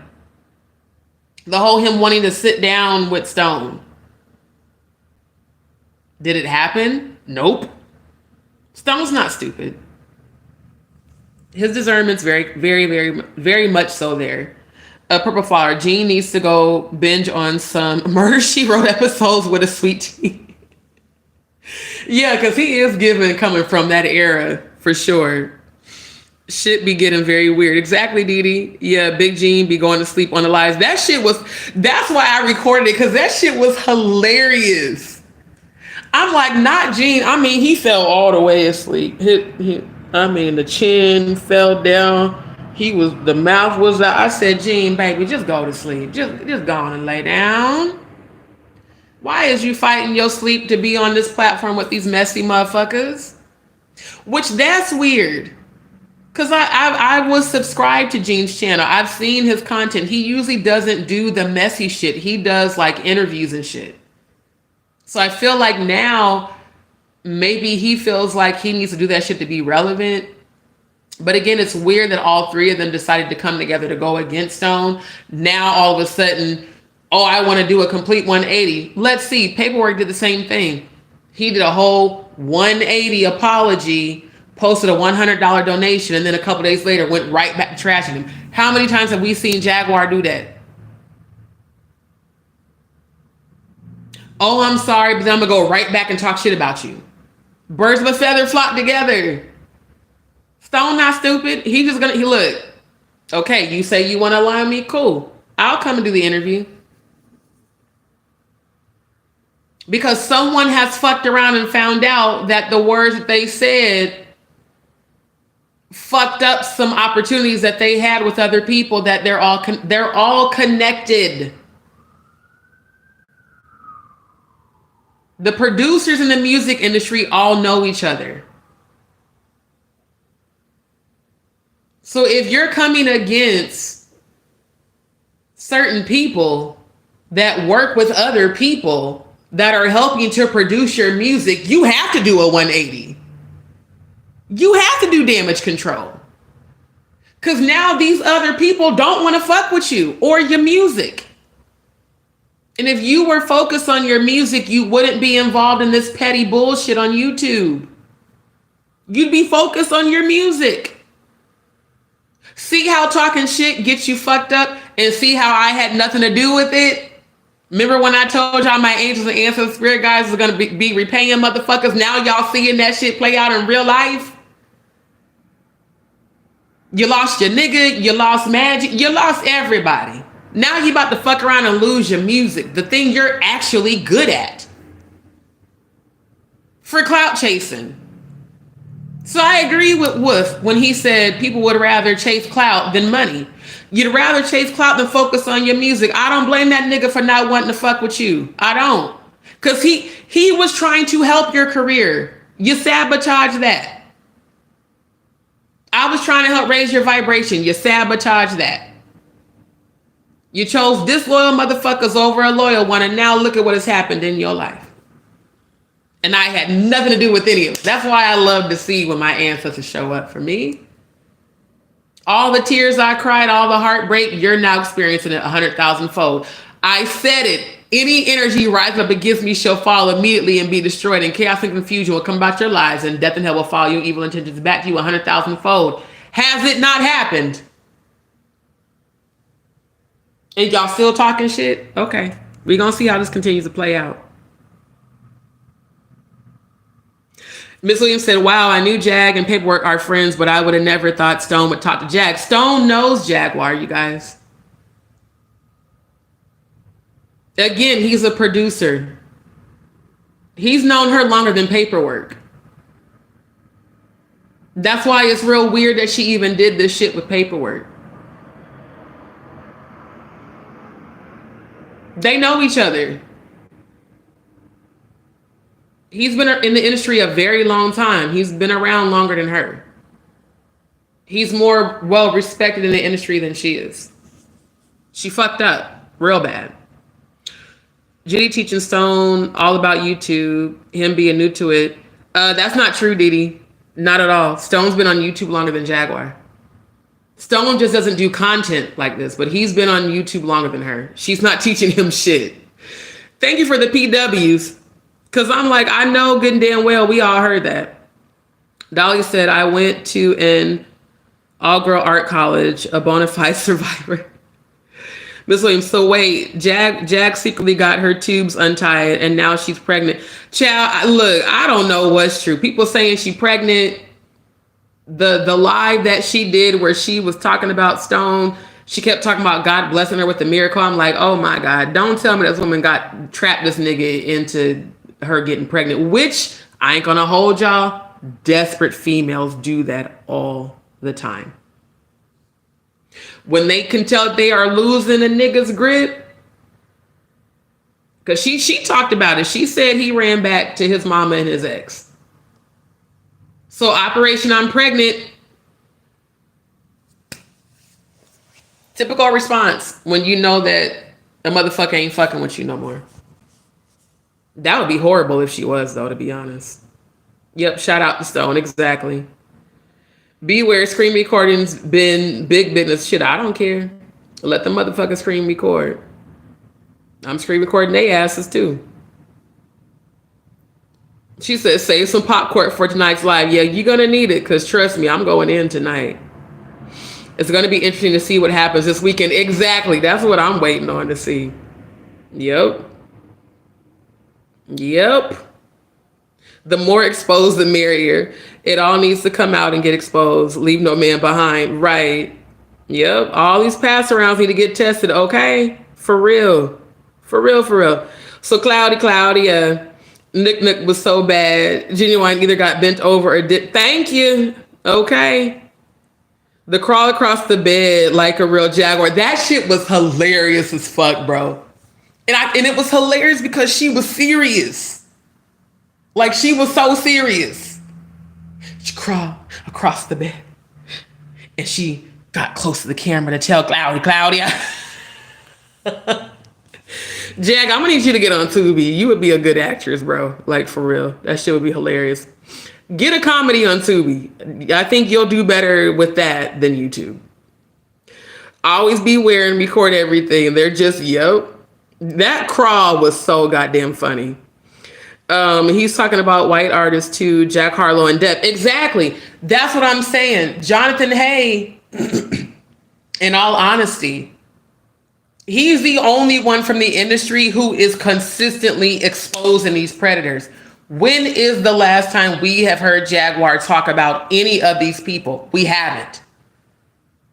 The only reason, this is my opinion, the only reason why she jumped on Paperwork Party TV's panel is because she's been watching my videos where I've been calling her out for not talking about Angie. Think about it, family.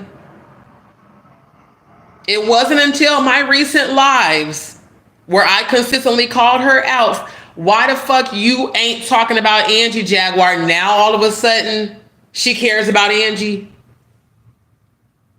Because other people were questioning why the fuck she ain't talk about Angie on her channel. Why you ain't did a tribute? Why you ain't sang none of her songs? Why you ain't put a post, rest in peace, Angie Stone, justice for Angie Stone? But now all of a sudden, because you want to clout chase, because y'all see that Stone is trending. Again, y'all know she's about algorithms. Y'all heard her say that shit when we were aligned. How she wanted all the family to dominate the algorithm. Of course she's going to jump on the bandwagon now. Especially when she found out she fucked up with certain producers in the industry.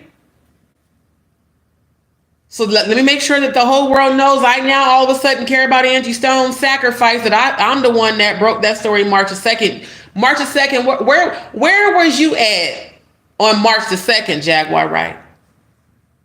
Why you wasn't talking about Angie then? You know why? Because you was watching my live when I was deep diving going in about Angie Stone, and then you took my content and regurgitated it and tried to make it seem like you discovered the shit. That's why. Because it didn't affect you then. It's affecting you now. So now all of a sudden, you want to talk about Angie. Because you're seeing all of the attention that Stone is getting. You're seeing all the support he's getting. You just was calling him fruity. And you called him an FAG as well. And you talked about his 1980s hairstyle. And you said that he needed to go to sleep and not wake up in the same demonic voice that you said to me on February 9th. But now you want to align with him and you think Stone is stupid as hell, that he can't see through your shit. Baby, we can all see through your shit. We not dumb. You the only motherfucker that can't see through your shit. Jack's starting to sound more and more like an industry assassin. Thank you.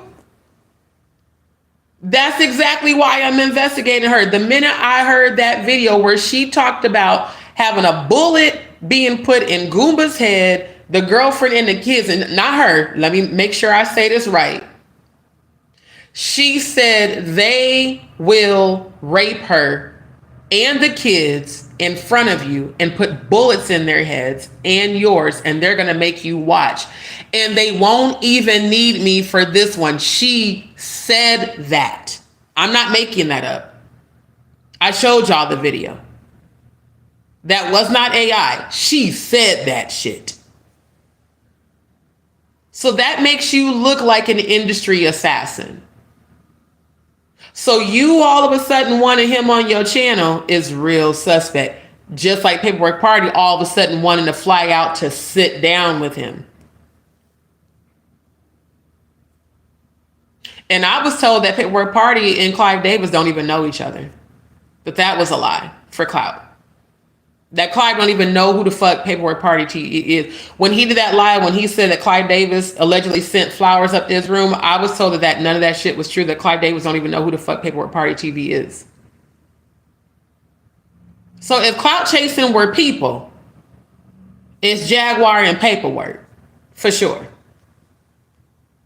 Jag always says she only spends time with people she doesn't like. She does say that. Which says a lot about Ayasha and Grace. Just saying. They are all most definitely connected. Oh, yeah. Did Gene do your theme song? Do you remember? I don't know, because I'm not a member on this channel. I don't even know if I'm even subscribed anymore, because I stopped watching his content a while ago. I used to watch Gene, but I stopped because if you listen to him, he was, thank you, he was telling himself. The reason I stopped watching Gene's content is because when I was questioning whether or not he was really an advocate, I went and looked at his channel, and I went to his earlier videos when he first started going live. In that early video where he talked about Janice's titties and how he could have been Diddy's stepmom, I was like, okay, that means he was close in the family, which means that he never was. This is my opinion. I don't believe that Gene was ever trying to rescue victims if he was lusting after Janice. Because if it's true that Janice is a madam, why would you lust after a pimp? And why would you lust after her if you're saying that she allegedly molested Diddy? That's real weird, to lust after a woman that you have alluded to her allegedly molesting him. So I was like, that's a red flag. That would be like me lusting after Dwight. And just even saying that almost made me want to fucking vomit, because there's nothing about Dwight Reed that's attractive at all. That's when I stopped watching his videos. When I saw that. That was real weird. Faye, she should have focused on her music. She really should have, because she can sing her ass off. She's a very talented artist, but she's pissing it all away with this drama on YouTube. Faye said, it has happened. Exactly. Miss Williams, Gene looked like he stinks sitting up there in his grandma's chair. The crawl is the mic drop. Champagne comedy go. I'm trying to tell you, that crawl was hilarious. Denise Jenkins, what time? Probably, I'm going to try to start around 10 if I can. What time is it right now? Because I've been on here way longer than I planned to. Oh, and I got to plug up my phone.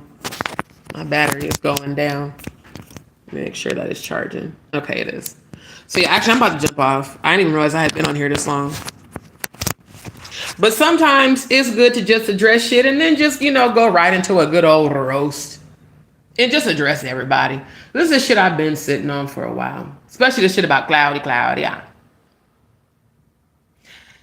Don't ever make fun of people going through hard times, because you might fuck around and end up right where that person is, Miss Claudia. You and all your cats, okay? So yeah, I'm going to probably start it between 10 and 11 at the latest. Definitely prayers for Cody. Thank you. Prayers for our good brother. Yeah, she definitely said that. None of us can unhear it. It was shocking to even hear it. Diddy said he sent himself them damn flowers. I wouldn't be surprised if he did. And then put Clive Davis was her. And when he kept showing that Clive's Instagram was allegedly trolling his stories, that could have been a fake Clive Davis. It could have been an account that he set up. Because when I looked up Clive Davis, there was a whole bunch of Clive Davis Instagram pages. He could have made that damn page himself and trolled his fucking self. Because I was told by more than one person that Clive does not know paperwork.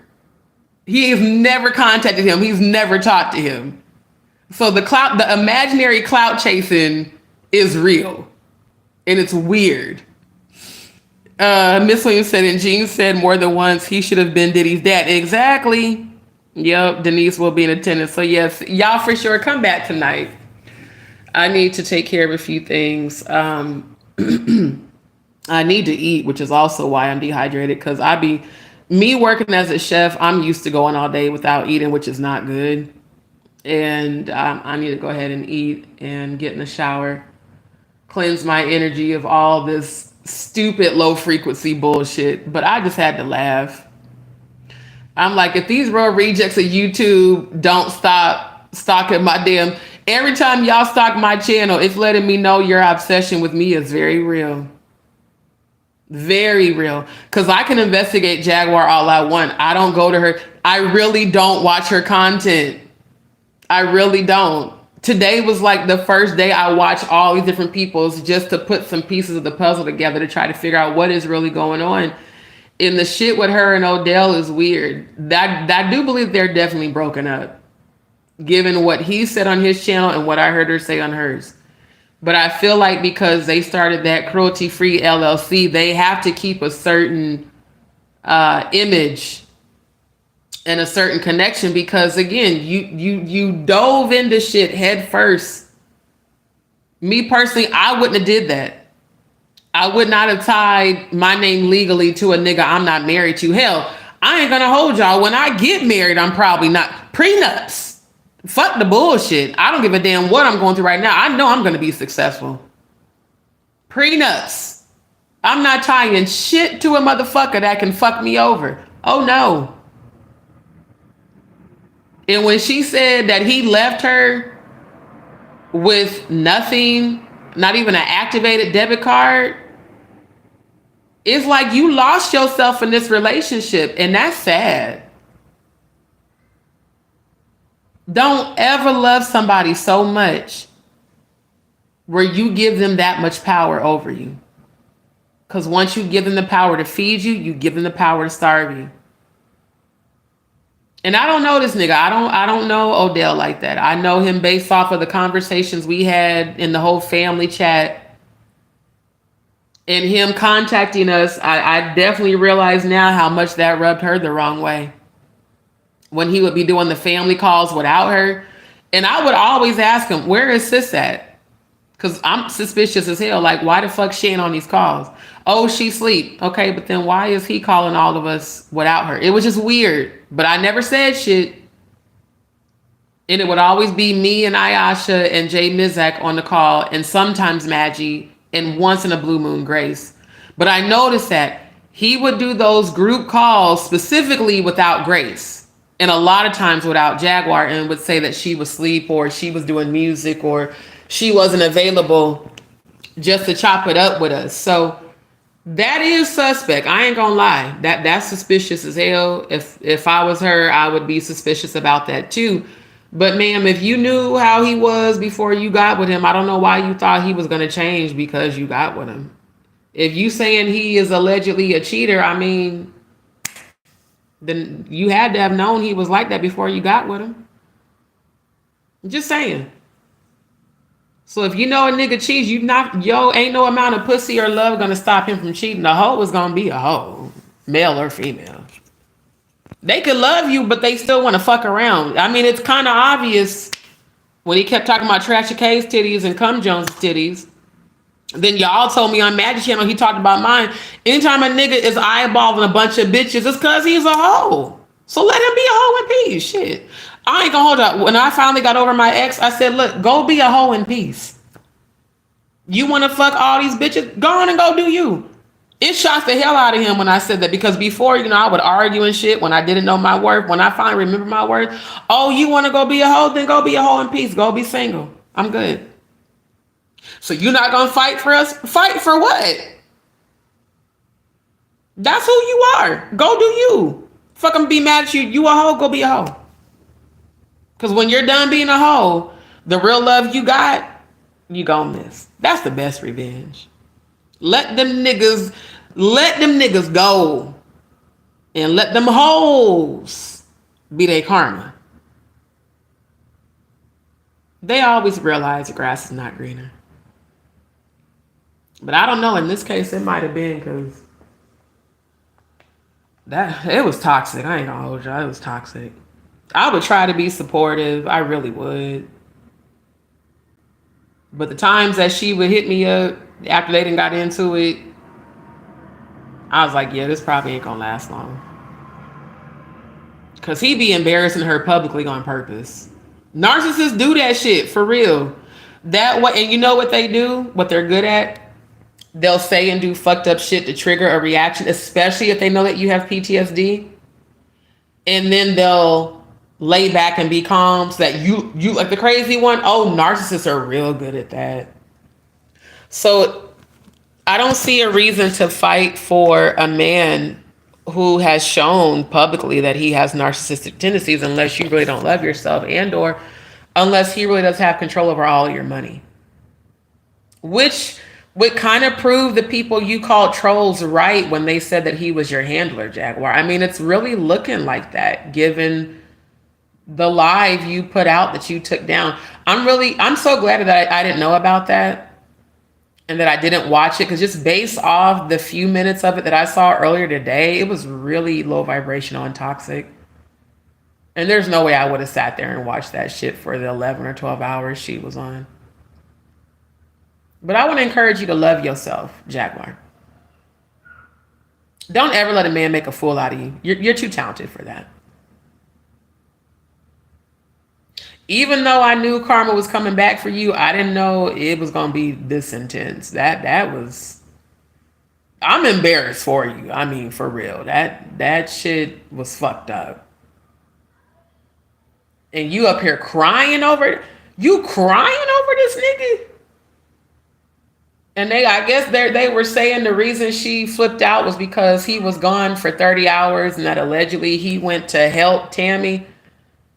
That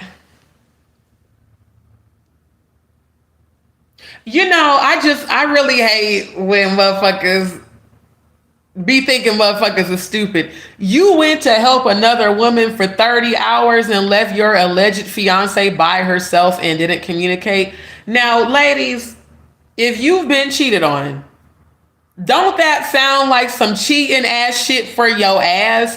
A nigga disappears for over a whole entire day after he leaves to go help another woman who all of a sudden disappeared too, who you just had on your channel. See, again, karma, boy. My ancestors do not play. That is some ruthless shit for your ass. You had this woman on your channel claiming to be an advocate for her.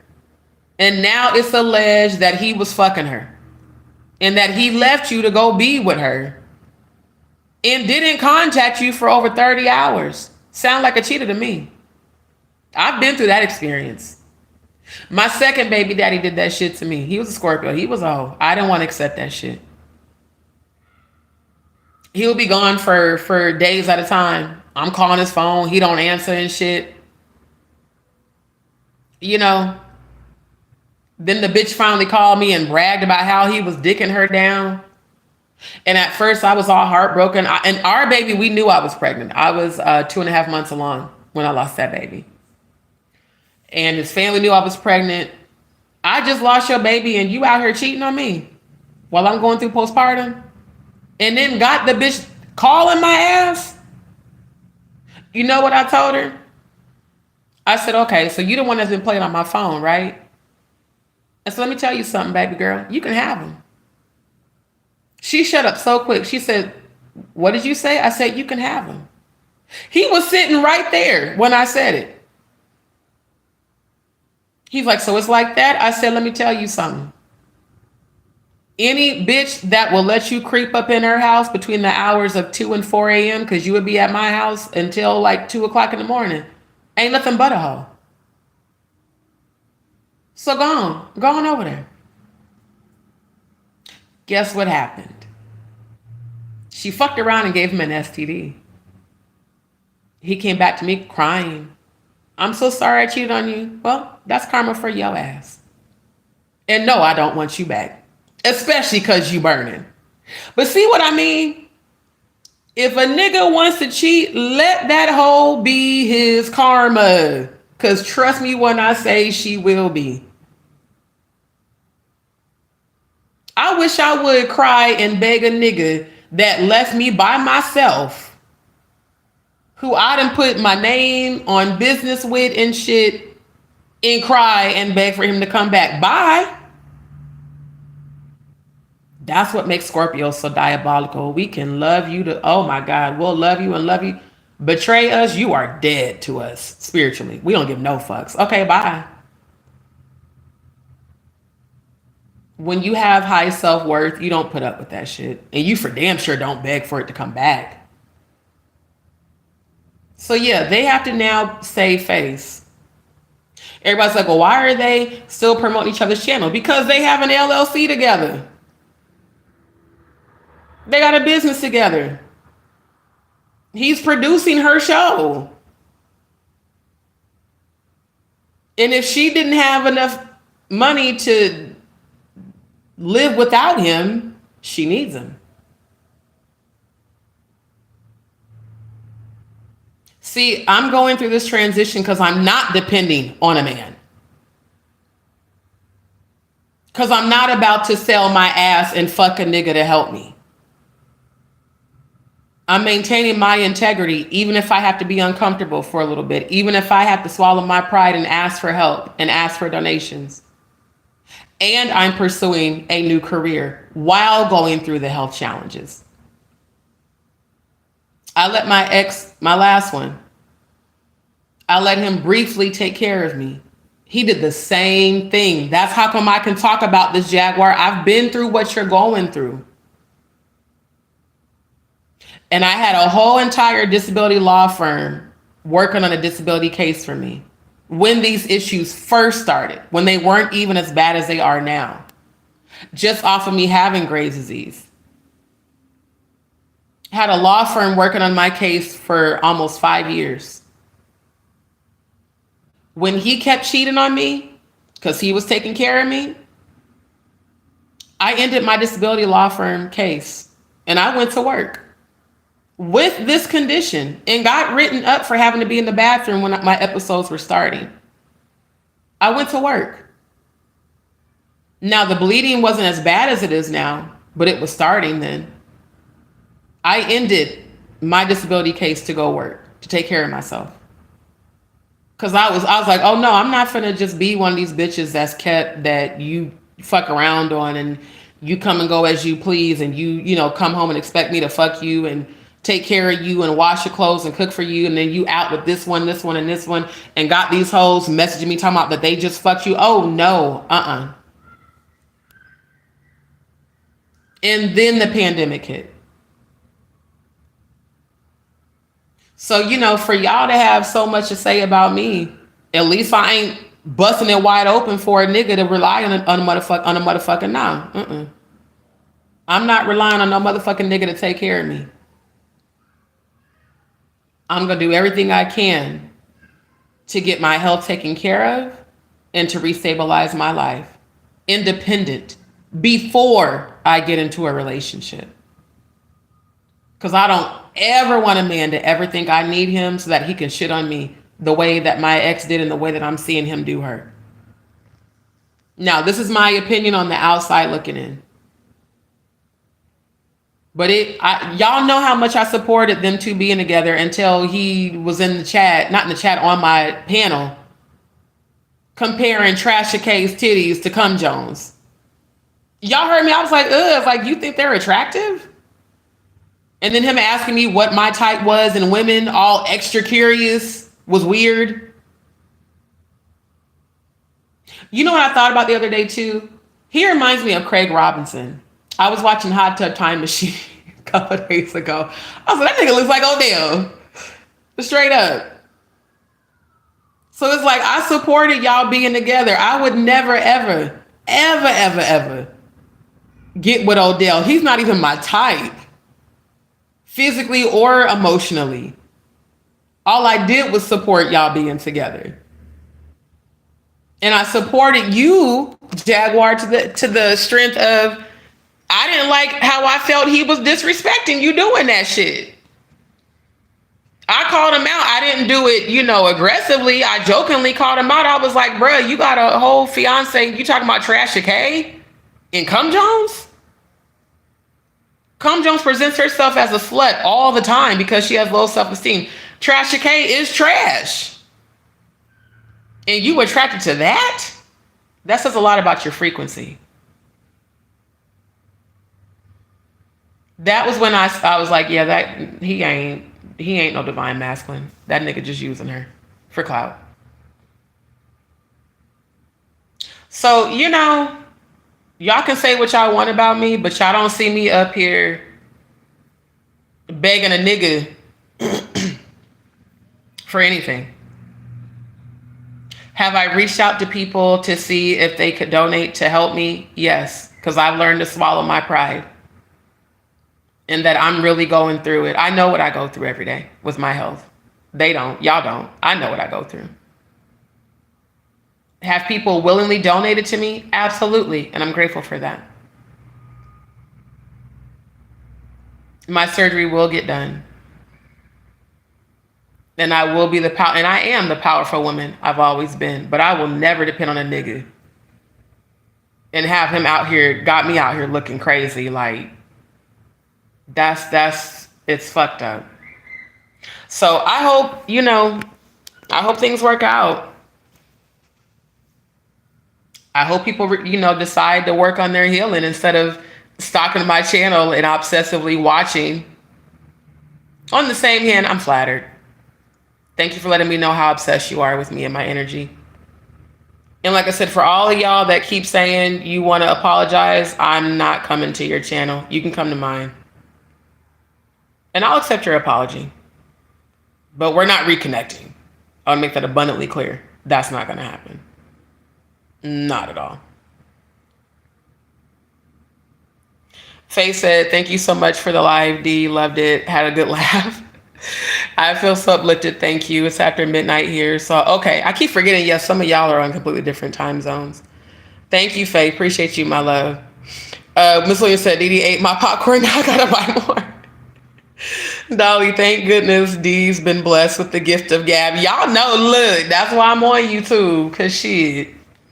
I wasn't even going to come on, and I was like, nah, after seeing all this bullshit today, I was like, you need to address some of this shit, because motherfuckers think you weak when you don't. And I'm still roasting the fuck out of y'all and laughing. So yeah, Faye, I'll be back on live again later on tonight. Dolly said, the riddles in my mind would consume me without proper guidance. Oh my God. Faye said, I hope Jag doesn't appear in my dreams. Child, rebuke that shit. Wait, not Miss Williams saying Faye rebuke her after I said D helps me make it make sense. I'm so glad to hear that. I will rebuke her for sure. Thank you. I'm getting a scorpion tattoo next one. Been there, done that, and happily divorced. Okay. Faye, Queen D makes it all make sense. Thank y'all. Oh my God, Miss Williams. Oh my God, D, I went in Jack's chat when you all were friends and I called Odell her handler and somebody deleted my comment super fast. Oh man. Where are my people's heads today? Damn, I knew about the Madgie fallout, but not the Odell part. I wonder if now Maggie's willing to admit that Jag did you wrong knowing what she has done her. Oh, Denise, she did. Quite a few people that still watch Maggie's channel told me that Madgie, I guess, publicly said that she was sorry and now she realizes how wrong she was and how she wanted me to come on her panel to apologize. But again, I'm not coming on nobody's panel. If people want to apologize, they can come to mine. I don't trust motherfuckers, so no, I'm not going on nobody's panel for an apology. They can come to mine. Dolly said, there are things you cannot control. The sooner you know it, the better. Exactly. Faye, they need to take a long, hard look in the mirror. Right. You supported them 100%. Absolutely. Absolutely. That's why I'm like, for the longest time, right after it happened, I kept trying to make sense of it. Like, I didn't do nothing but support y'all. You know what I'm saying? So I didn't deserve what happened to me. But then it's like, why try to make sense of it? Just accept it and move on. You know, the energy was low vibrational. It wasn't actually adding anything positive. It was just taken away. So when I support people and they don't appreciate it, I just take my support away. And trust me when I say people are feeling the difference. They're feeling the difference between when they had genuine support and then the realization now that they don't. So it is what it is. Dolly said a man can take way more than he can give ever intended to, in my opinion. Denise said, oh yeah, no, she needs to come to you. Exactly. Like, cause a lot of people even, and I love Riri. She was like, well, D, Madgie really wants to apologize. Well, then Madgie can bring her ass to my channel. But I don't trust going on anybody else's panel that participated in the defamation and slander that happened to me in the gang stalking and the gang bullying on February 9th. I don't trust any of y'all. I forgive all of you. I hope you all heal, especially Jaguar. But come on y'all's panels, never again in life. Especially because I don't see you healing. I don't. Y'all are all still keeping up drama. So why the fuck would I come on your panels? You want to apologize, come to my channel. You can drop down in the chat. And you can publicly apologize on my channel. But come to yours, no ma'am, no ham, no turkey. It's not going to happen. So family, I love y'all. I had talked about jumping on here real quick, but I had to cover a lot of that shit because I needed people to understand where I come from is the real reason I go so hard against predators and, you know, people that sexually abuse others and that do satanic rituals and that do all this disgusting shit, because I'm tired. I'm so tired of people knowing and just continuing to sweep shit under the fucking rug. No, it's time to call that out. And that's why, regardless of my curiosities about, you know, like Jonathan Hay and everyone else, like I said, one thing I can say for Jonathan Hay, he's been consistent. And I notice he doesn't get caught up in the YouTube drama either. So shout out to Jonathan Hay. I've noticed that he steers clear of all the drama engagement. I've noticed that he does not engage at all. He just does interviews where he exposes people. And he answers questions. He's concise. He's to the point. And he's exposing more than just Diddy and Jay-Z. What he exposed about Johnny Depp was wild, but not surprising. And I really hope to God that Matthew McConaughey is not in on that shit, because I've always admired Matthew McConaughey, especially because he's a Scorpio and his energy. But at least Jonathan's doing what all of them should be doing. All of y'all that keep stalking my channel, y'all should be exposing these motherfuckers, not just constantly bashing content creators that you're intimidated by, that you feel threatened by, or that you're obsessed with, or that you want to be like. You should be exposing this shit too, straight up. So it's just weird to see people going out of their way to not expose it, but yet Jonathan Hay continues to do it. That's all he does, is expose everybody. And he's like, I feel like I have a duty after his house was raided, after what he went through. She says she's an advocate. Jonathan actually is actively being an advocate by exposing it and not sweeping the shit under the rug.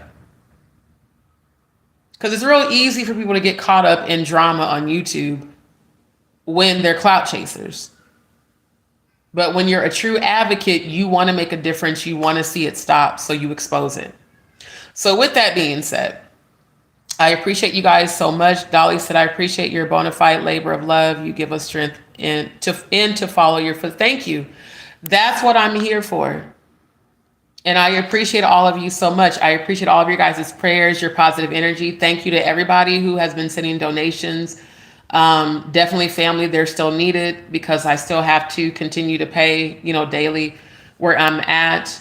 And I want to be able to get the process started for my surgery. Whose child is that? Oh, Lord. It was really quiet over here earlier today. But anyways, I appreciate you guys, because you guys let me know that you are receiving something positive. And then we get a chance to laugh. I get to talk about real shit. I get to call people out. And my investigation's not going to stop. I'm not stopping my investigation for nobody. I don't care who don't like it. I don't care who's in their feelings. If your energy isn't suspect, there would be no reason to investigate you, period. Those who are real ones, it shows up in your frequency. So yeah, Serene said I sent you an email or two. You did? Well, what the hell? I didn't get an email. Okay, I'll check it, Serene, because I didn't see it. You sent it to my regular email, my JustDee Show email? Okay. Let me check it again, because, yeah, no, I didn't see any emails, love. But I will check it again. Because, yeah, if you sent me an email, I definitely want to respond. I know you're going to be taking vacation soon. And you always show support. So shout out to all of y'all. Shout out to my D's peeps, okay? Can I give my D's peeps a shout out? We didn't talk about the trolls and the real rejects of YouTube. Let me just go on and celebrate my D's peeps, okay? Because y'all that continue to show up in my lives consistently, y'all really do mean everything to me. Like I said, there's times I've wanted to just shut down my platform because I just be tired of all the bullshit. But I'm not finna do that. I'm not finna give no trolls no power over me, child. I'm gonna do what I have to do, and if I occasionally got to take breaks because of real life, I take breaks. But y'all know I'm gonna come back, just like last week. Last week was really hard, and it was all of your guys' love and your prayers that really helped me. Like on my dad's actual Memorial Day, I felt so strong, but that whole week before, I was just heartbroken. And so engaging with you guys, being able to do the memorial tribute, doing the songs, singing, all the throwback, like that really, y'all don't understand how much that helped me get through his day. So shout out to all of you, my real ones, my real D peeps, my real, family on here. I love you guys. I really do. And I want y'all to stay uplifted. I want you guys to stay in a high vibration and stay focused on what matters. That's what we're going to continue to do on my channel. And I'm going to continue to investigate.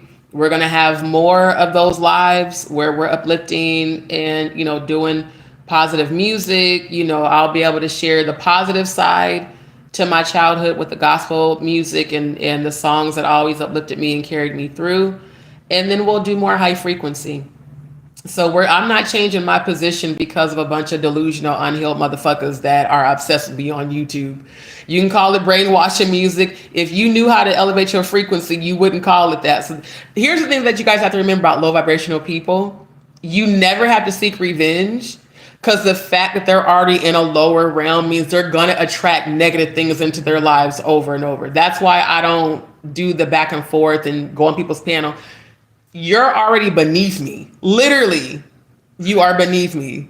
And if you're talking behind my back, you're behind me, baby. So all that means that you can only keep attracting negative things into your own life. It will not ever affect me. So I love y'all. I appreciate y'all. Thank you, Faye. She said, shout out to D. Appreciate you more than you know. I love you, my love. Thank you, because you're always uplifting me in the comments, and I really do appreciate it. All of you are. Serene said, yay. You've been a D's peep, Serene. What you mean now? You've been a D's peeps. For real. Love you, boo. Miss Williams, love you too. Faye, love you. Appreciate you guys so much. So y'all, I'm going to jump off here so I can do what I need to do. I'll be back. I plan on trying to start around 10 p.m. Central Time. At the very latest 11, but I want to start earlier because I know I got to get up earlier and try to handle some things. Thank you to everybody who's been sending prayers. Thank you for your positive energy. Thank you for the laughs today, y'all. Didn't we have fun laughing at these goddamn trolls? Didn't we have fun laughing at the real rejects of fucking YouTube? I feel like we had a good time, okay? And for those that are just tuning in, definitely catch the replay. It's full of a whole bunch of information.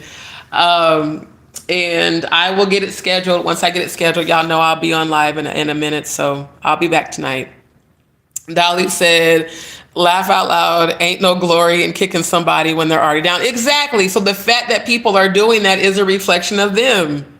It's like, again, I know people in real life that have struggled because they do have addictions. They do have alcohol problems. They do have drug addictions. I'm not struggling because of none of that.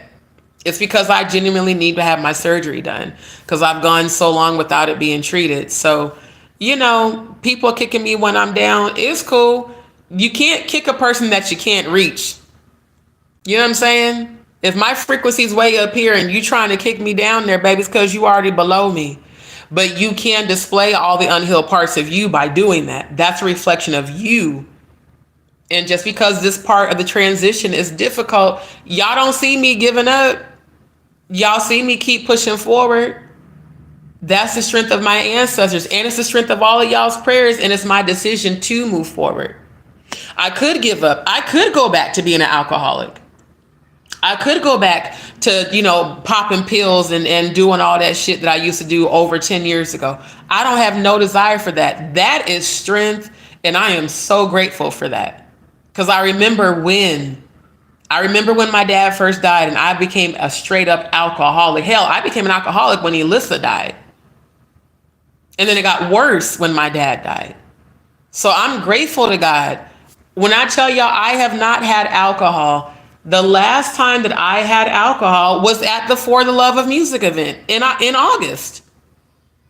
Literally, I have not had alcohol since then. And I used to always had to have it. There would be times I would have alcohol when I didn't have food, y'all. So that is a major, major blessing to me. And I'm patting myself on the back right now that I've grown in that area, that no matter what I'm going through, I'm not looking to, or any sort of drugs. I'm not looking to men or women for affection. I'm looking within. I'm finding the strength within. And that alone shows me that I'm way more powerful than these low vibrational people that are talking about me. That's why they're talking. So no matter what my circumstances might be, I'm grateful to God that I have not relapsed into any sort of alcohol or drug abuse. That is a huge, huge blessing. And I'm very proud of myself in that area. And I'm going to keep moving forward.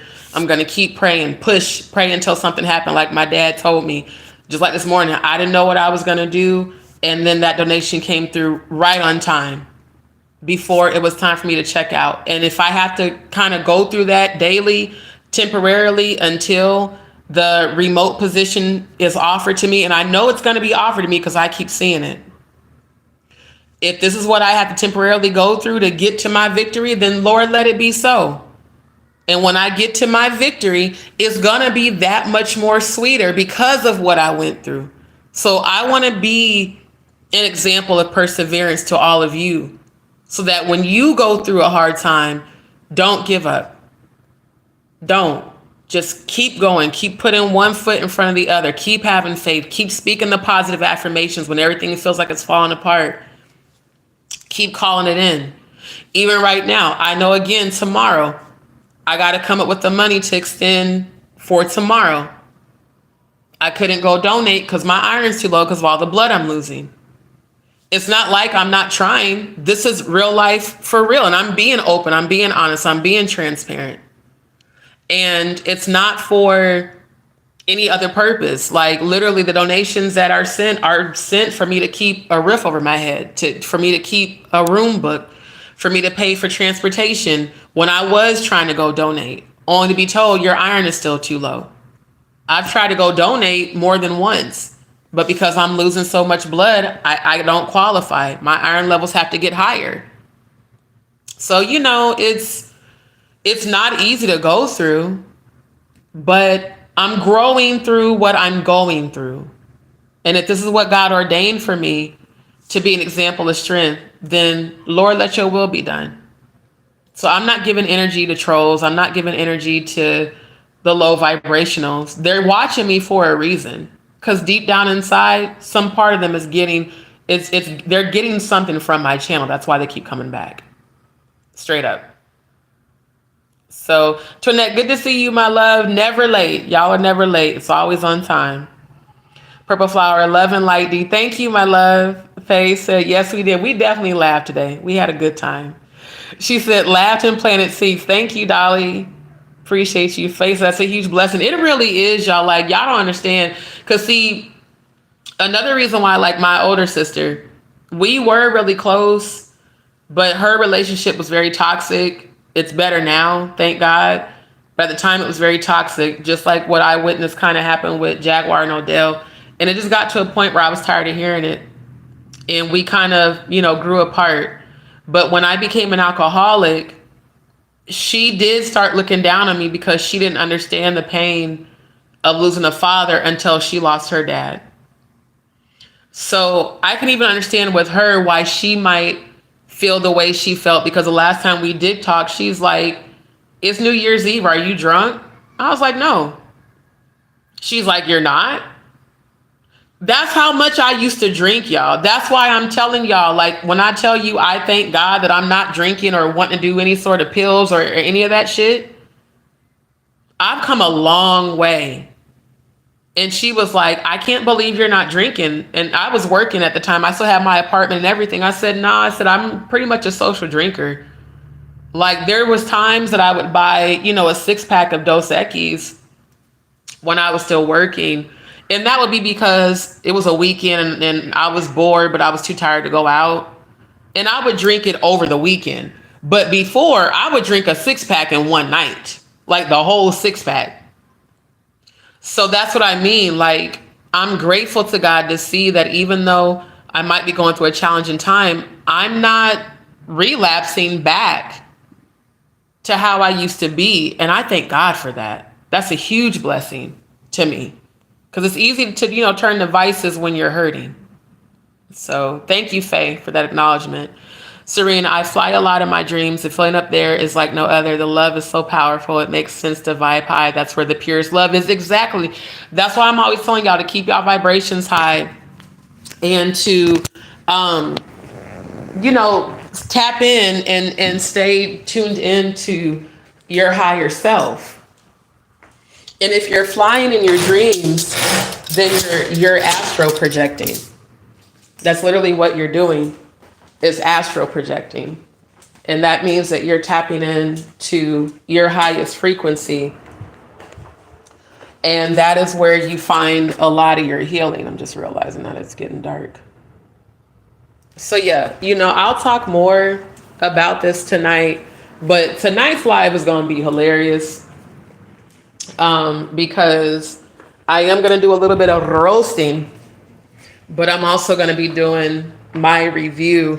Oh my God, there go the damn allergies.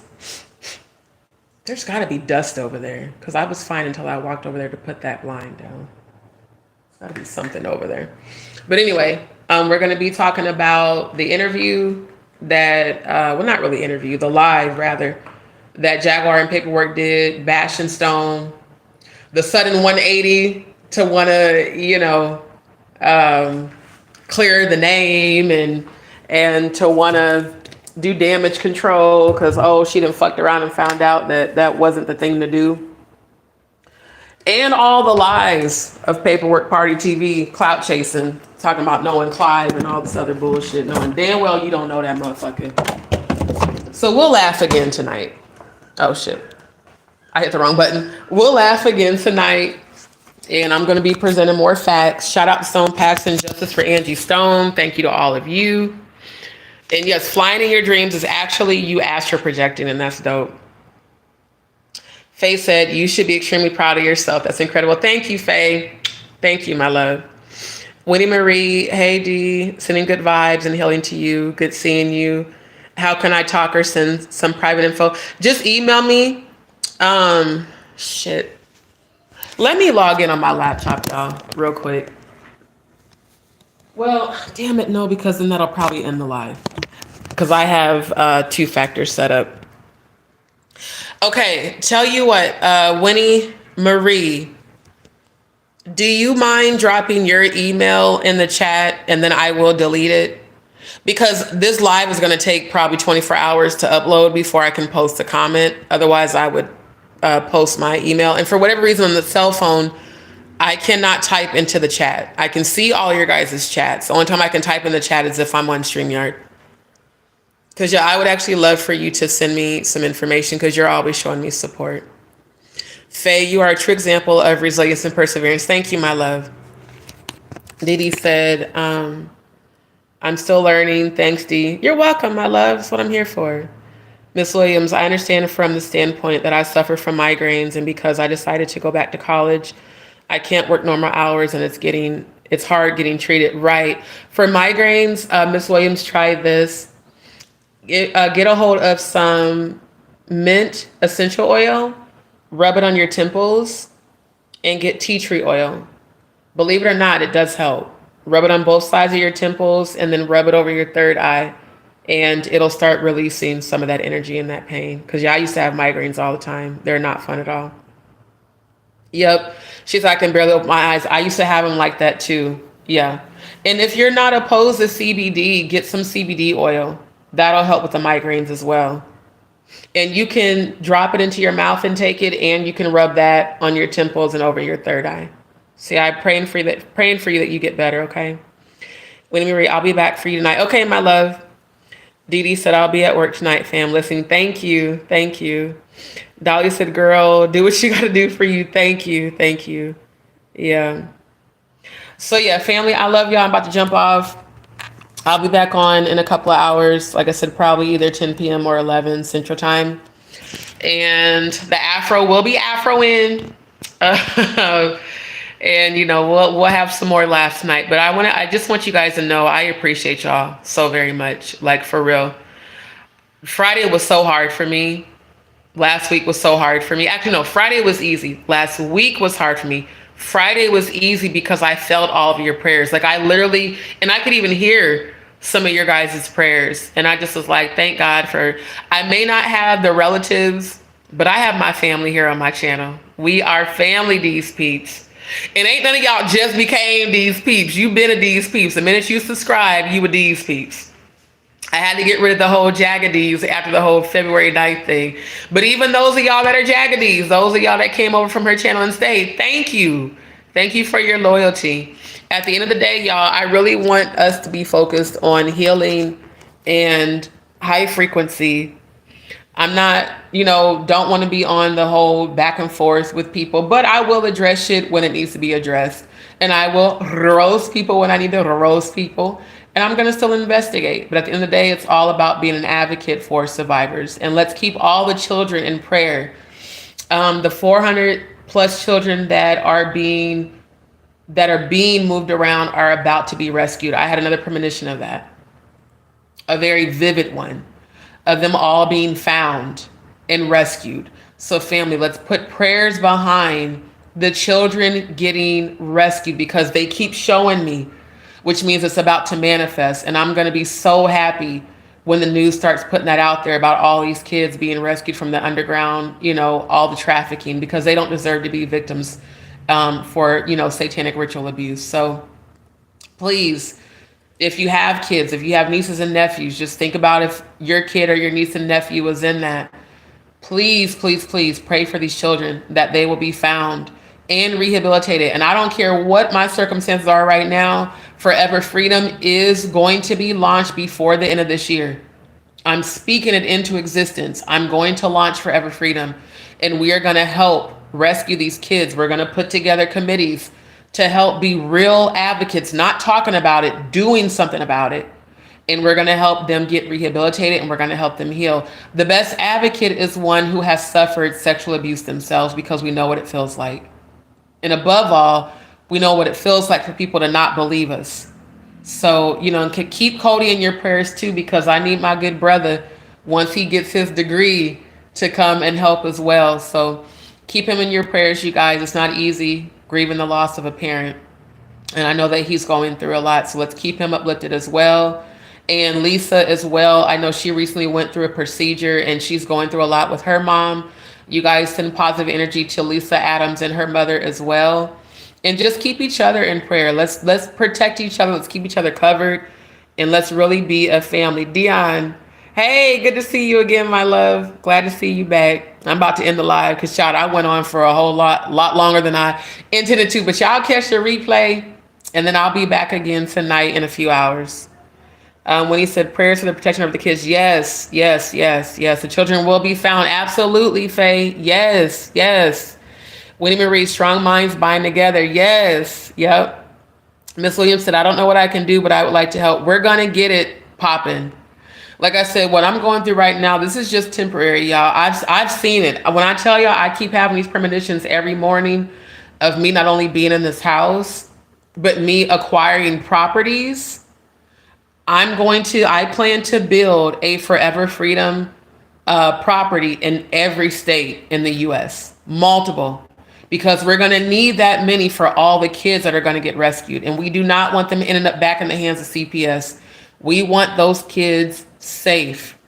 When they find them, for them to be in safe environments. Because CPS, in my opinion, I've heard a lot about it myself from my foster cousins. So I don't want to say too much because I know how YouTube be trying to censor shit.